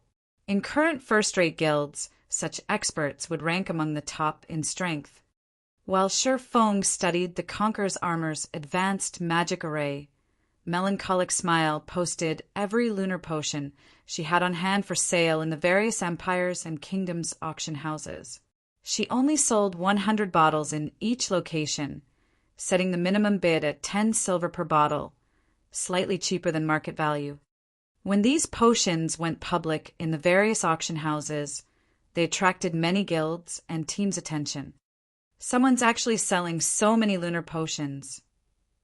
So cheap. This is wonderful. With these potions, our team can finally explore the ancient ruin we found. Excited, players furiously began to bid on the lunar potions. To the current adventure teams and guilds, ruin exploration had become a golden opportunity to make a fortune. But without the lunar potion or something similar, exploring the dark ruins was troublesome. Every ruin had its own traps, and locating these traps in the dark was dangerous. If players triggered these traps, even an expert-led team could suffer severe damage or be annihilated. Compared to the risk of triggering these traps, the lunar potion's cost was nothing. After all, players would need several days to recover a lost level at this stage of the game. As players discovered the lunar potions in the auction houses, the potions' prices quickly skyrocketed. 10 silver, 40 copper. 10 silver, 70 copper. 11 silver, 20 copper. After a few short minutes, the average price had reached 12 silver, 50 copper. Meanwhile, this increase was just the beginning. In the end, players only stopped contesting for the lunar potions after the prices reached 17 silver, 50 copper. This was already far beyond the current market value. Although not every lunar potion had sold for 17 silver, 50 copper on average, they had sold for 16 silver, 40 copper or more. After deducting the processing fees, Zero Wing still earned a considerable profit. In the end, Melancholic Smile had made a massive 262 gold from the 2,000 lunar potions she had sold. Fortunately, she had barely dented the market's demand for the lunar potions. 2,000 potions weren't nearly enough to quench players' thirst in a single kingdom, much less multiple kingdoms and empires. Chapter 1593 Zero Wing City's True Power. Chapter 1593 Zero Wing City's True Power. Chapter 1593 Zero Wing City's True Power. After the first batch of lunar potions had sold, none were available in the various auction houses. Because of this, regret ravaged the players who had failed to win the potions. Crap, the lunar potions have sold out already. I just got here. Damn it, I knew I shouldn't have waited. If I had just bought 2 or 3 bottles, our team would have had enough for an expedition. Many players had assumed that the lunar potions had come from some guild or trading firm. After all, no single player would be able to sell 100 bottles at a time. If that were the case, there was a high likelihood that another batch would show up in the auction houses sooner or later. However, even after over half an hour, no one had posted any new lunar potions. Meanwhile, Melancholic Smile, who was currently in the candlelight trading firm, was elated. The speed at which players are buying the potions is really frightening. With this, we won't need to worry about not being able to sell the potions in bulk. When Melancholic Smile received the proceeds from her subordinates, she brimmed with confidence regarding the large number of moonlight flowers in her possession. Although the candlelight trading firm produced a large number of items each day, not all of these items sold the moment they were put up for sale. They needed to let the market slowly digest some of these items. In fact, some items might never sell, collecting dust in the trading firm. However, the lunar potion was a different story. This first round of sales had proven that, as long as the candlelight trading firm crafted lunar potions, the market would devour their stock. Meanwhile, the candlelight trading firm had almost 100 advanced alchemists. With enough materials, mass-producing the lunar potions would be a piece of cake for these alchemists. In fact, while the first batch of lunar potions had sold, Silent Wonder and the others had brewed over 2,000 new bottles. With this production speed, the candlelight trading firm should earn around 200 or 300 gold per hour. With 48 hours per day in God's domain, the firm could make over 10,000 gold per day with the lunar potions alone. Although this amount of money couldn't change the war's overall situation, it was enough to resolve Zero Wing's current predicament. When Melancholic Smile gave the command to sell the second batch of lunar potions, an intense competition raged in the various kingdoms and empires' auction houses. The players that had previously adopted a wait-and-see attitude discarded the notion. They did everything in their power to get their hands on the potions for fear that they'd miss this opportunity. The lunar potions' prices soared once again. The highest price during the first batch had climbed to 17 silver, 50 copper, but now it rose to 19 silver per bottle. By the time the 2,000 lunar potions sold out, Melancholic Smile had earned an additional 300 plus gold. Meanwhile, Aqua Rose was swamped with work in Zero Wing City. Big Sis Aqua, we've paid out over 1,300 gold since we've updated the bounty. Including the remaining funds we have set aside, we won't last another 2 days, Yaya worriedly reported as she examined the bounty claim summary in her hands. It's increased by so much? Aqua Rose could not help but frown. The increased bounty claims were far higher than she had expected. She had hoped that they would last a few more days in this war with the income from Zero Wing City and the guild's remaining funds. But it seemed that wouldn't be possible. Even if Heaven's Burial didn't mobilize its army, Zero Wing would crumble if it ran out of money. The guild's reputation would be in tatters. To make matters worse, Heaven's Burial's ancient rock city became more popular as time passed. Not only could players level up in the area, but they could also earn contribution points to purchase valuable items. In contrast, Zero Wing City's location was only suitable for leisure right now. Big Sis Aqua! Under the guild leader's orders, the candlelight trading firm has sent a representative with coins and items. Apparently, these should help us hold out for a little while longer, Yaya suddenly announced. They've sent funds? Good. I'll head over to meet them immediately. Aqua Rose breathed a sigh of relief when she heard that Feng had sent additional funds. She ran to the guild hall's lobby to receive the coins and items. Although she didn't know how Feng had obtained the additional funding, another 40 or 50,000 gold would help Zero Wing endure this war for a few more days. During that time, they could organize an auction to sell some of Zero Wing City's private housing. That might allow them to continue this fight with Heaven's Burial. They might even be able to put an end to this war.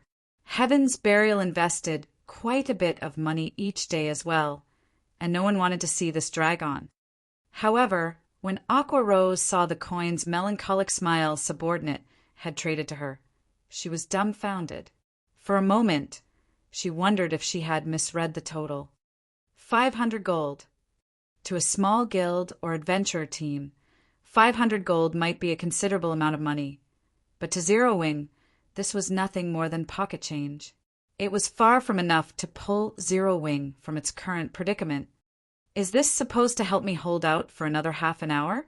Aqua Rose was speechless as she stared at the 500 gold. But when Aqua Rose noticed the 9 mana barrier crystals in her bag and inspected their attribute panels, her eyes began to glow. Everlasting magic crystals? Aqua Rose couldn't believe her eyes. She immediately contacted Feng and asked, Guild leader, just where did you get these mana barrier crystals? Do you have more of them? God's domain's various guilds and players were all in desperate need of magic crystals, and Zero Wing was certainly no exception. Yet not only were these mana barrier crystals the equivalent of 100 magic crystals, but they could also be used repeatedly. This was akin to having a miniature magic crystal vein. Furthermore, these mana barrier crystals only needed 48 hours to replenish their energy.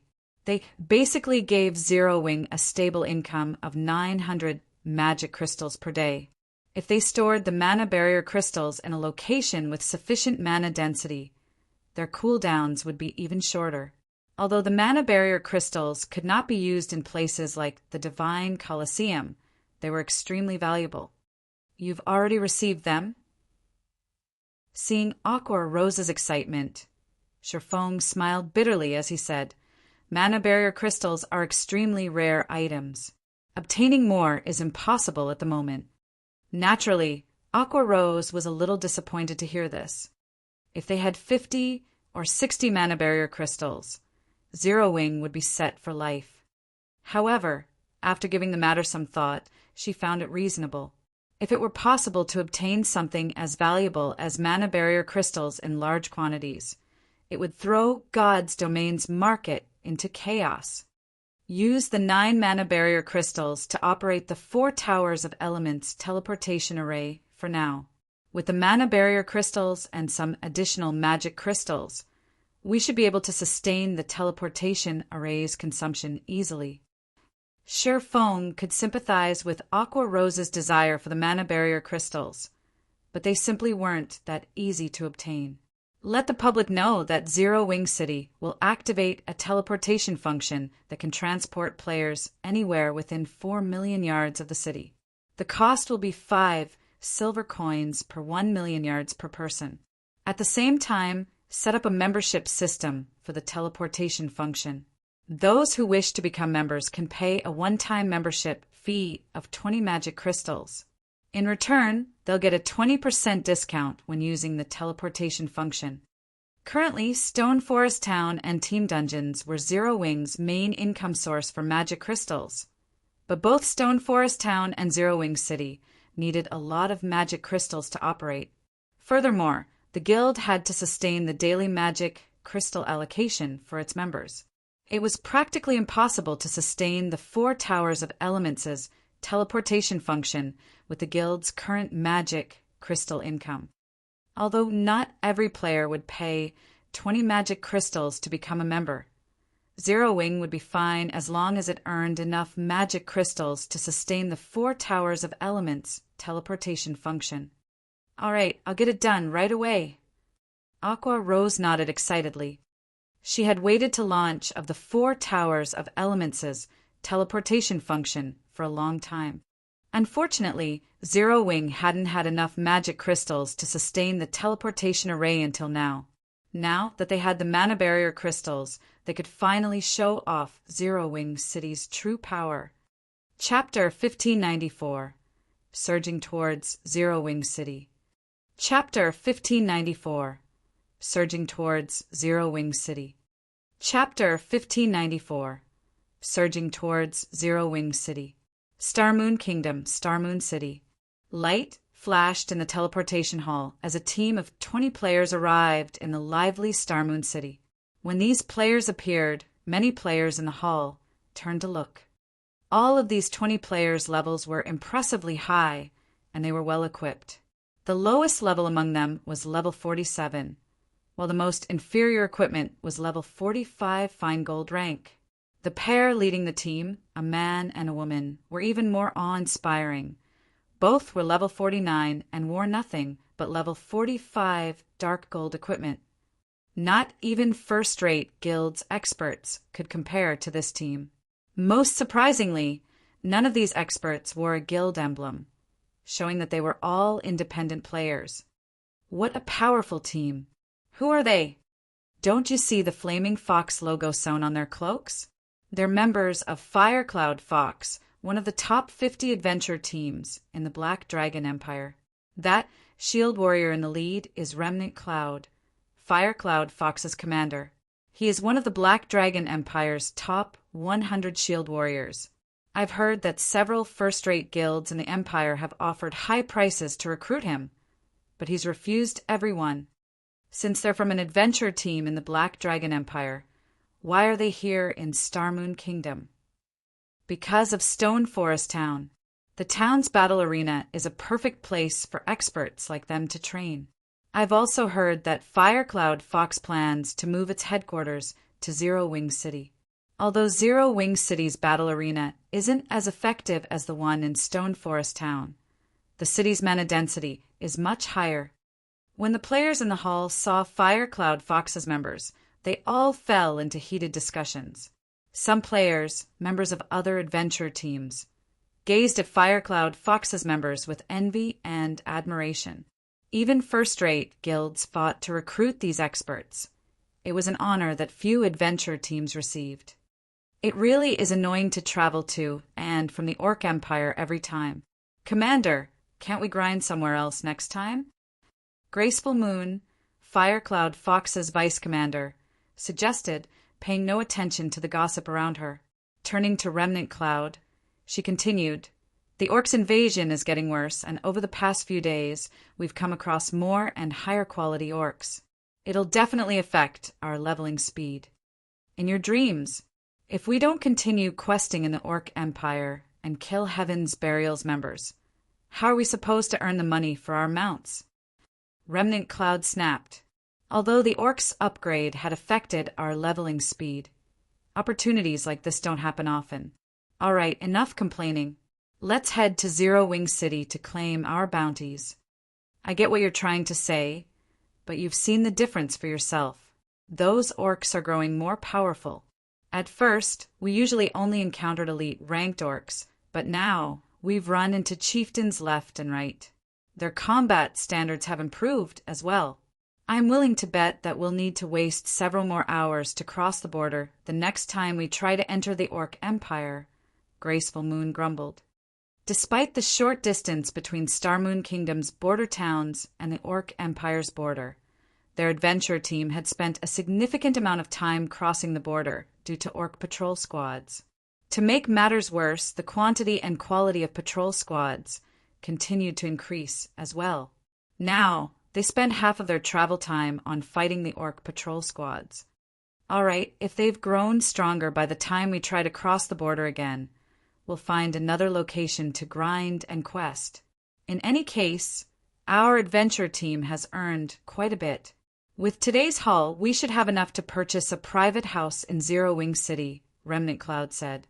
After giving the matter some more thought, he saw the logic in Graceful Moon's concerns. While earning money was important, it wouldn't do them any good if it came at the cost of their leveling speed. If the Orcs guarding the border grew even stronger, leveling in the Orc Empire would no longer be worth it. In fact, based on what information he had, several adventure teams, which were only slightly weaker than Firecloud Fox, had already given up on the Orc Empire and opted to grind in other maps. These other adventure teams' level speed was now slightly faster than his own team's. As Remnant Cloud and his companions prepared to head to Zero Wing City, they overheard nearby players discussing their destination. Is Zero Wing for real? Zero Wing City can actually do that. It can't be true. How could a city possibly teleport players to any location within 4 million yards? If that were possible, wouldn't players be able to teleport to their desired leveling areas instantly? Zero Wing made the announcement personally. Why wouldn't it be true? Players would see through it immediately if this were some kind of ruse. Besides, didn't you see it? The teleportation fee is absurd. Ordinary players barely earn anything each day. If we want to use the teleportation function, we'll have to hand over a whole day's earnings to Zero Wing. Zero Wing is too strong. It actually secured something like this, too, as expected of our kingdom's #1 guild. The players on Starmoon City's streets debated Zero Wing's latest announcement. Meanwhile, the numerous adventure teams in the city burned with excitement over the news. Zero Wing City's location was no longer news to Starmoon Kingdom's players. The city wasn't far from the front lines of this war between the Orc Empire and Starmoon Kingdom. For the most part, only a large forest separated the city from the front lines.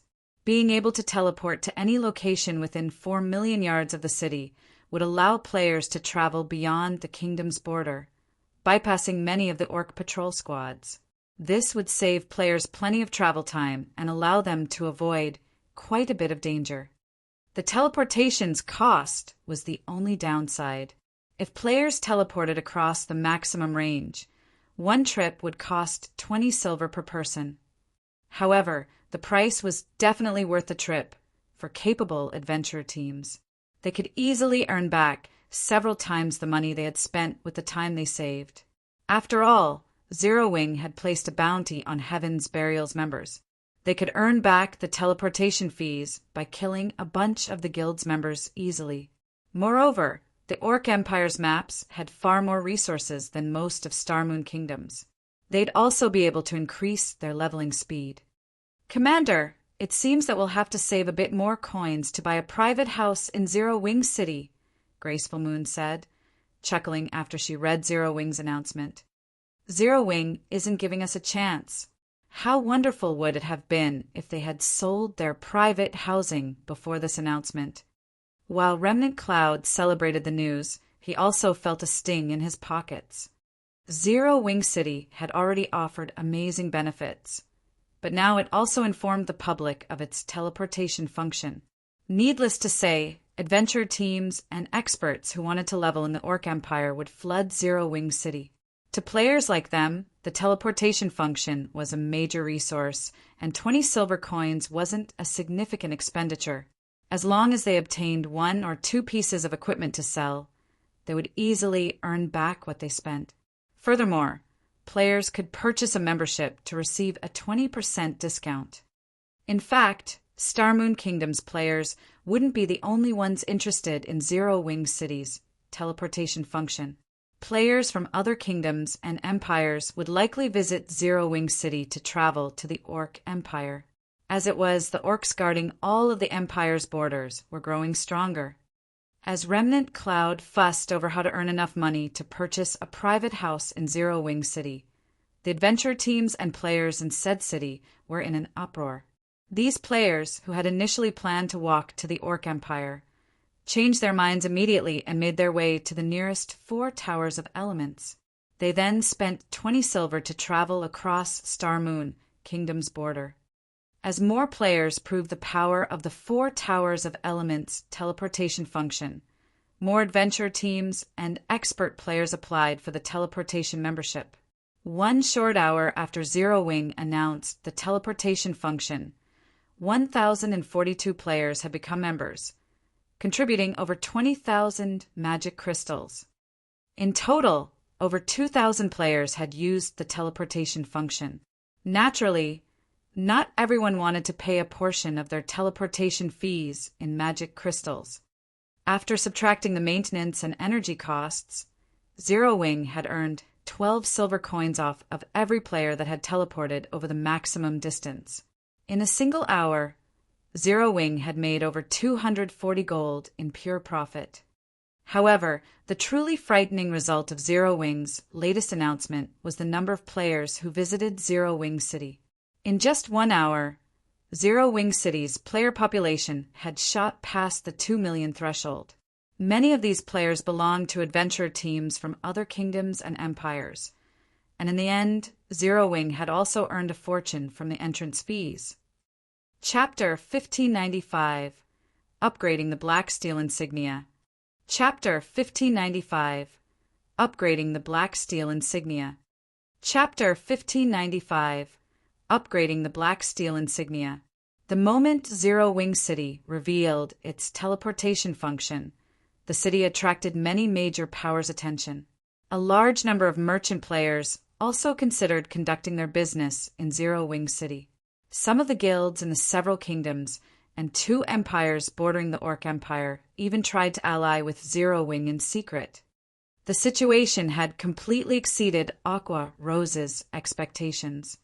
All of these guilds offered to sell Zero Wing level 45 top-tier equipment at below market price in exchange for the right to establish a guild residence in Zero Wing City and a 20% discount on the teleportation fees.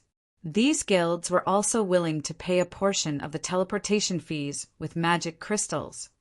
Although mainstream players had already reached level 40, they were still some time from reaching level 45.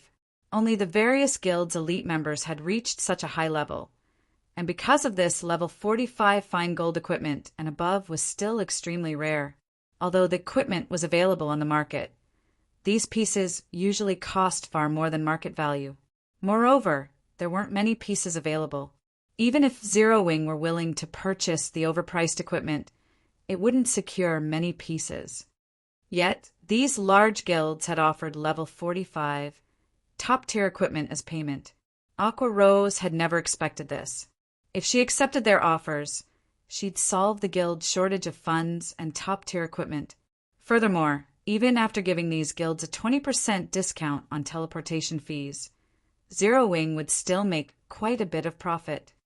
Guild Leader: 3 first-rate guilds and 11 second-rate guilds have expressed interest in partnering with us thus far. If we agree, replenishing our top-tier equipment in the guild warehouse won't be an issue anymore, Aqua Rose said excitedly as she read the report in her hands. Rather than coins, Zero Wing urgently needed top-tier equipment for its war against Heaven's Burial. Every time their players died, they'd lose a piece of equipment. Occasionally, Heaven's Burial's members even used some special methods to force players to drop more than one piece when they died. Generally, Zero Wing compensated its members with GCPs, and these members would then trade their points for replacement weapons and equipment from the warehouse. Because of this, Zero Wing's members were rapidly depleting the guild's stock of weapons and equipment. If Zero Wing's guild warehouse ran out of top-tier weapons and equipment for its members, Zero Wing's GCPs would lose their value. If that happened, it would only be a matter of time before the guild crumbled. However, if Zero Wing could replenish its stock, Aqua Rose was confident that the guild could continue to duke it out with Heaven's Burial. There are so many guilds seeking an alliance. Aqua Rose's report surprised Sherfong. He hadn't thought that the 4 Towers of Elements teleportation function would be such an effective advertisement. All right. However, they have to pay 25% of their teleportation fees with magic crystals. Otherwise, no deal. While the 4 Towers of Elements' teleportation function was powerful, its operation cost a lot of magic crystals. If he allowed these guilds to mass teleport their members, the 9 mana barrier crystals would drain in the blink of an eye. Zero Wing did not have many magic crystals to spare. If these guilds paid a quarter of their teleportation fees in magic crystals, they'd offset the additional cost. Zero Wing might even earn some magic crystal profit. I understand. I'll begin the negotiations right away. After Sherfong agreed, Aqua Rose disconnected the call and contacted the various large guilds' guild leaders. Meanwhile, the atmosphere among Zero Wing's members had lightened considerably due to the city's sudden popularity. Everyone's confidence of defeating Heaven's Burial renewed. They could easily imagine the future that awaited their guild city, and there was no way it would lose to Heaven's Burial's ancient rock city in any aspect. Similarly, Star Moon Kingdom's players had begun to change their minds about Zero Wing falling prey to Heaven's Burial. They now thought that Zero Wing had some hope of victory. While Aqua Rose negotiated the contract's terms with the various guild leaders, Sherfong had finally learned how to craft the new advanced magic array and had begun to forge the Conqueror's armor. Although Zero Wing had solved its money and equipment problems, it still wouldn't be easy to defeat Heaven's Burial and Blackwater. Sherfong didn't even think that his current guild could do anything to the 2 guilds.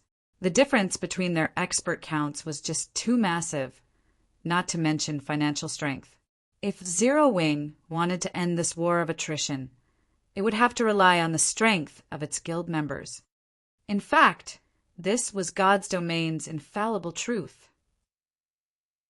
Otherwise, guilds wouldn't pay so much attention to nurturing their experts. Now that I've learned how to draw the magic array, I need to find a way to improve my success rate. Although it is somewhat wasteful, I'll have to upgrade the black steel insignia.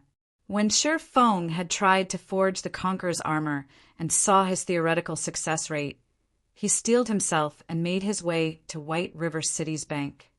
Forging the level 50 fine gold ranked Conqueror's armor would be even more challenging than forging level 50 dark gold equipment. Despite his status as a master forger, he only had a theoretical success rate of 18%.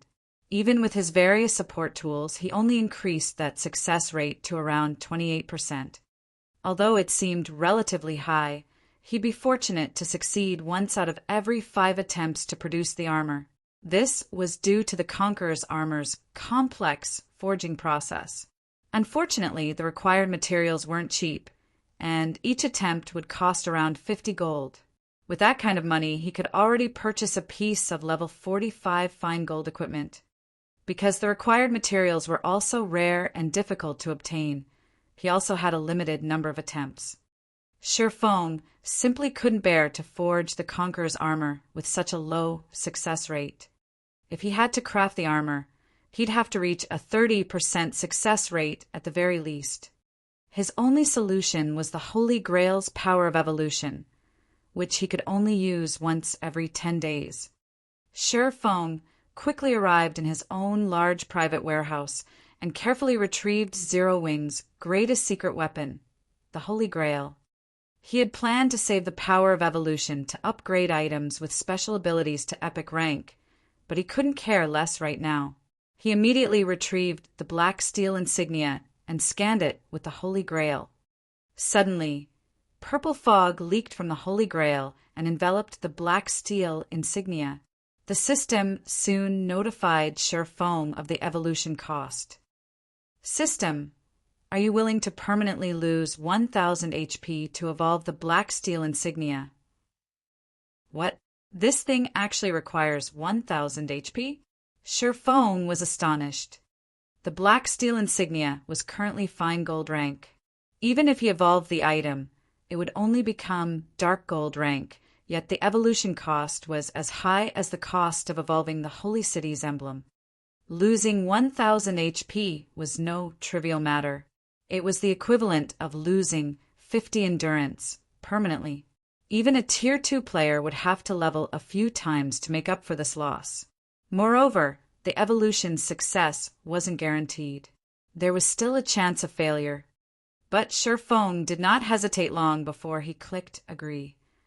He might have decided against evolving the black steel insignia in the past, but now that he had the dark iron bloodline, things had changed. The bloodline provided some additional basic attribute points with each level up. Moreover, the bonus would grow as he reached higher levels. He could recover the lost 50 endurance very quickly. After Shi Feng agreed to the evolution, the Holy Grail's purple fog wrapped around him. Immediately, Shi Feng's maximum HP fell by 1000. Meanwhile, the Holy Grail radiated a purple glow as it absorbed the life force, following which plumes of purple fog seeped into the black steel insignia. Suddenly, the black steel insignia released a blinding glow that enveloped the private warehouse. This should mean it succeeded, right? Shi Feng's heart pounded as he stared at the black steel insignia in his hand. Chapter 1596, Budding Threat. Chapter 1596, Budding Threat. Chapter 1596, Budding Threat. The Holy Grail's power of evolution did not have a 100% success rate. Moreover, the success rate would drop as Shi Feng chose higher-ranked items. The cost would also increase. Even if the evolution failed, the Holy Grail would still have a 10-day cooldown.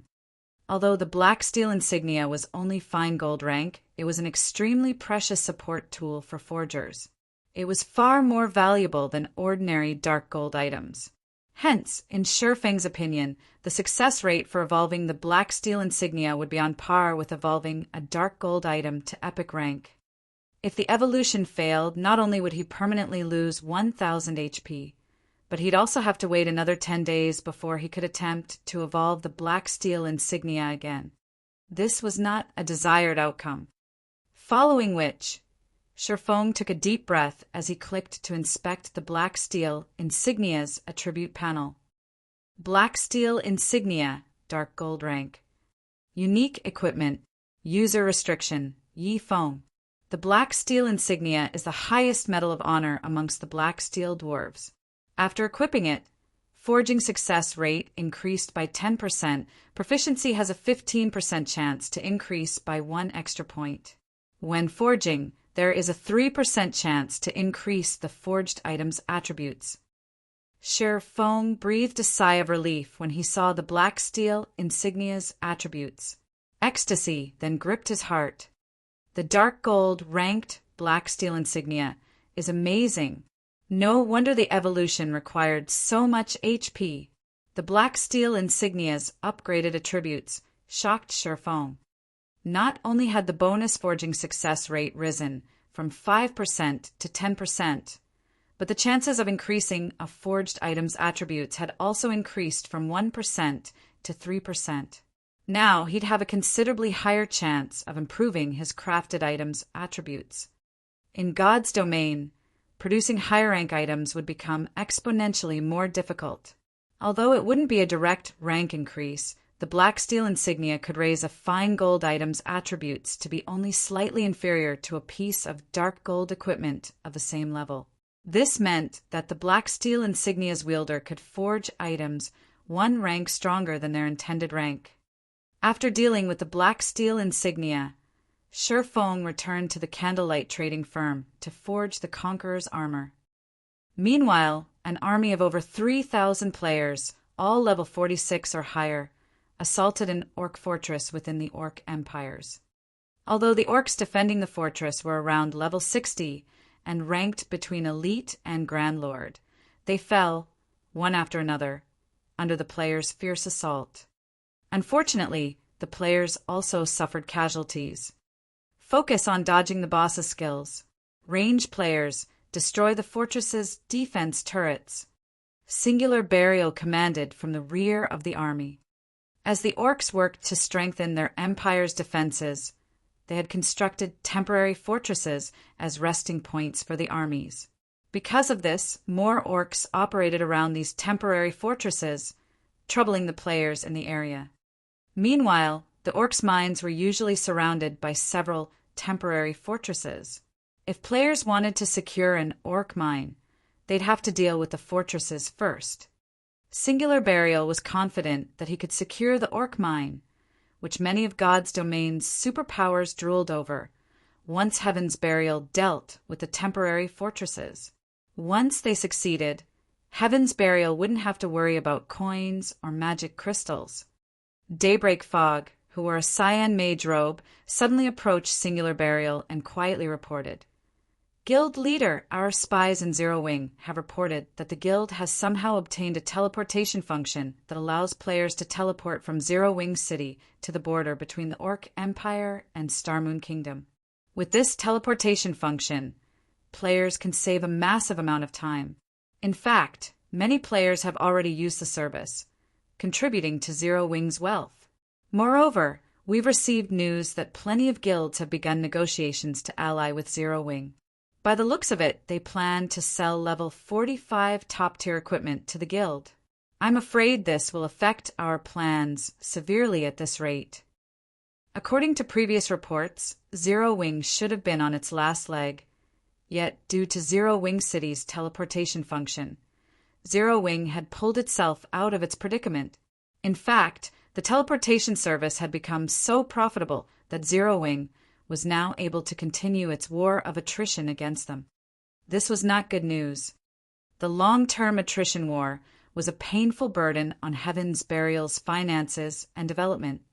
They had already suffered significant casualties thanks to Zero Wing's bounty. This had impacted the guild members' leveling speed. Moreover, guild members had to stay alert for ambushes in the fields. Many players who had originally wanted to join Heaven's Burial had begun to change their mind. If they did not deal with Zero Wing quickly, Their guild's development would stagnate, and they wouldn't be able to keep up with God's domain's other superpowers, even with ancient Rock City. Zero Wing is a tenacious cockroach. Singular Burial could not help but frown. Immediately he commanded, "Notify young Master Lay and tell him that it's time for his Thunder Legion to take action. Contact Blackwater as well. Tell them that if they still want a share of the Orc Mine, they should send more top-tier experts and help us finish off Zero Wing quickly. We're taking action now." Daybreak Fog was stunned. She hadn't expected Singular Burial to switch tactics so soon. Until now, their experts usually attacked in small groups, fleeing the moment they killed Zero Wing's members and minimizing their casualties. However, if they started team battles in the fields, they would suffer more casualties even if they dealt greater damage to their enemy. That was why they had avoided doing so thus far. Now that Singular Burial had approved team battles, he had proven that Zero Wing was a major threat to their guild. Thus, he decided to put a swift end to this war, regardless of cost, and exterminate the budding threat before it did permanent damage. "MHM, I want to see how long Zero Wing can hold on." Singular Burial nodded. Zero Wing's sudden transformation had exceeded his expectations and left him with no other choice. But he also wanted to use this opportunity to show Zero Wing how wide the gap was between their expert counts. Starmoon Kingdom, White River City, in a special forging room located on the Candlelight trading firm's top floor. Sher Fong sat alone beside a furnace, repeatedly swinging a hammer as he forged the Conqueror's armor. To sharpen his focus, he had even used the precious soul water. The Conqueror's armor required a lot of materials, including over 10 main materials and over 20 support materials. Every material needed to be smelted carefully. Just the smelting and refining all of the involved materials took more than half an hour. If Sher Fong had gone through the entire forging process alone, he would have only had time to forge a few pieces of the Conqueror's armor each day. Fortunately, he could rely on Candlelight's advanced forgers to help him with the smelting and refining processes, saving him plenty of time. Fortunately, with the improved black steel insignia, Sher Feng's forging success rate had broken past the 30% threshold. Fusing, stacking. As he continued to fuse and shape the extracted materials, the Conqueror's armor began to take shape. Once the armor was perfect, Sher Fong released a deep sigh of relief and began to draw the advanced magic array. Due to the soul water's effects, Sher Fong was able to complete the advanced magic array naturally and without pause. The instant he completed the advanced magic array, the Conqueror's armor released a mesmerizing crimson glow. "This is the first Conqueror's armor I've forged, and I've already triggered the strengthening effect?" Sher Feng's excitement grew as he watched the crimson light, completely different from the usual glow on fine gold equipment. Chapter 1597, Improved Conqueror's Armor. Chapter 1597, Improved Conqueror's Armor. Chapter 1597, Improved Conqueror's Armor.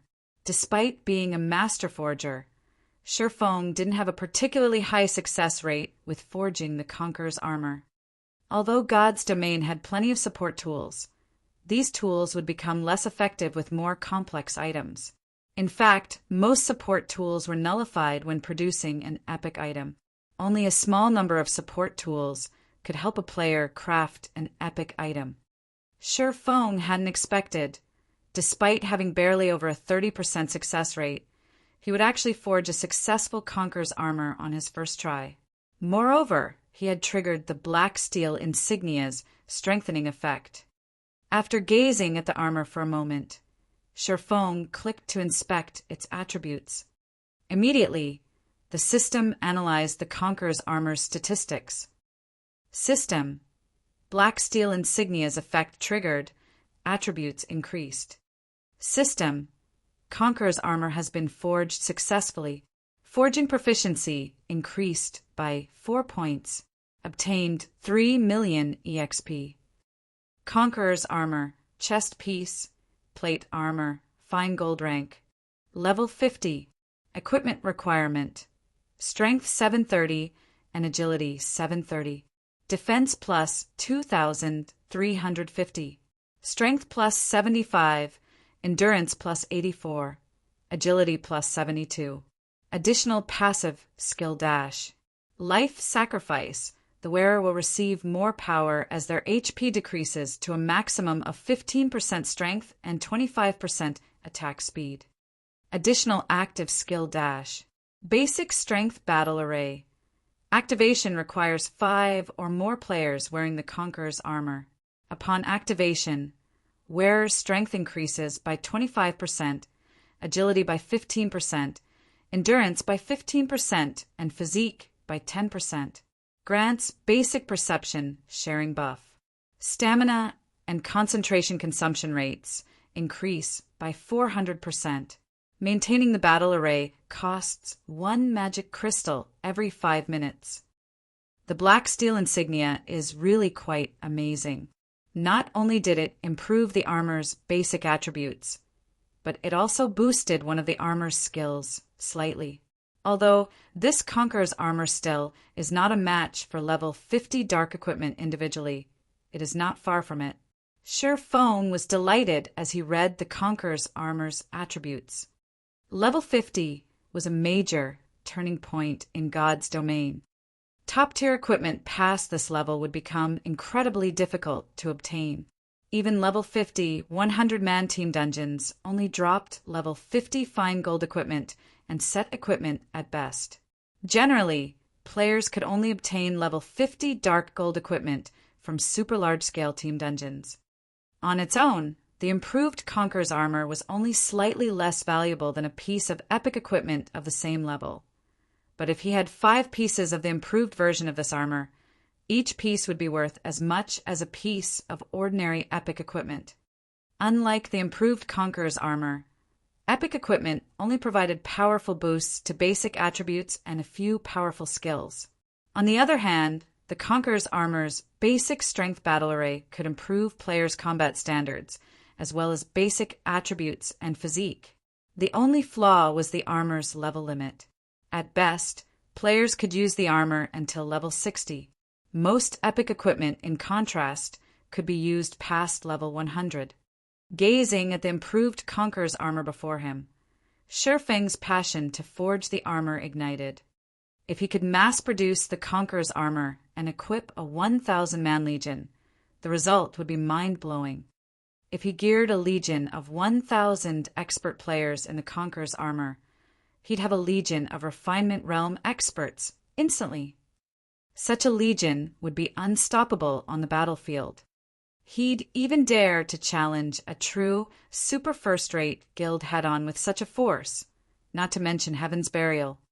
Dreaming of such a powerful legion, Sir Phone continued to forge one Conqueror's armor after another, not resting for a moment.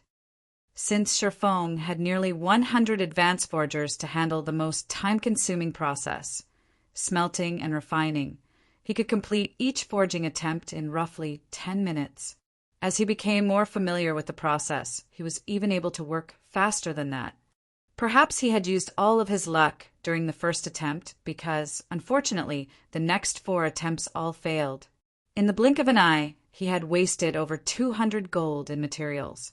If any other trading firm suffered such a loss, they'd likely halt production immediately, but Sir Phone was unfazed. If equipment with basic battle arrays were that easy to produce, the various super guilds wouldn't have struggled so much in the past, mass-producing such equipment.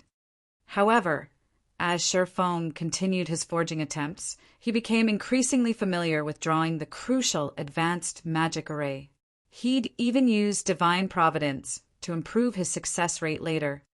Although luck was insubstantial, it could, more or less, affect production success rate. Before Sir Phone had realized it, he had already gone through 300 material sets. In the end, he had successfully forged 96 pieces of Conqueror's armor. His overall success rate was slightly higher than the theoretical success rate the system had given him, and among the 96 chess pieces, Feng had forged another 3 pieces of improved Conqueror's armor, securing a total of 4 improved chest pieces. Meanwhile, Feng's experience bar had risen steadily due to his diligent work to craft the Conqueror's armor. His leveling speed was 3 to 4 times faster than God's domain's other peak experts. Although his leveling speed was impressive, there likely wasn't another player in God's domain who would dare to replicate Feng's leveling method. The 300 material sets Feng had used were worth 15,000 gold in total, and this was only the current market value. Players would likely have to pay far more than that if they tried to purchase the materials in bulk. As Feng was about to use up the remaining 24 or so material sets, Aqua Rose contacted. Guild leader, Heaven's Burial, and Blackwater have suddenly increased the force they've mobilized against us. They've organized 100-man teams to ambush our dungeon raiding teams. Our casualty count is rising rapidly. We've already lost over 5,000 lives since they bolstered their forces. Although we've tried to retaliate, we're too outnumbered. We simply can't keep up with all of the attacks. Should I recall our guild members from the dungeon raids and grinding in the high-resource maps for now and concentrate on leveling up in a few safe maps? Due to Zero Wing City's rise in popularity, Aqua Rose was relatively confident that Zero Wing would survive the war with Heaven's Burial, but now Heaven's Burial and Blackwater had dispatched more experts to ambush their players in the various high-resource maps they occupied. The 2 guilds even targeted their 100-man elite and expert teams. This had never happened before. The wisest move right now would be to gather their members in a few specific leveling maps close to each other. Although this would limit their members' leveling speed, it would provide more security. Zero Wing could also send their limited number of experts as reinforcements far faster. They're finally done sitting by, huh? Feng frowned. He hadn't thought that Heaven's Burial would attempt to end this war so soon. Immediately he commanded, "I like your suggestion. We need to concentrate our forces, but move them to the targeted high-resource maps instead." But the level 40 and 50 high-resource maps are too far apart. If a battle breaks out, our reinforcements will need some time to get there. Aqua Rose had also considered the idea, but it wasn't a wise move. Zero Wing had a limited number of experts, and they weren't enough to cover multiple maps that were so far apart. "It's fine. Just do as I say. Leave the rest to me." Feng simply smiled, not bothering to offer any further explanation. "Select 100 skilled plate armor classes from the Dark Gods Legion and send them my way. They have to be level 50 or higher. 100 people." Aqua Rose could not figure out what Feng intended to do. Currently, only a few of Zero Wing's players were capable of standing against Heaven's Burial and Blackwater's experts. If they wanted to suppress the enemy's teams, they'd have to form a team of the guild's Tier 2 players. Even a 100-man expert team's ability to turn the tide of battle would be limited. But since Feng had given the command, she had no choice but to follow it. Chapter 1598 Exterminate Heaven's Burial. Chapter 1598 Exterminate Heaven's Burial. Chapter 1598 Exterminate Heaven's Burial. Starmoon Kingdom, Pyroxene Hills. As one of the many level 50 maps in Starmoon Kingdom, it housed plenty of ancient ruins, even if it weren't particularly resource-rich. Hence, many guilds and adventure teams in the kingdom loved to explore the map and its ruins. The Pyroxene Hills was also home to some rare herbs and ores. Many independent players came to harvest these materials while grinding. Currently, 2 groups of players clashed outside one of the Pyroxene Hills' dilapidated ruins. All of the players were high-leveled, with the lowest at level 50 and the strongest players at level 52. One of the 2 groups wore Heaven's Burial's guild emblem, while the other players wore Zero Wings. Amazing! So this is a team battle between guilds? The players passing by could not help but pause to watch the battle. They were captivated. Compared to the PvP battles between independent players they had seen before, this battle was on a level of its own. When independent teams clashed, the fight usually involved a dozen players or so, most of which focused on their own fights. It was more apt to call these battles free-for-alls rather than team battles. There was no coordination between any of the players. Normally, a single expert could change the course of the skirmish. However, battles between guild teams were a different story. These battles were akin to wars on ancient battlefields.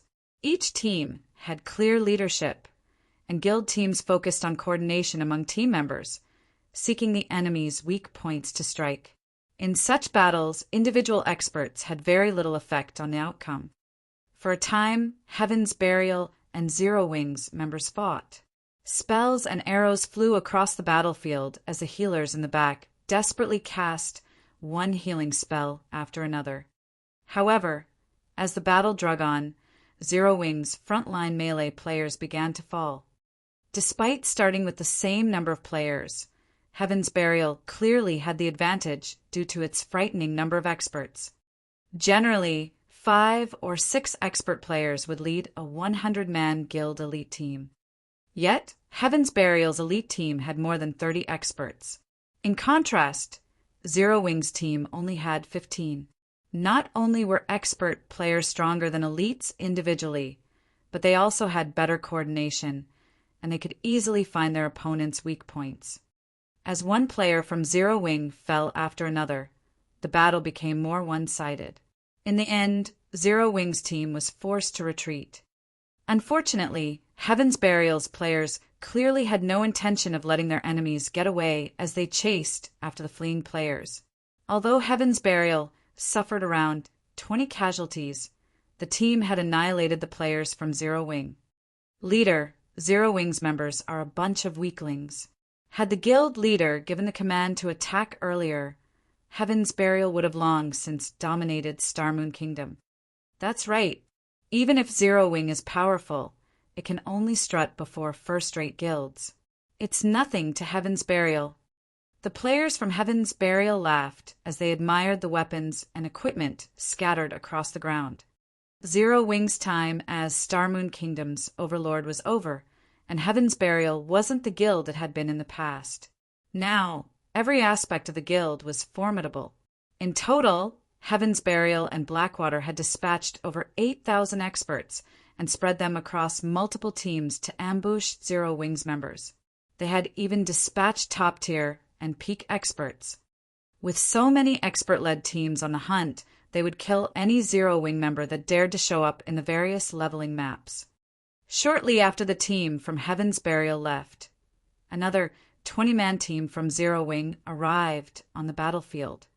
Damn it, we are too late again. Shadow Sword cursed as he surveyed the tattered battlefield.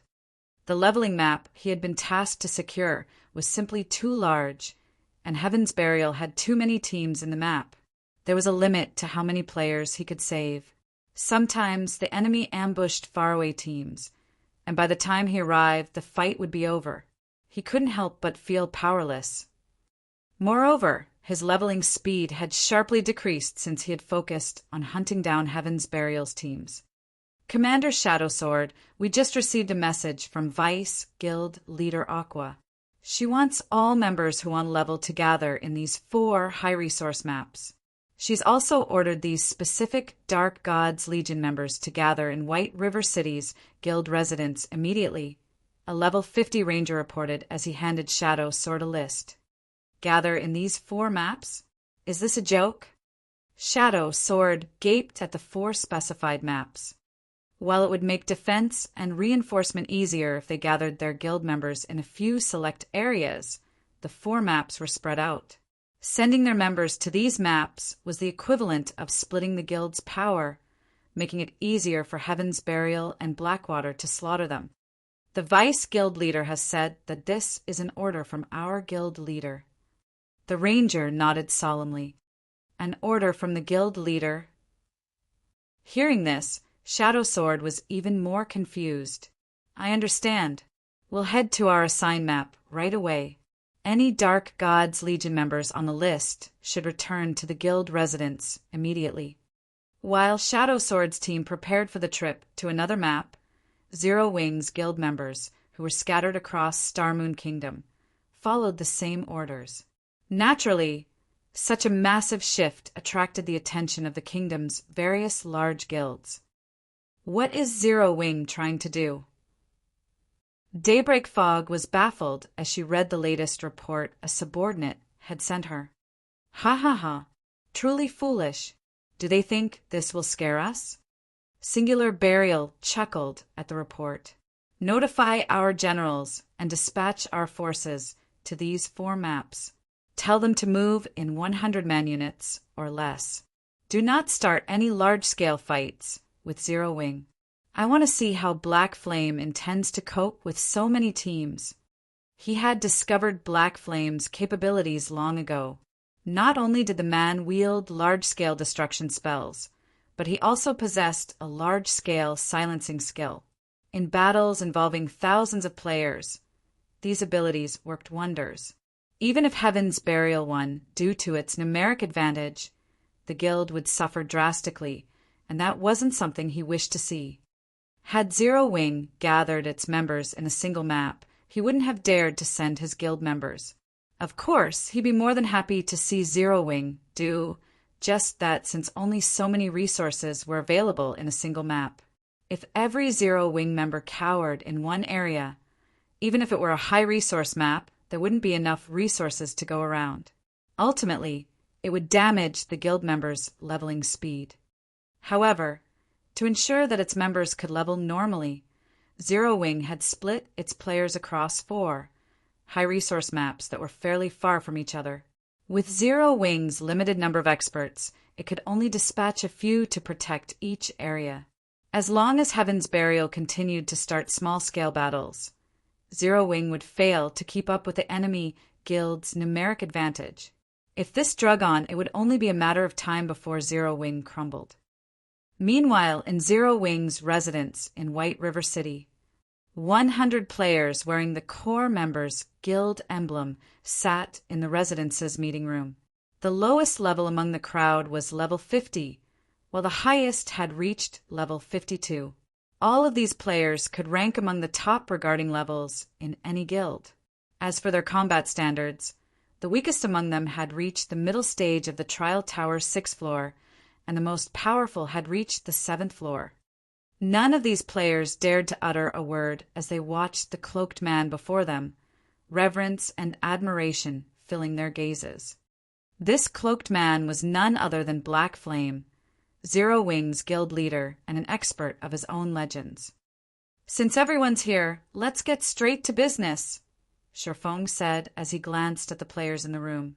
Once he verified that there were enough players, he continued, "From now on, I have an extremely important task for you, but before carrying it out, you'll have to sign a confidentiality contract. If you don't wish to sign, you may leave, and I'll find a replacement. If you have any questions, ask now." A confidentiality contract. "Guild leader, can you tell us what kind of task we'll be doing?" Everyone stirred for a moment when they heard Sherfong mention a confidentiality contract. They were all profoundly curious about what Sherfong had in store for them, and not a single player among the crowd showed any signs of abstaining from the challenge. "I'm sure you are all aware that Heaven's Burial has caused our guild quite a bit of trouble lately. The task I have for you is very simple. You'll annihilate Heaven's Burial." Chapter 1599, Count Your Deaths on Me. Chapter 1599, Count Your Deaths on Me. Chapter 1599, Count Your Deaths on Me. When Sherfong finished speaking, silence descended on the meeting room. Heaven's Burial shone like the midday sun in several kingdoms and empires neighboring the Orc Empire. Not only had it annexed many workshops and adventure teams, but it had also captured Ancient Rock City. Now, the guild had nearly as much overall strength as a super first-rate guild. Although Zero Wing was also powerful and had great growth potential, it wasn't as powerful as Heaven's Burial, which had both its own strength and the support of major corporations. In fact, as members of Zero Wing, they had prepared themselves for a long, arduous battle against their rival guild. Yet, Sher Fong wanted them to exterminate Heaven's Burial. He had also made the declaration as if it were a matter of course. For a moment, they wondered if Sher Fong had gone mad. However, they couldn't help but burn with fighting spirit, knowing that Sher Fong had chosen them for this task. Those bastards from Heaven's Burial have always been an eyesore. Guild leader, just tell us what we need to do. We finally get to start a real fight with Heaven's Burial. I've been waiting to duke it out with Heaven's Burial for a long time. Those cowards only know how to hit and run. If given the chance, I'll beat them until not even their mothers recognize them. Everyone's blood boiled with excitement as they looked at Sher Fong. Their hatred for Heaven's Burial was nothing new. In fact, that hatred had only increased due to the guild's shameless tactics. All right, since none of you have any issues, sign these confidentiality contracts. Sher Fong nodded in satisfaction before handing out a contract. When players signed confidentiality contracts, they wouldn't be able to discuss the relevant information while logged into God's domain. Although the main God system could not regulate information in the real world, if one found evidence of someone violating their contract in the real world, they could hand the evidence over to the main God system. If the evidence were valid, the player would receive their deserved punishment, the severity of which would depend on the terms of the contract. Sher Fong wanted to keep the Conqueror's armor's battle array a secret. Although God's domain's various powers and players were bound to discover battle arrays eventually, he wanted to reserve the armor as one of the guild's trump cards. The later the various major powers discovered battle arrays, the better. The penalty Sher Fong had set for breaking the confidentiality contract wasn't unusual. Any player who violated it would have their account permanently suspended. In general, guilds chose a consequence that would bar players from God's domain permanently if they violated a confidentiality contract regarding extremely important secrets. It would not even matter if players deleted their accounts. They'd never be able to log back in. Hence, guilds' core secrets hadn't often leaked in the past. The consequences of doing so would be devastating to players who had grown comfortable with God's domain's lifestyle. Permanently losing access to the game was more of a punishment than death itself. This was especially true for players who earned access to their guild's core secrets. Of course, there were bound to be players who would take the risk when offered an astronomical price. Once the 100-plate armor players from the Dark Gods Legion signed the contracts, Sher Fong pulled one Conqueror's armor after another from his bag.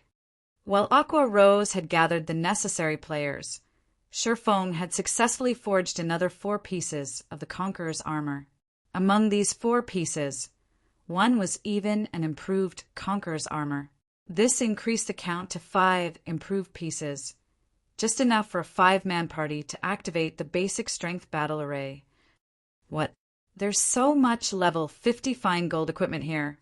Wait, look at the attributes. They're insane. This basic strength battle array is amazing. It's basically a mini berserk skill. Moreover, it doesn't have a cooldown and only costs 1 magic crystal per 5 minutes. It can last until players run out of stamina. Everyone was flabbergasted over the 100 chest pieces Sher Fong had revealed. They frequently grinded in level 50+ maps, so they knew just how difficult it was to obtain level 50 equipment. Even mysterious iron equipment was incredibly rare, let alone secret silver rank. Level 50 mysterious iron equipment's basic attributes could easily rival those of level 45 fine gold equipment, and level 50 equipment provided higher defense than lower level equipment. However, the superior defense wasn't displayed in numerical value. Rather, it came in the form of impact mitigation. When players were attacked in God's domain, the impact oftentimes disrupted their stance, revealing flaws in their defense. Aside from damage reduction, a player's defense could also mitigate some, if not all, of the impact from an attack. Thus, when deciding between level 45 fine gold equipment and level 50 mysterious iron equipment, players usually chose the latter, even if the former had stronger skills. Needless to say, not even level 45 top-tier dark gold equipment could compare to level 50 fine gold equipment. Unfortunately, such equipment was extremely challenging to obtain. Even when raiding level 50, 100-man Helm mode team dungeons, the armor only had a chance of dropping. It wasn't guaranteed. Yet, Shifeng had just set 100 pieces of such equipment before them. Moreover, the Conqueror's armor had a superb skill for large-scale combat. Every one of these players from the Dark God's Legion felt as if they were dreaming. Only a few of them had level 50 dark gold equipment, while most of them still used level 45 dark gold equipment or a combination of level 50 mysterious iron and secret silver equipment. Even in a first-rate guild, their equipment would only be second to those who wore epic equipment. In response to these players' elation, Shifeng simply chuckled and shook his head. All of these players only had eyes for the Conqueror's armor's basic attributes. They had no idea that the fine gold ranked Conqueror's armor was even more valuable than level 60 dark gold equipment. I want each of you to select one of the chest pieces. Then, I'll split you into 20 parties of 5. Each party will take a healer and head to the 4 high-resource maps where we've sent our guild members to grind. I need all of you to continue the search for Heaven's Burial and Blackwater's members. If you find a group of 100 or fewer, kill them all. If the enemy overwhelms your team with numbers or peak experts are among their teams, notify the commanders responsible for the region, then send you reinforcements. If that is the case, you just need to keep an eye on the enemy. If they chase after you, try to kite them and regroup with the reinforcements. Shifeng strictly explained the details of their task as he eyes the players before him. By having the Dark God's Legion members move in 6-man parties, they could move swiftly and stealthily. Although splitting these Dark God's Legion members into 6-man parties, rather than 100-man teams, would limit the Legion's combat power, the smaller parties would seem like less of a threat to their enemies. This would make it easier for the Dark God's Legion members to evade the enemy's detection. When Shifeng fell silent, everyone in the meeting room was dumbfounded. They even wondered if they had heard wrong. Shifeng actually wanted them to form 6-man parties to take on Heaven's Burial's 100-man teams. If they targeted ordinary 100-man teams, they'd be confident of their victory, but Heaven's Burial's teams were anything but ordinary. Each team was normally led by dozens of experts. If they assaulted such a force, they'd be attempting suicide, not starting a battle. Relax. I'll take responsibility for any of your deaths. Shifeng could see these players' confusion regarding his decision. However, he simply chuckled and said, "Or don't you have the courage for a task like this?" So, what if these 100-man teams are from Heaven's Burial? Guild leader, just you wait. Even if we don't kill them all, we'll definitely make them suffer. Initially, worry had gripped everyone's hearts, but after Shifeng had told them off in such a way, their fighting spirit began to burn anew. As Shifeng had implied, if they weren't even brave enough to do this, they might as well stop calling themselves experts. Good. Also, the 3 parties with the highest kill counts will receive a large number of GCPs and gain 1 opportunity to learn an advanced combat technique. Whether or not you earn the opportunity will depend on your effort, Shifeng said, nodding in approval at everyone's high spirits. Immediately, he organized his players into parties before sending them off to the 4 high-resource maps. When they had heard that they might be able to learn an advanced combat technique, these players couldn't help their growing excitement. Advanced combat techniques were the guild's core secrets. It was extremely difficult to earn the opportunity to learn one. Normally, they'd only have the chance to earn the opportunity if they achieved some impressive feat or were selected by the guild for training. Yet all they needed to do was rank among the top 3 for kill counts. Why wouldn't they be excited? After Sherfong finished with the Conqueror's armor and the 20 teams, he made his way towards Celiura's smithy in White River City to repair the disintegration armor. Chapter 1600 Legendary Armor's Power. Chapter 1600 Legendary Armor's Power. Chapter 1600 Legendary Armor's Power.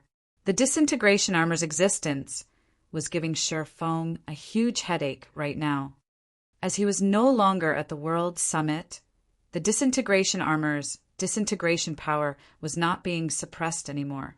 Meanwhile, with the dispelling of a portion of the evil power, the disintegration power leaking from the disintegration armor had intensified. As a result, the disintegration power, which initially suppressed his basic attributes by only 50%, now suppressed them by 60%. He didn't dare to recklessly remove the evil power suppressing the disintegration armor any further. After all, if he removed the evil power entirely, the suppression on him might become even stronger. If that happened, he would definitely be doomed. Hence, as a precaution, he decided to meet with Celiura first before doing anything else to the disintegration armor. Upon arriving at Celiura's smithy, things were just as usual. There were no guests before the cozy wooden house. Only the clangor of hammering came from it. There was nothing unusual about this place whatsoever. However, when Sherfong stepped into the smithy, it was as if he had entered an entirely different world. The mana density inside the smithy was far superior to even that of Zero Wing City. Meanwhile, at this moment, Celiura stood before a furnace, smelting materials. Upon seeing Celiura's actions, Sherfong had to admit that a Grandmaster Forger was indeed different from a Master Forger.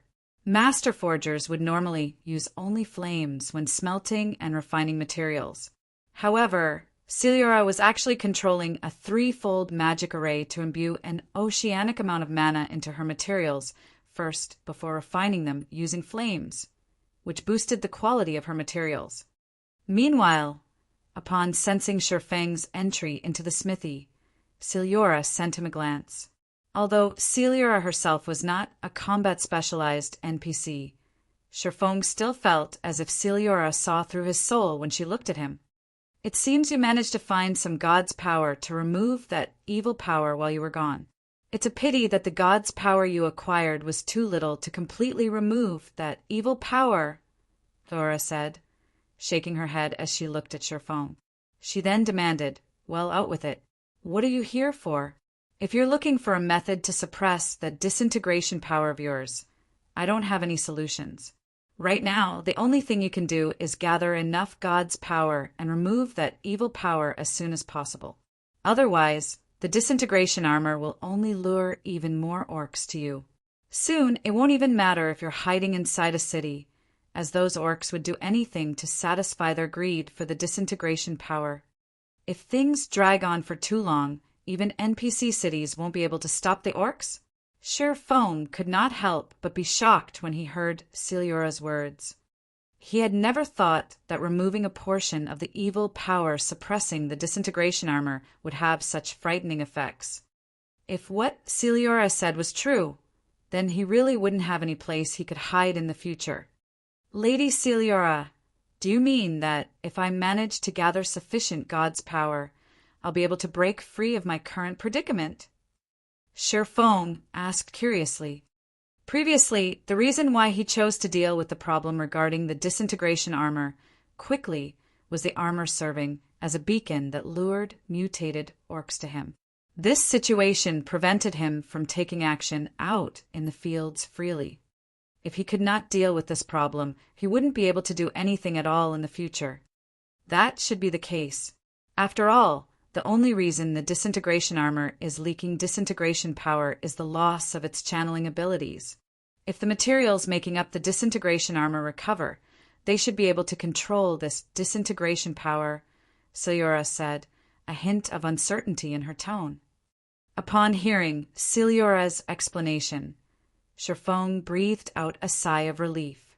He then took out the disintegration armor and had it absorb the god crystals inside his bag. The advanced God crystal and the basic God crystal there shattered and transformed into streams of golden mist that flowed into the disintegration armor. When the golden mist suffused the disintegration armor, streams of pitch-black energy started flowing out of the armor. When Celiora saw this pitch-black energy corroding its surroundings, she could not help but be surprised and hurriedly activated the magic array set up inside her house. The magic array immediately started suppressing the pitch-black energy, nullifying its corrosive capabilities. Although the pitch-black energy's corrosive capabilities were suppressed, the energy itself showed no signs of disappearing. Instead, it actually started condensing. After 5 seconds passed, the mist-like energy transformed into a pitch-black energy bead that hovered quietly in midair, releasing a terrifying aura. What is this thing? Shirfong was indescribably shocked as he looked at the pitch-black energy bead before him. The aura the bead radiated made him feel as if a gigantic beast had just opened its bloody maw before him. At this moment, he could not even move his body in the slightest and could only look helplessly at the energy bead. Aside from the pitch-black energy bead, a change had also occurred to the disintegration armor, which he had placed on the table. As if the armor itself had gained life, Shirfong could clearly feel a surge of vitality from it. Rather than an inanimate object, the disintegration armor before him felt like it was some kind of life form instead. As the evil power no longer tainted the disintegration armor, the magic circuits covering the surface of the armor released a dazzling glow. Aside from the house becoming brightly lit, the mana inside the house had also frozen. Shirfong could not sense the slightest flow of mana whatsoever right now. However, this situation persisted for only a few short seconds, after which the entire house returned to its normal state. As for the disintegration armor, it was as if the armor had just received a complete makeover. Both the armor's external appearance and aura had changed significantly. Despite the armor merely sitting atop the stone table, it radiated a power that made even Shirfeng's soul shudder in fear. In fact, the stone table the disintegration armor sat on had even started disintegrating, unable to withstand the armor's power. So, this is the disintegration armor's original power? Shirfong was at a loss for words as he looked at the stone table decomposing at a speed visible to the naked eye. It should be known that Celiora was a bona fide Grandmaster Forger. Although the furniture placed inside her house appeared normal, in reality, that was far from the case. In fact, even the stone table before him had an extraordinary origin. From what Shirfong could tell, the table should be made of fire essence stone. Not only was fire essence stone incomparably tough, but it was also one of the top-tier magic resistance materials in God's domain. Yet, now it actually couldn't withstand the disintegration armor's power despite the armor being in a passive state right now. This was simply inconceivable.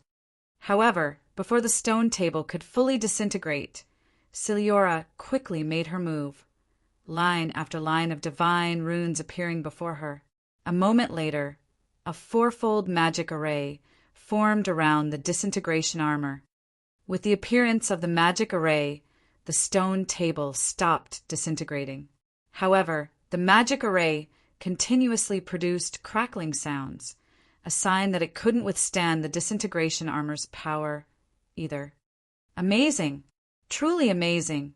Even a fourfold void magic array isn't able to contain this thing, as expected of a mythical artifact created by the great Orc Emperor. Celiora's eyes glowed as she looked at her crumbling magic array. At this moment, it was as if her eyes had just been opened to a whole new world. Meanwhile, Shirfong was quite shocked as he looked at the disintegrating fourfold magic array. A fourfold magic array. That was a magic array that even mythic monsters could not destroy. Yet a piece of equipment in its passive state was destroying such a magic array. It was no wonder the disintegration set was considered as one of the 9 great legendary sets in God's domain. Despite the disintegration armor being damaged, it still possessed such frightening capabilities. One could just imagine how powerful the founding emperor of the Orc Empire was when he wore the complete disintegration set. Based on this, the legends of the founding emperor fighting against gods were not exaggerations at all. I don't have the ability to suppress the power this disintegration armor is releasing. Do you wish to take this armor away, or let me recast it for you right now? Celiora asked, smiling as she looked at Sherfong. Take it away? Sherfong smiled bitterly. If Celiora couldn't suppress the disintegration armor's power, he would be a fool if he thought even for a second that he could. He immediately replied, I'll have to trouble Lady Celiora then. Chapter 1601 Recasting the Disintegration Armor. Chapter 1601 Recasting the Disintegration Armor. Chapter 1601 Recasting the Disintegration Armor. With Sherfang's permission, Celiora looked at the disintegration armor before her and smiled. She then stretched out her hand and grabbed the armor directly. The disintegration armor's frightening disintegration power could destroy even a table made out of fire essence stone. Yet, now the armor had no effect on Celiora's gloved hand whatsoever. Amazing!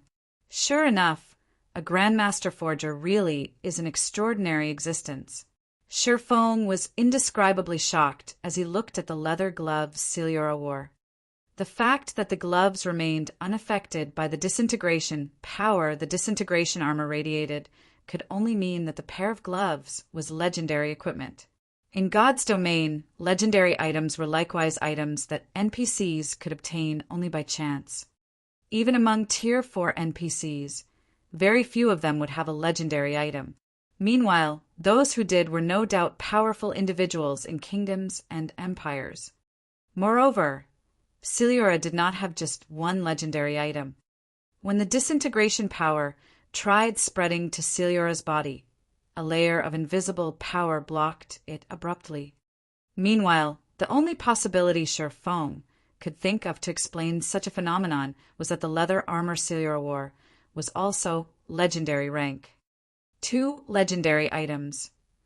In the past, even players who obtained only one legendary item could challenge opponents of a higher tier. Meanwhile, players that managed to acquire 2 legendary items had been as rare as a phoenix's feather in God's domain, and every one of them was a Tier 6 God-ranked player. Just as Sherfong was admiring the legendary items on Celiora, the latter picked up the disintegration armor and placed it in the heart of the magic array protecting the smithy. She then began drawing runes and chanting an incantation, following which, line after line of divine runes flew rapidly to surround the disintegration armor. After just a short moment, hundreds of lines of divine runes encircled the disintegration armor. These runes then transformed into magic arrays. In the blink of an eye, a 5-fold magic array formed around the disintegration armor. The frightening pressure that the 5-fold magic array radiated made even Sherfong extremely uncomfortable. When the 5-fold magic array's formation was complete, the magic array thoroughly suppressed the disintegration power the disintegration armor was leaking. Seeing this, Celiora took out a crystal, which glowed with a golden hue, and inserted it into the 5-fold magic array. Boom! The moment the golden crystal came into contact with the magic array, the entire magic array ignited with dazzling golden flames. Unlike ordinary flames, these golden flames gave off a sacred and gentle feeling. Meanwhile, the disintegration armor trapped inside the magic array started transforming. The incomparably tough materials making up the armor turned bright red and even showed signs of melting. What? This is sacred fire. Sherfong could not help but gape in shock when he saw the golden flames. Sacred fire was something he had only seen depicted in the ancient texts of God's domain. This kind of flame was known as a refining treasure. However, sacred fire did not exist naturally in the continent of God's domain. It only occurred in certain special spaces. Aside from ancient gods, Nobody else could truly control it. Meanwhile, the sacred fires that could be found in God's domain were all sealed in special crystals left behind by the ancient gods and could be used only once. Even so, sacred fire was still a flame countless forgers dreamed of obtaining. It was fervently sought after because this flame was the best flame for forging legendary items. In Shi Feng's previous life, a crystal-encased sacred fire had appeared in the Blackwing auction house. Back then, many wealthy players and NPCs had contested over the item. In the end, though, the Super Guild Battlewolves had purchased it for an astronomical price of 310,000 gold, shocking the entire god's domain. Back then, many superpowers had ridiculed the Battlewolves for being foolish. After all, the Super Guild had spent 310,000 gold for a one-time use item, which was a massive expenditure even for Super Guild. However, in the end, one had to admit that it had been money well spent. Using the sacred fire, the Grandmaster Forger working for the Battlewolves had created a legendary item. Although its performance was below average, it was still a legendary item at the very least. Fragmented legendary items could not compare to it. This outcome had also further whetted the various superpowers' desire for sacred fire. Shi Feng had never imagined that Celiora had actually managed to get her hands on a sacred fire. Moreover, she even used it on the disintegration armor without asking for payment. If he was required to cover the cost, even if he sold himself now, he wouldn't be able to gather enough money. While Shi Feng was lost in his thoughts, the disintegration armor inside the five-fold magic array had turned white-hot. Meanwhile, Celiora started writing another series of divine runes and merging them into the disintegration armor. Despite Shi Feng having a certain level of understanding of divine runes, his mind was a complete blank when he looked at the divine runes Celiora wrote. 5 minutes later, the white-hot disintegration armor was covered entirely in golden runes. At this moment, Celiora stopped writing divine runes and breathed out a sigh of relief. Although her face was visibly tired, her eyes glowed with excitement. Good. Now is the time. Use your blood to establish a contract. Celiora suddenly shouted to Shi Feng. As soon as Celiora said these words, a system notification entered his ears. System, do you wish to establish a blood contract and permanently contribute 200 points of every basic attribute to the disintegration armor? 200 points of every basic attribute? Shi Feng could not help being shocked as he looked at the system notification. Permanently losing 200 points in every basic attribute was equivalent to losing 1,000 attribute points. Losing so many attribute points was no laughing matter. If an ordinary expert were placed in such a situation, their accounts would be crippled instantly. Even Shi Feng would have great difficulty making up for such a loss. Shi Feng had never expected the price of the disintegration armor to be so huge. System, you have 5 seconds remaining to make a decision. If you refuse, you will not have another chance in the future. All right, I agree. Shi Feng declared while clicking agree. Just like the system had stated, this was an opportunity for him. If he rejected it, who knew when he would gain another chance to obtain a legendary item in the future? Moreover, the disintegration armor was top-notch even among legendary items. In comparison, 1,000 attribute points was indeed an insignificant price to pay. Only, some of the advantages he had accumulated thus far would disappear as a result of this decision. After Shi Feng clicked agree, a blood-red magic array appeared before him.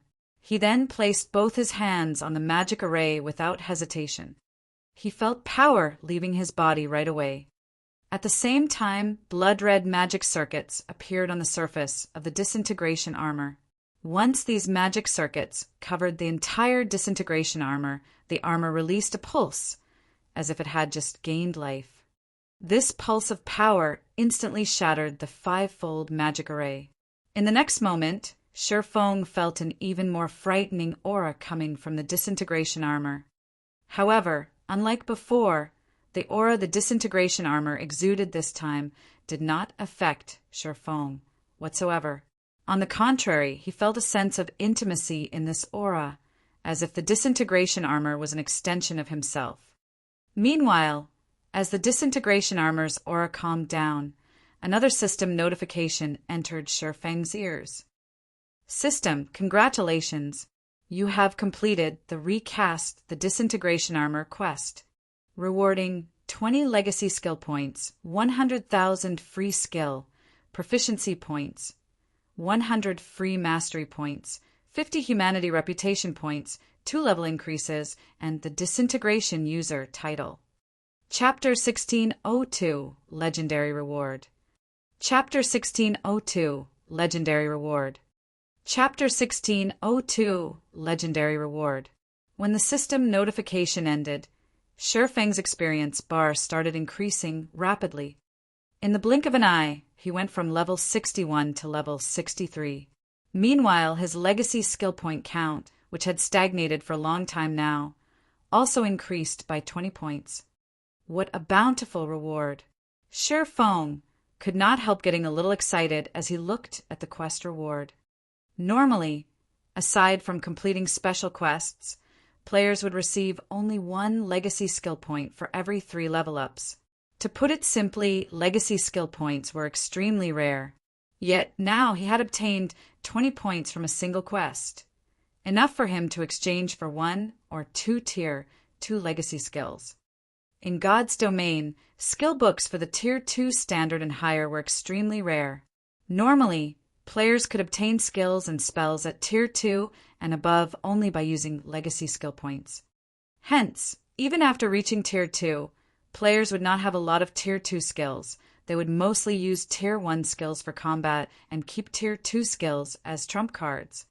In other words, gaining an additional Tier 2 skill was equivalent to gaining another trump card.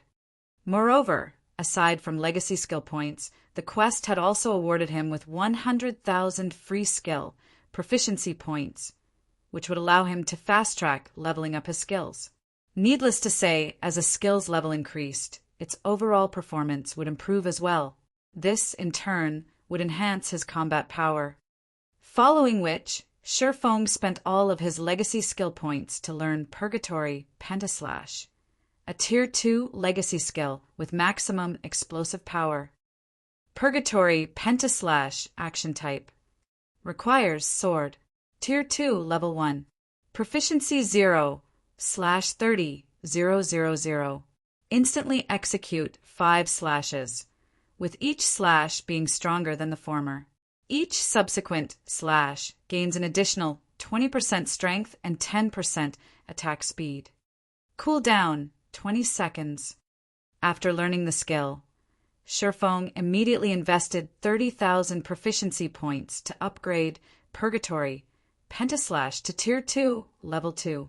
Now, each subsequent attack gained an additional 21% strength and 11% attack speed. Although the improvement was small, to a Tier 2 player, an addition of 1% strength could mean an increase of 10 strength. Not to mention, this addition would be repeated 4 times in total. As for the remaining 70,000 proficiency points, Shifeng used them to upgrade the Tier 1 Chop. Chop was a skill that swordsman players could learn at Tier 0. The skill could be upgraded only to the Tier 1 standard at maximum. However, it was a skill that players would frequently use in battle, as it had a very short cooldown. At the same time, the skill also dealt a relatively significant amount of damage. Hence, as long as swordsman players upgraded their chop skill, their overall DPS would improve as well. After Shifeng invested his remaining 70,000 proficiency points, his chop skill leveled up twice, instantly going from Tier 1, Level 3 to Tier 1, Level 5. Chop action type. Requires sword. Tier 1, Level 5, Proficiency 12, 612/30,000. Additional 1,600 base damage. Deals up to 3 consecutive hits in 1 second. If attacks land in the same location, Damage is increased by 60%. Attack range, 7 yards. Cooldown, 3 seconds. Compared to when the skill was at Tier 1, Level 1, after it reached Tier 1, Level 5, not only did the additional base damage it dealt increase by 1,000 points, but the bonus damage multiplier provided, if all 3 attacks landed on the same spot, had also risen from 50% to 60%. There was a significant improvement in damage. Most importantly, the attack range had also extended from 6 yards to 7 yards, which made it even more difficult for enemies to dodge the skill. Shi Feng felt very satisfied with this outcome. In the past, level 60-plus swordsmen normally managed to level up their chop only to Tier 1, Level 2, or Level 3. Very few had been able to level up the skill to Tier 1, Level 4, much less Level 5. After distributing his free skill, proficiency points, Shi Feng set his eyes on the Disintegration User title. Disintegration User, Advanced Title. The proof of ownership for the disintegration power. Endow disintegration power to a maximum of 30 players within a 200-yard radius, increasing their basic attributes by 10% and damage by 20%. The magic damage and physical damage they receive will also be decreased by 30% and 15%, respectively. Reading the introduction for the Disintegration User title stunned Shi Feng. Titles were different from domain skills. In the case of domain skills, the simultaneous use of multiple domain skills would weaken their effects slightly. There might even be a counter-reaction. However, it was a different story for titles. The effects of titles could be stacked with the effects of domain skills without them interfering with one another. Although he could only endow disintegration power to a maximum of 30 players, it was still plenty amazing. The Disintegration User title would work wonders in team battles and dungeon raids. Meanwhile, although the Disintegration User title's effects were wonderful, Shi Feng had noticed an even more exciting matter, and that was the increase to his basic attributes. Due to the improvement of his life rating, each time he leveled up, he would gain more basic attributes than he did before. After leveling up twice in a row, not only had he acquired a large number of free attribute points, but his basic attributes had also received a significant boost. Overall, he now gained 20 more attribute points each time he leveled up. So, this is the power of the Dark Iron Bloodline? Shi Feng was at a loss for words as he looked at his improved basic attributes. Currently, he was still only a level 63, Tier 2 player, yet the Dark Iron Bloodline was already providing him with an additional 20 attribute points with each level up. Moreover, this number would increase as he reached higher levels and tiers. He might even be able to recover the 1,000 attribute points he lost today before he got to level 100. Just as Shi Feng was feeling shocked by the power of his bloodline, Celiora turned her gaze to him. "You're very lucky. The recasting this time was extremely successful. However, as you are too weak right now, despite having established a blood contract with the disintegration armor, you still cannot fully control the disintegration armor. Right now, all the blood contract is doing is preventing you from being affected by the armor's power. If you wish to fully control the armor, you'll need to become stronger," Celiora said as she turned her gaze back to the disintegration armor, which was still sitting in the center of her smithy's magic array. "However, you don't need to feel dejected. Although you cannot use the disintegration armor now, since you've already established a blood contract with it, you can utilize a small portion of its power."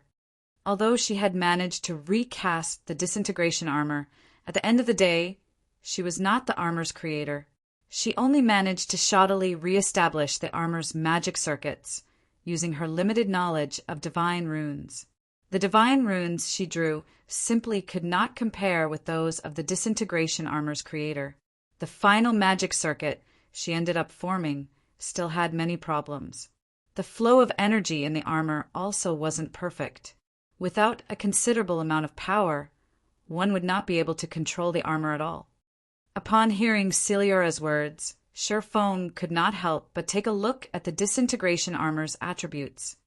Indeed, just like Celiora had said, the disintegration armor was still considerably unstable after being recast. It needed him to reach Tier 3 before he could equip it. Aside from that, there was no other information stated in the armor's attribute panel. However, the disintegration field skill granted to him had strengthened considerably. Disintegration field disintegrates all skills and spells within a 100-yard radius. Skills and spells at Tier 2 and below will be nullified, while skills and spells above Tier 2 will be weakened by 60%. All entities within range of the disintegration field will sustain a 40% reduction to basic attributes, physique and stamina, in addition to a 400% increase to their stamina and concentration consumption rates. No cooldown. This is the real disintegration field. After looking at the new disintegration field, Sherfong finally understood why legendary items could allow players to challenge opponents of higher tiers. Currently, he could use only a small portion of the disintegration armor's power, yet the armor was already providing him with such great benefits. If he could equip the armor now, he would simply be invincible among the current players of God's domain. However, Sherfong only toyed with this thought.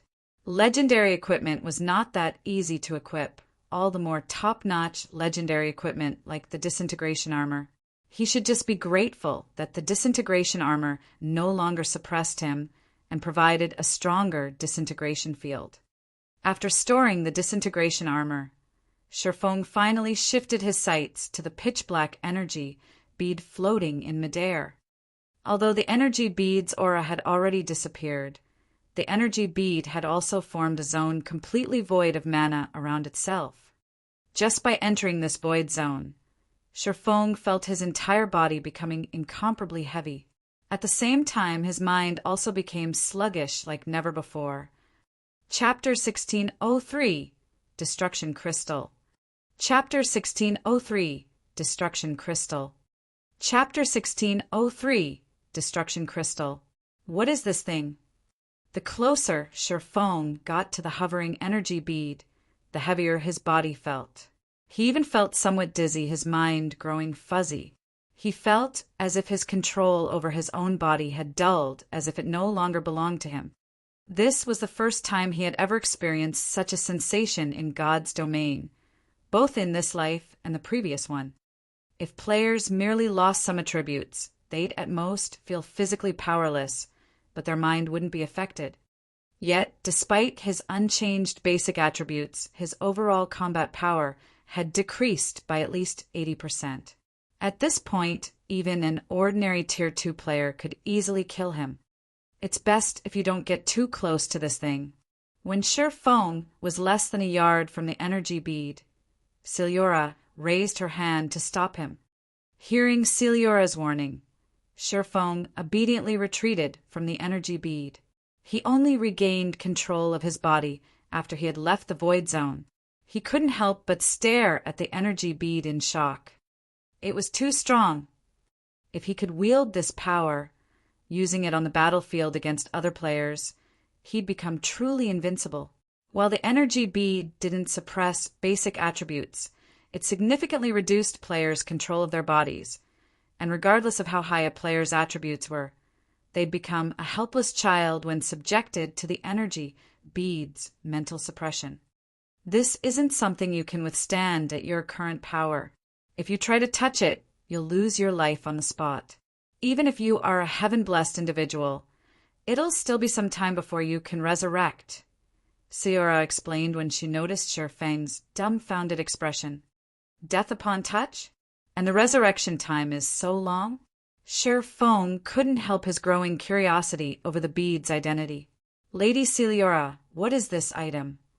He had heard of many items that could kill players upon contact, but he had never heard of items increasing players' resurrection time.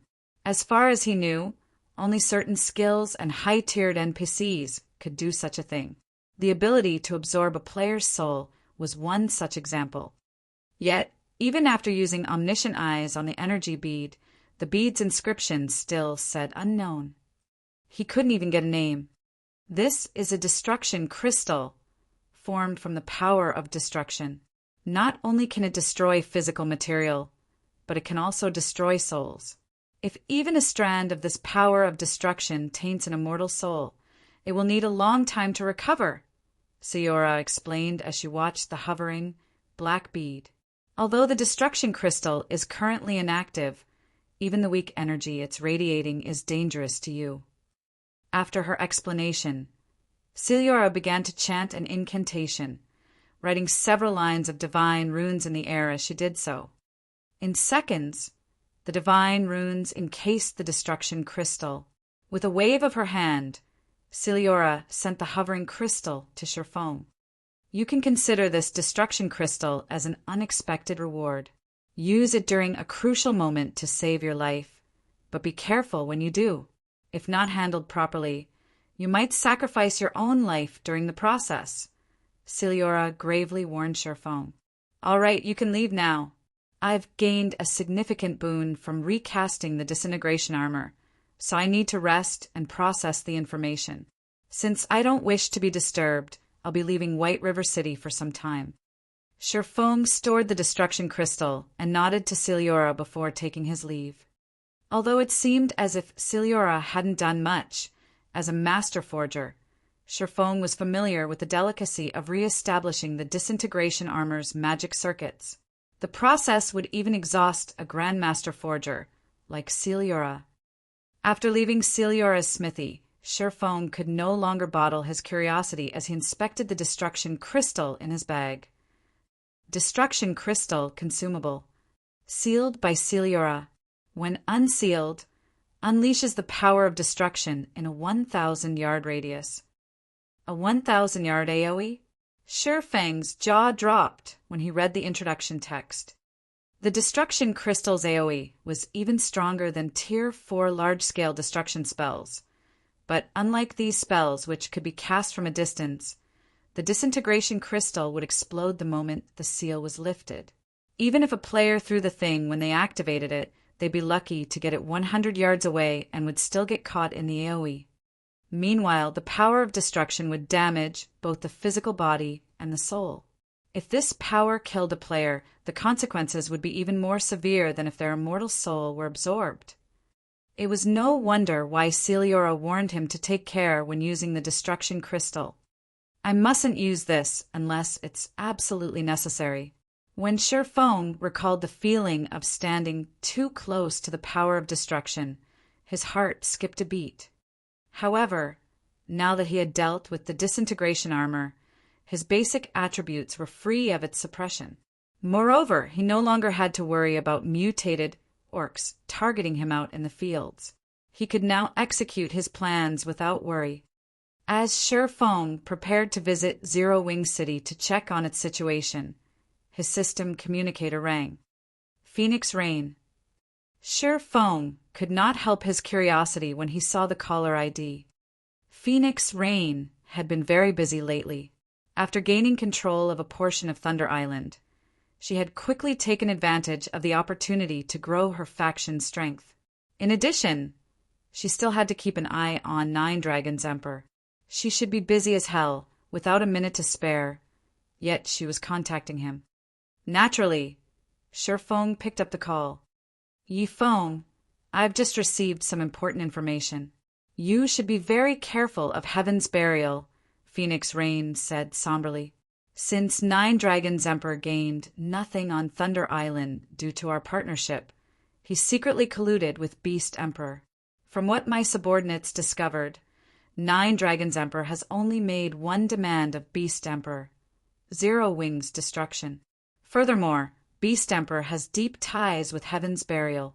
Now that your two guilds are at war, Beast Emperor won't miss this opportunity. Beast Emperor? Sherfong frowned.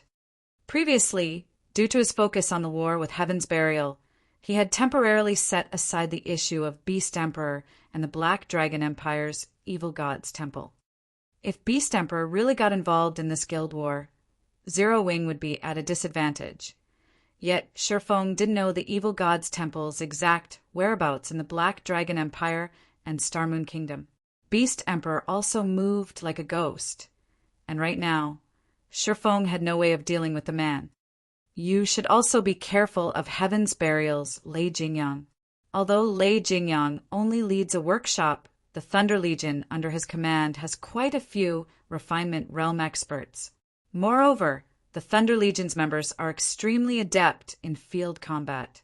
When Crimson Emperor tried to contest Lei Jingyang's group over an ancient ruin, the guild actually lost. Even Cuttlefish, the commander of Crimson Emperor's Trump Card Legion, died. It's best if you avoid small-scale field battle with Lei Jingyang's people, Phoenix Rain warned. Even Cuttlefish lost. Shifeng was surprised. Crimson Emperor was a super first-rate guild and in no way weaker than the Dragon Phoenix Pavilion. Naturally, Cuttlefish, who commanded the guild's Trump Card Legion, was a powerful individual. Although he was not a domain realm expert, he had a wealth of combat experience. He was also the Guardian Knight and ranked 77th on the God's Domain Experts list, earning the nickname Iron Wall. In a one-on-one fight, even domain realm experts would struggle to kill him. Furthermore, Cuttlefish was constantly surrounded by his own experts.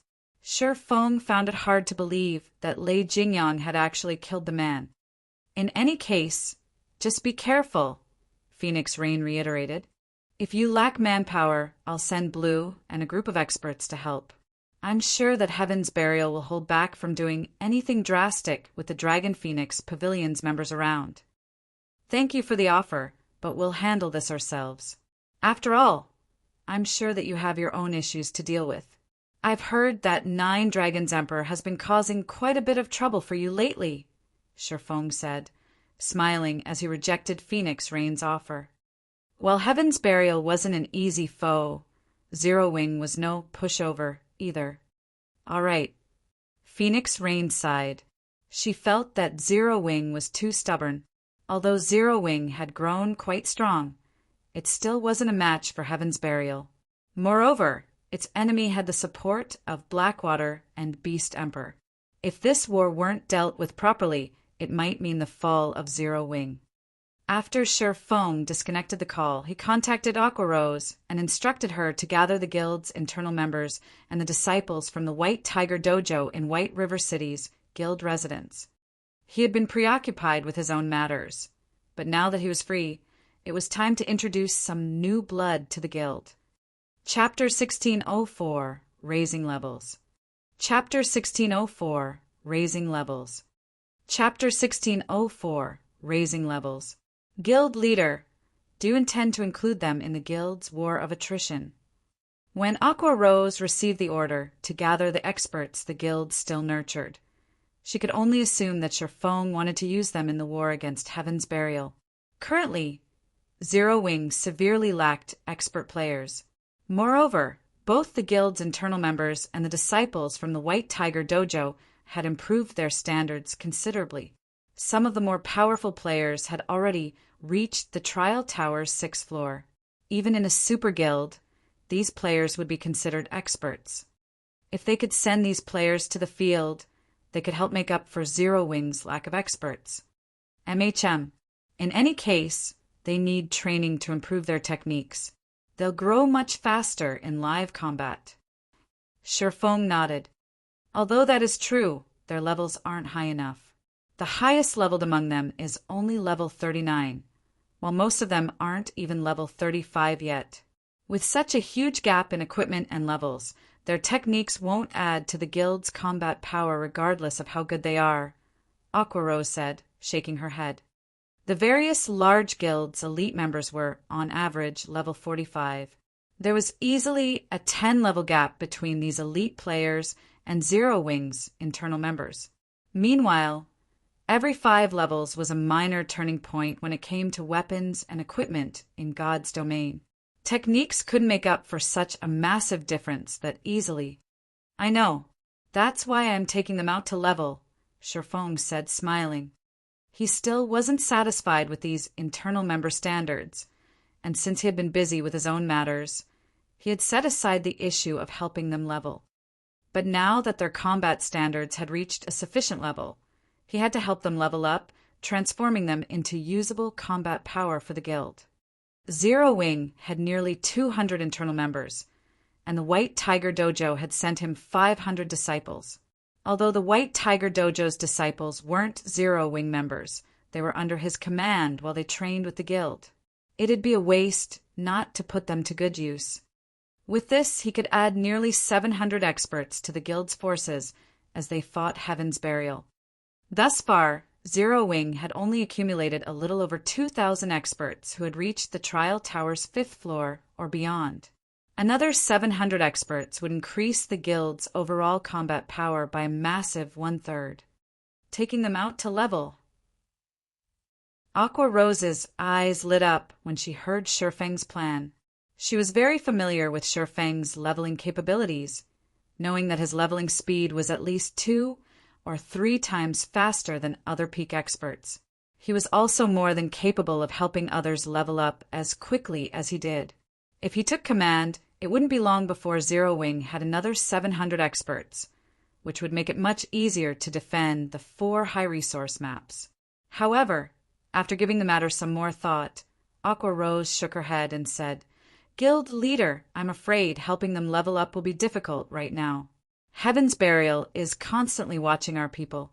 If we send our internal members to the fields to level, Heaven's Burial will certainly ambush the group. They might lose levels rather than gain them." "Relax. That is only true if Heaven's Burial can follow us," Shifeng said, chuckling. When he had decided to take Zero Wing's internal members out to level, in truth, it had been a passing thought. Obtaining mana ore was his true goal. Although the Boneless Land was rich with ores, it was also a good leveling area. Plenty of low HP and defense demonic creatures roamed the map, and their respawn rate was fairly fast. These demonic creatures' high magic resistance and combat standards were the only issues, making them difficult to deal with for magical class players. To Shifeng, however, these monsters were not a problem. After all, he had the Bible of Darkness, and in that map he'd be in his element. Following which, Aqua Rose notified Zero Wing's internal members and the White Tiger Dojo's disciples to gather in White River City's guild residence. While he waited, Shifeng made a trip to the Candlelight trading firm to grab pickaxes before heading to the residence himself. When Shifeng arrived, the gathered crowd stirred. They had never expected their guild leader to take them out to level, and for a moment they were all immensely excited.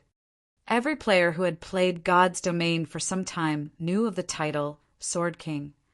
Shifeng's battle records were also listed on the God's Domain experts list, and many swordsman players had long since analyzed these records, using them as reference. Shifeng didn't bother to waste time with words. Instead, he had everyone head to the teleportation hall and travel to one of Starmoon Kingdom's border towns. He then found a relatively deserted location and activated Spatial Gate. To get to the Boneless Land, one had to cross more than 10 high-level maps. If players tried to do so on their mounts, they'd have to ride for several days and would encounter many level 100-plus monsters during the trip. Not even Shifeng would dare to take on such a high-level monster right now, not to mention other players. After ensuring that everyone had made it through the Spatial Gate, Shifeng stepped through and closed it. Shortly after Shifeng's group had disappeared into the Spatial Gate, a few assassins who had hidden in the distance revealed themselves. All of these assassins wore Heaven's Burial's guild emblem and were level 47. They were also fully equipped in level 45 fine gold and dark gold equipment. "Boss, what should we do?" "They left using a teleportation gate. How are we supposed to track them?" "Forget it. This is outside our abilities. Let's just report this to the higher-ups." After the several assassins discussed the situation amongst themselves, they returned to Singular Burial and told him of the teleportation gate. Teleportation gates did not reveal players' destinations, and players would only discover where the gate led to after they entered. However, Shifeng was the last person to step through, and once he had, the gate had disappeared. They had no way of tracking the group from Zero Wing. It seems we've backed Black Flame into a corner. At such a crucial moment, a guild leader like him is taking a bunch of level 30+ players out to level. Singular Burial could not help but laugh when he read the report. He then turned to Daybreak Fog and asked, "Have Lei Jingyang and Blackwater's men gathered in their designated locations?" "Most of their forces have arrived. They can take action at any time," Daybreak Fog replied. "Good. Have them activate the war barriers to lock down the maps. It's about time we give Zero Wing a taste of hell," Singular Burial said, laughing madly. To crush Zero Wing swiftly, they had dispatched 8,000 experts to hunt down the enemy guild's members in the 4 high-resource maps and utilize the war barriers to trap them within. In addition, they had dispatched 40,000 elite members to guard the map's entrances. Understood. Daybreak Fog immediately commanded the guild members to spread out across the 4 maps. With Daybreak Fog's command, Heaven's Burial's members went into action, activating the war barriers and preventing every player in the 4 maps from using return scrolls. If players wished to leave the maps, they'd have to do so through the map's entrances. Meanwhile, Heaven's Burial and Blackwater's experts scoured the maps for Zero Wing's members in 100-man teams. "Boss Flo, there's a 6-man party from Zero Wing ahead, but they're all wearing cloaks, so we can't see their levels. Should we attack?" A level 47 assassin reported through his team chat as he watched the small party walk through the forest ahead. "A 6-man party? Are there any important players among them?" Broken Flo, who wore level 45 dark gold set equipment, asked quietly. They knew just how powerful Zero Wing's experts were. This was especially true for Aqua Rose, Fire Dance, Cola, Flying Shadow, and the guild's other core members. Singular Burial had already warned them to stay as far away from these individuals as possible. Although Broken Flo wasn't pleased with the decision, he had no choice but to follow his guild leader's orders. No, none of the 6 players are on the list, but they seem to have pretty good equipment. They're likely an expert party from Zero Wing, the assassin reported after taking a closer look. Good. It seems that we've gotten lucky and come across one of Zero Wing's expert parties. Keep an eye on them. We'll head over right away, Broken Flo said as he licked his lips in anticipation. Immediately, he led his team towards the assassin's current position. Chapter 1605, Battle Array Activate. Chapter 1605, Battle Array Activate. Chapter 1605, Battle Array Activate. In less than 2 minutes, Broken Flo's team found a 6-man party of cloaked players walking along a small forest path. All 6 players wore Zero Wing's guild emblem. Go! Don't let any of them escape. Broken Flo shouted in the team chat as soon as he laid eyes on the 6 Zero Wing members. Immediately, Broken Flo's 100-man team spread out, swiftly encircling Zero Wing's party and cutting off any escape route. Heaven's Burial. The 6 Zero Wing members readied their weapons as they were surrounded. You guys sure are unlucky to attract my attention. Broken Flo grinned at the 6 cloaked players. Immediately, he removed the level 45 dark gold greatsword from his back and approached the 6 at a leisurely pace. At the same time, he pulled a potion from his bag and drank it. He then commanded, "Everyone guard the area. Make sure no one escapes. I want to take proper care of these Zero Wing members." When Heaven's Burial's members heard Broken Flo's command, they couldn't help their growing excitement and anticipation. These players sure are unlucky. It seems like the commander wants to finish them off personally. The last time the commander took action, he even gave an expert party from a first-rate guild a miserable beating. Not only were those experts powerless to fight back, but the commander also forced them to lose multiple pieces of equipment. I wonder if we'll get to witness the commander's trademark combat technique again. Hopefully these Zero Wing members aren't too weak and can put up a good fight. Otherwise, we won't get a share of the loot. Heaven's Burial's members laughed as they ridiculed the trapped Zero-Wing members. The guild had already declared that, during this hunt, not only would they earn GCPs for killing Zero-Wing members, but they also got to keep whatever loot dropped from their kills. Although Zero-Wing's members had been ambushed countless times, the guild's experts had suffered minimal losses. Most of these experts still had their top-tier equipment. Even if the equipment they obtained wasn't suitable for their class, they could still sell the items and make a fortune. Despite the high demand for top-tier equipment, there was practically no supply. When ordinary players obtained a piece of top-tier equipment, they usually didn't sell it for coins, even if they couldn't use it themselves. Rather, most players tried to trade one piece of equipment for another that they could use. Now that they had come across 6 Zero-Wing experts, this was a golden opportunity to walk away with massive profit.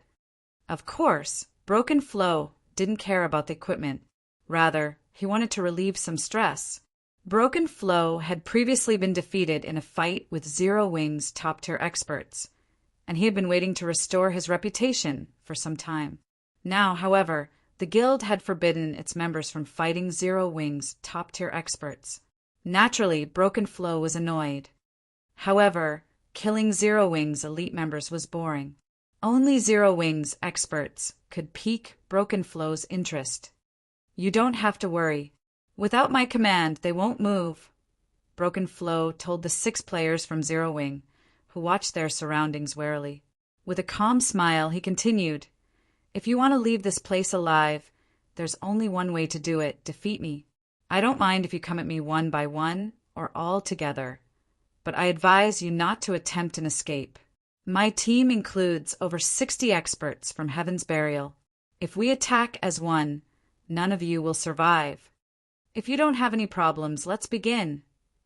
After saying so, Broken Flow continued towards the 6-man party before him.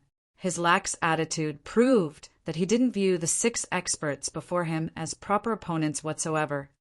"Tiger, what should we do?" the cleric from Zero-Wing asked the robust youth in front of the party in a hushed tone. "We're too outnumbered. There's no way we can break through this encirclement. It seems we have no choice but to fight this Broken Flow fellow." Infant Tiger, the party's leader, realized that their situation had taken a turn for the worst.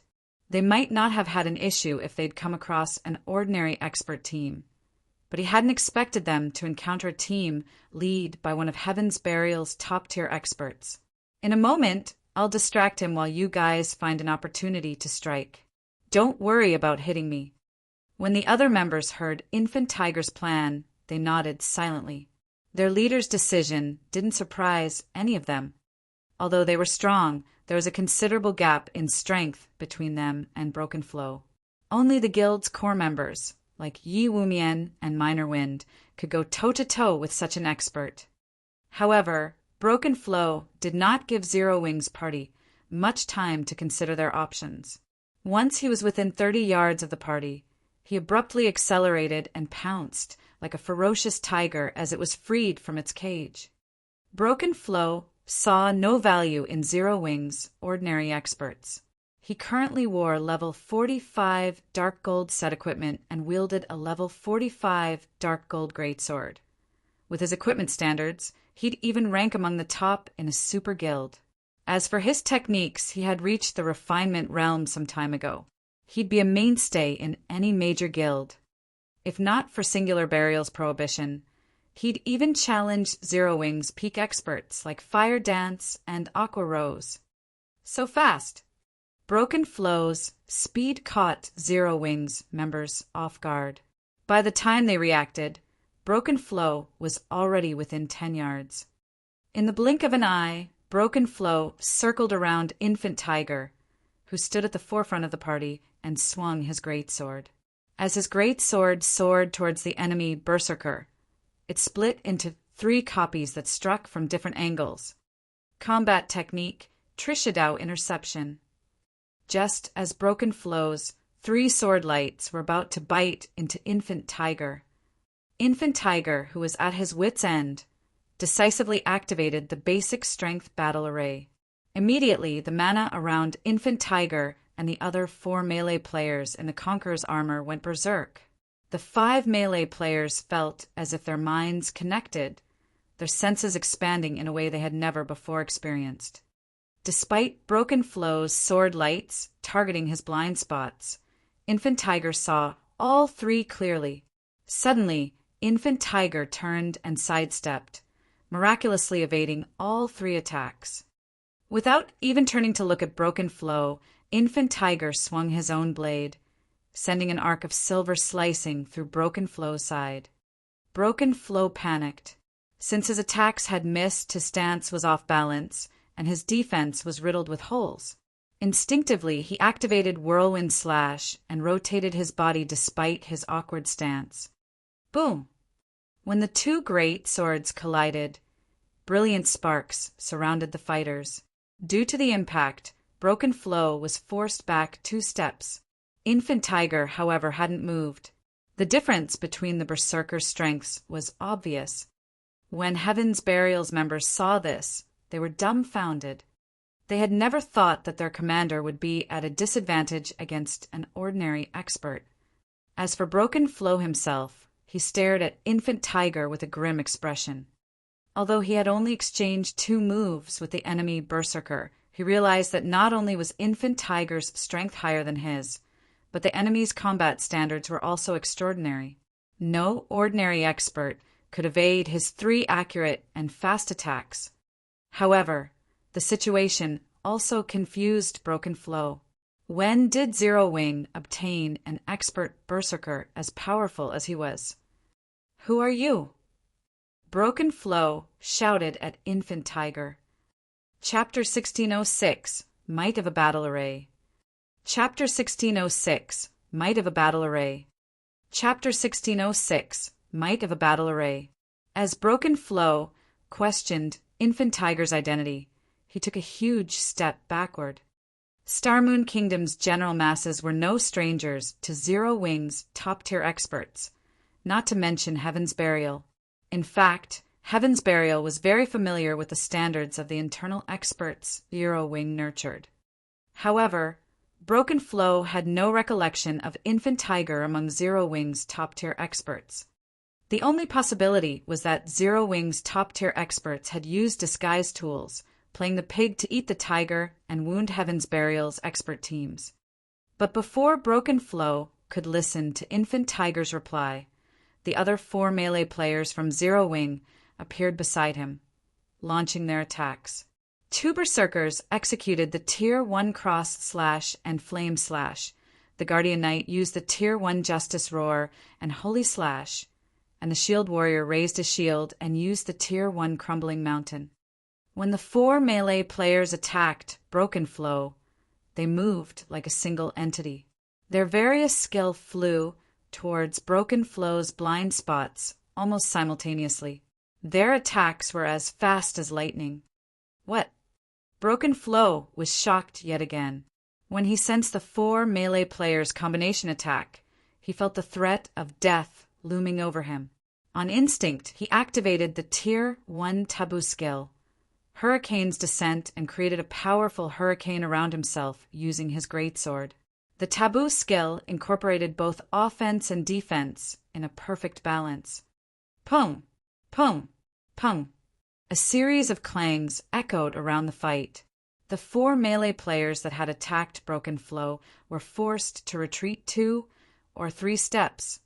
But once they stabilized, they launched another uniform assault, not giving the Berserker a moment to catch his breath. This time the Guardian Knight and Shield Warrior rushed at Broken Flow from the front, whereas the 2 Zero Wing Berserkers approached from Broken Flow's sides. For a time, Broken Flow had to retreat as he desperately defended himself. While he did so, his HP continued to drain. What? The commander is, actually. Heaven's Burial's members were utterly shocked as they watched Zero Wing's party suppress Broken Flow. Their previously playful expressions had vanished. None of these players were amateurs. They knew just how powerful their commander was, and even if they formed a 6-man party to challenge him, they wouldn't come close to killing Broken Flow. This wasn't due to the difference between their basic attributes, but the difference in their combat standards. If they tried to fight Broken Flow, he'd easily find and target their weak points. By the time they realized that they were under attack, it'd be too late to react. Moreover, Broken Flow could easily dodge and block their attacks. In the end, the Berserker commander would whittle down their HP and kill them. At most, Broken Flow would lose some HP when he blocked attacks or received a few hits that he couldn't dodge. But that'd be rare since he could use his positioning to prevent such situations. Yet, now, regardless of how Broken Flow shifted his stance, he couldn't avoid the 4 melee players' pincer attacks as they continued to shave away his HP. However, this wasn't the most frightening aspect of this fight. What Heaven's Burial's members found truly shocking was the fact that Broken Flow couldn't force his way out of the encirclement. No matter how he tried to counter the 4 melee players, the outcome was the same. His targets would either deflect or block his attacks, refusing to budge an inch. Broken Flow looked like some beast trapped in a steel cage. The spectating Heaven's Burial members weren't the only ones shocked. Broken Flow, who desperately fought for his life, was flabbergasted. Of the 4 melee players assaulting him, one had combat standards to rival Infant Tiger. This Zero-Wing party actually had 5 Refinement Realm experts. Even super guilds valued Refinement Realm experts, and they'd be top-ranked fighters in first-rate guilds. Yet, this 6-man party had 5 of these experts. If you weren't familiar with the combat styles of Kola, Shadow Sword, Turtle Dove, Yuwumian, and Zero-Wing's other top-tier melee experts, he'd suspect that these 4 players were those experts in disguise. As Broken Flow continued to fend off the 4 Refinement Realm experts, whose basic attributes were even higher than his, a bitter taste filled his mouth. Although he had invited Zero-Wing's party to attack him as one, he hadn't expected 4 Refinement Realm experts to gang up on him shamelessly. Even Infant Tiger danced around him, looking for the opportunity to land a fatal blow. What Broken Flow did not know, however, was that Infant Tiger and the others were just as shocked. They had never thought that the basic strength battle array would be this powerful. Not only did the battle array provide basic attributes akin to a miniature berserk skill, but their combat standards had also improved. Meanwhile, Infant Tiger wasn't moving around Broken Flow to land a fatal blow. Rather, he was helping his 4 companions by providing an additional view of the battle. By doing so, he gave his companions an accurate view of the enemy berserkers' movements, regardless of how Broken Flow retaliated. When Broken Flow noticed that his HP had fallen by 2/3, he dismissed his previous promise as he shouted, "Everyone attack! Do not let any of these people escape." At the same time, Broken Flow activated his berserk skill to break away from the enemy encirclement. If he didn't escape now, Infant Tiger and the other experts from Zero-Wing would kill him before reinforcements arrived.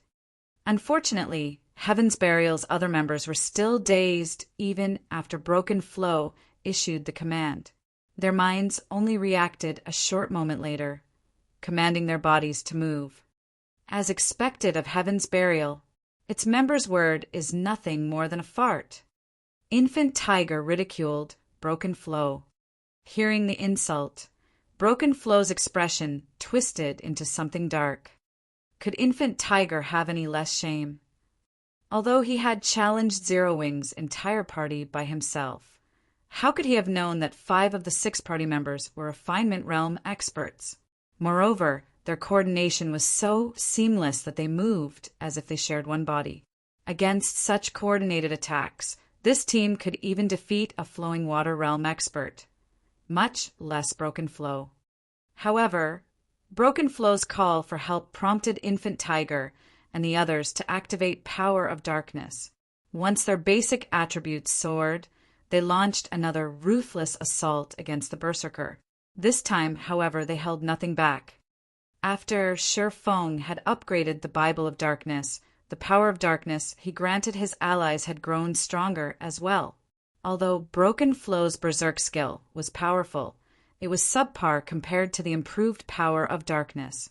In addition, Broken Flow's basic attributes were already lower than Infant Tiger and his companions. When both sides had activated their berserk skills, the gap between them only widened.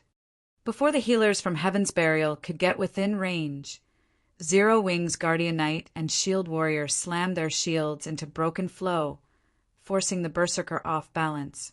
Infant Tiger and the other two berserkers then appeared behind their target, launching a joint assault. Chop! Flame Slash! Cross Slash!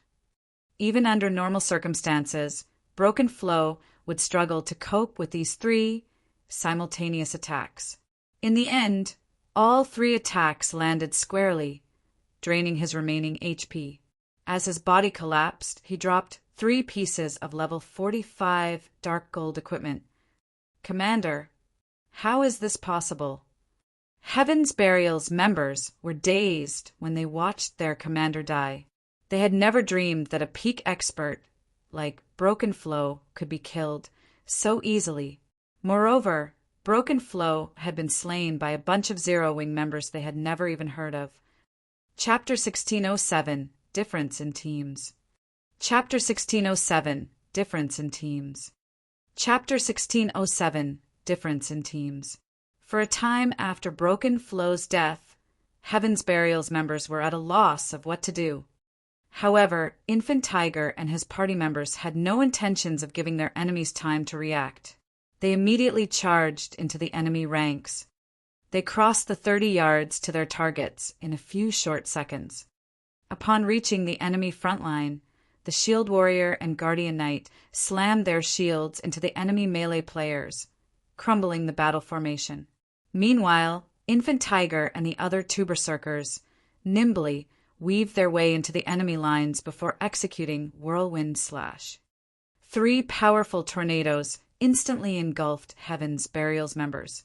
Not only did the attacks push these players back, but they also lost a significant chunk of their HPs.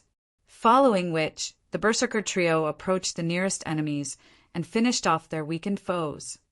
In the blink of an eye, several members of Heaven's Burial's team died. They're trying to break out of the encirclement. Kill them. Finally, some of Heaven's Burial's members reacted, moving to intercept Infant Tiger and his friends. Those with berserk skills promptly activated them as the healers and ranged DPS channeled and executed one spell and skill after another. However, Infant Tiger and the others paid the healers and ranged DPS no mind as they ruthlessly targeted players without berserk skills. With an overwhelming advantage in basic attributes and superior combat standards, they finished their targets off easily. Even half HP MTs fell after 2 or 3 attacks. By the time Heaven's Burial's healers had launched their healing spells, their team had suffered over a dozen casualties. Moreover, the majority of the players that had died were MTs. In contrast, Zero Wing's 5 melee players were mostly unharmed despite being surrounded by so many melee players. They only suffered superficial damage.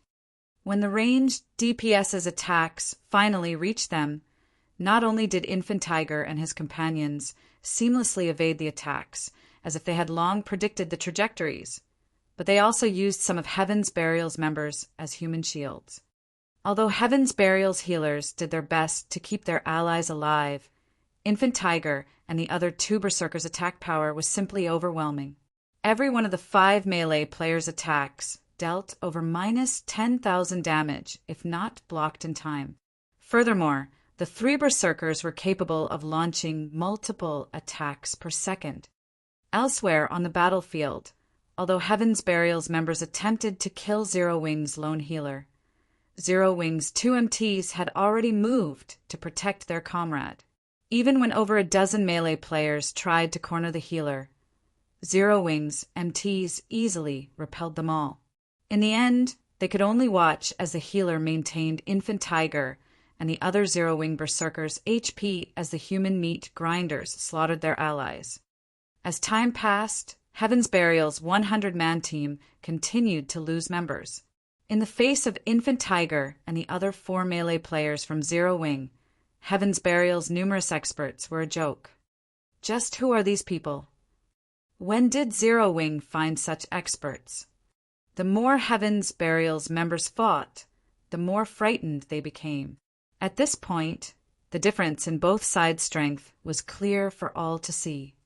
No matter what kind of attacks they used, Infant Tiger and his companions effortlessly dodged or blocked them. In contrast, the Zero Wing Berserker's attacks always slipped past their defenses, landing direct hits and causing significant amounts of damage. And the more Infant Tiger and the others fought, the more familiar they became with the battle array. The battle array was too strong. Once they activated the battle array, they basically had a 360-degree view of their surroundings as long as they maintained proper positioning. Moreover, their improved physiques made it easy to cope with incoming attacks. In their eyes, Heaven's Burial's members were little more than children waving toy weapons. They had no problems predicting their enemies' attacks. They finally understood how God's domain's peak experts were so powerful.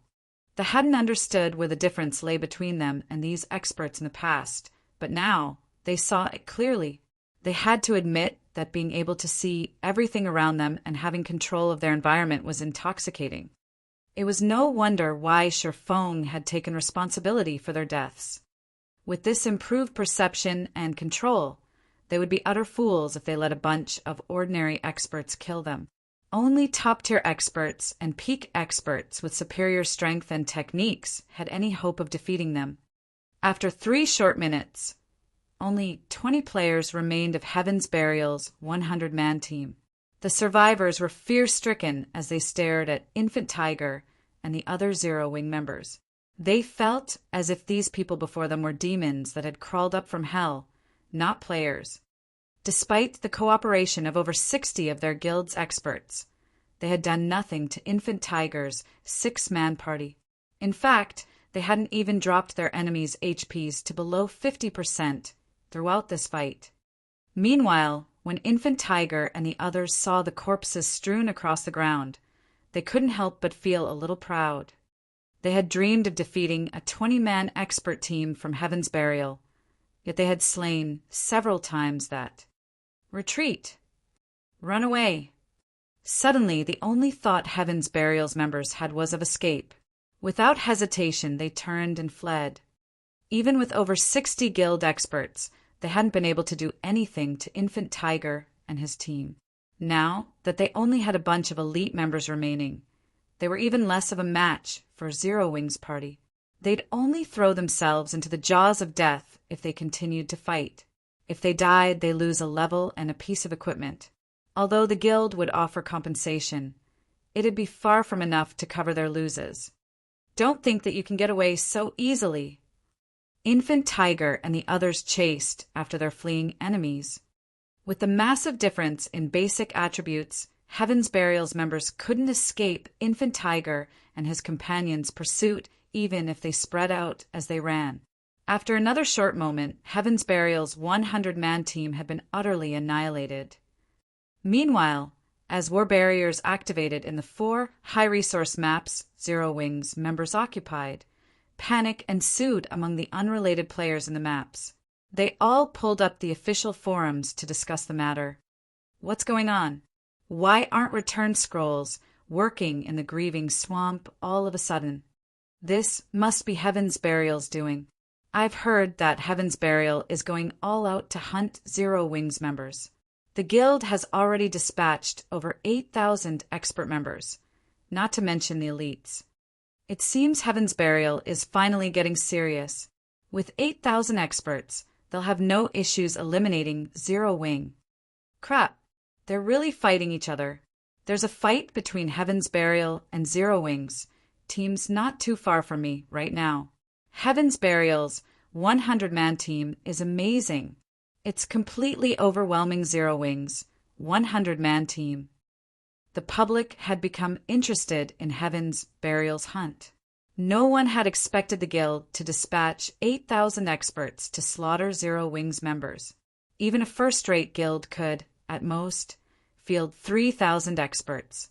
After all, the requirements to be considered an expert player in God's domain had become stricter than ever before. In the past, players would be considered experts once they reached the trial tower's 4th floor, but now players had to reach the 5th floor. Some stricter guilds even required their experts to reach the 5th floor's middle stage. Yet, Heaven's Burial had nearly 3 times more experts than a first-rate guild. Guild leader, we've received a casualty report from Starmoon Kingdom. Daybreak Fog suddenly approached Singular Burial, who commanded the battle before them. Quietly, she said, "Thus far, we've killed 1,809 Zero-Wing members." That many? Didn't the battle start less than half an hour ago? Singular Burial nodded, satisfied upon hearing the report. What about our casualties? Although the direct attacks were far more costly, they could deal a more severe blow to their enemy. Hearing Singular Burial's question, Daybreak Fog's expression darkened as she hesitated. Has something happened? When Singular Burial saw Daybreak Fog's reaction, apprehension welled within him. We've lost 3,237 members thus far. Among them, 923 are expert players, Daybreak Fog said. How is that possible? Singular Burial was dumbfounded when he heard these numbers. Immediately he demanded, "What happened over there?" They had sent over 8,000 experts over to Starmoon Kingdom, and Zero-Wing only had around 2,000 experts. Even if Fire Dance and Zero-Wing's other peak and top-tier experts took action, they could never make up for the massive difference. Chapter 1608, Indiscernible Zero-Wing. Chapter 1608, Indiscernible Zero-Wing. Chapter 1608, Indiscernible Zero-Wing. Daybreak Fog could only shake her head helplessly in response to Singular Burial's question. Even she had been confused when she received the statistics report, wondering if someone had made a mistake when compiling the information. However, although someone could have miscounted the enemy's casualties, how could they do so with their own death counts? In other words, Zero-Wing had indeed killed 3,237 of their members in less than half an hour. Moreover, nearly 1/3 were the guild's experts. Has no one discovered the reason behind this yet? Singular Burial growled, his brows twitching slightly in anger. Over 10% of their 8,000 experts had died in less than half an hour. If the other major powers learned that they didn't even know the cause of this grievous loss, they'd become a laughingstock. Unlike guild elites, a guild expended all of its precious resources into nurturing its experts. They were incomparably more valuable than the guild's elite members. A loss of one expert was a much larger impact than losing 10 elites. If a first-rate guild suddenly suffered nearly 1,000 expert deaths, the loss would be severe enough to hamper the guild's development. After all, experts were a guild's main combat power when obtaining top-tier equipment and contesting for resource maps. They were also the foundation when competing with other guilds. We still don't have any information, but I've sent people to investigate the matter, Daybreak Fog said as she expressed her frustration over the situation. Just as Singular Burial was about to say something more, he received a call. The caller was none other than Broken Flow, one of the commanders tasked with hunting Zero-Wing's members. Has something happened? Singular Burial asked, curious about Broken Flow's anxiety. When Singular Burial noticed Broken Flow's current level, he asked in surprise, "How did you lose a level?" Singular Burial clearly remembered Broken Flow being level 50 before they embarked on the mission. Yet now the Berserker was only level 49. Broken Flow was one of Heaven's Burial's top-ranked experts, and with the level 45 Dark Gold set equipment he wore, he could contend with any of the Super Guild's top-tier experts. Yet he had lost a level. Why wouldn't Singular Burial be surprised? I died. Although Broken Flow hesitated, he revealed the truth, and he did so with an incredibly grim expression. You died. Singular Burial was even more shocked. Did you encounter Black Flame or the other experts I warned you about? He had planted over 30 spies in Zero Wing, and although they didn't have access to the guild's core secrets, they could discover its experts' identities. Hence, he knew that only a few people in Zero Wing were capable of killing an expert of Broken Flow's caliber. No, Broken Flow's expression darkened further. No? Then who killed you? Singular Burial demanded. Has Zero Wing received reinforcements from somewhere else? That shouldn't be possible. I haven't heard of any powers lending the guild aid. Zero Wing had formed a close relationship with both the Dragon Phoenix Pavilion's Phoenix Rain and the secret pavilion's Yuan Teshin. If these two superpowers helped Zero Wing, he doubted that he could do anything to threaten the guild. The difference between Heaven's Burial's background and the two superpowers was just too massive. Moreover, Heaven's Burial lacked the home ground advantage in Starmoon Kingdom. He had paid close attention to the two superpowers, waiting to see if they would aid Zero Wing or not. However, he hadn't heard any news of either organization helping his enemy. This was one of the reasons that he had dared to hunt down Zero Wing's members. One of Zero Wing's expert parties killed me, Broken Flow explained after taking a deep breath. Zero Wing's expert parties. Realization dawned on Singular Burial. There were some capable players among Zero Wing's experts, and if Broken Flow were careless and underestimated them, he might get himself killed. Sighing and shaking his head disapprovingly, he continued, "You are too careless. Well, don't tell me that you only contacted me to tell me this." MHM. Broken Flow nodded silently. Seeing Broken Flow's response, Singular Burial felt wrathful flames burn within him. Meanwhile, when Daybreak Fog heard Broken Flow's response from beside her guild leader, she noticed something odd about the berserker's behavior. He had contacted the guild leader about such a small matter. Did he think that leading a guild was a leisurely job? But before Singular Burial could reprimand Broken Flow, the berserker shared a battle video in the video chat. "Guild leader, I was killed by an expert party from Zero Wing. I don't know how it's possible, but 5 of the 6 party members were refinement realm experts. Moreover, their basic attributes are extremely high. They were even higher than mine," Broken Flow explained. "Zero Wing still has 5 refinement realm experts we don't know about." "How?" Singular Burial and Daybreak Fog denied Broken Flow's claims almost simultaneously. Only 1 out of several hundred players in God's domain could reach the Trial Tower's 5th floor. Among these experts, very few could overcome their limits, achieving extreme control of their bodies and entering the Refinement Realm. Refinement Realm experts were practically VIPs in first-rate guilds right now. Even super guilds struggled to nurture such experts. Whenever a new player reached the Refinement Realm, the various superpowers rushed to recruit them. Yet, Zero Wing had introduced 5 such Refinement Realm experts to the battlefield. No matter how Singular Burial and Daybreak Fog looked at it, Broken Flow's claims sounded more like fantasy than reality. However, by the time they finished watching the battle video, their expressions had turned grim. Indeed, as Broken Flow had said, every one of the 5 melee players from Zero Wing was slightly stronger than the berserker.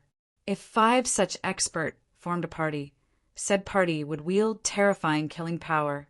Throughout Heaven's Burial, only Lei Jingyang's forces could likely stand against such a party. As Singular Burial was about to say something, Lightning Blade, the chief MT of Heaven's Burial's main force, contacted him as well. "Guild leader, look at this video. Not long ago, I encountered an expert party from Zero Wing with 5 Refinement Realm experts. My team was no match for them, and in the end, only a few of my brothers and I managed to escape. We need to notify everyone right away and tell them to be careful of this 6-man party," Lightning Blade urgently reported. As they listened to Lightning Blade's report, Singular Burial and Daybreak Fog's expressions darkened further. A trace of shock flashed in their eyes. What is going on? Singular Burial was even more confused after watching the battle video Lightning Blade had sent. Daybreak Fog struggled to comprehend the situation as well. Both Broken Flow and Lightning Blade led 100-man expert teams, but their teams operated in different maps. Although the Refinement Realm experts Broken Flow and Lightning Blade had encountered war-black cloaks, they hadn't bothered to hide their appearances. The Refinement Realm experts in each party were also different classes. It was certain that Broken Flow and Lightning Blade had encountered different Zero-Wing parties. This proved that Zero-Wing had gained an additional 10 Refinement Realm experts. If these experts were split and assigned to 100-man teams, they would pose a huge threat to Heaven's Burial's teams. But as Singular Burial tried to think of a countermeasure for these new Refinement Realm experts, the other commanders began to report back.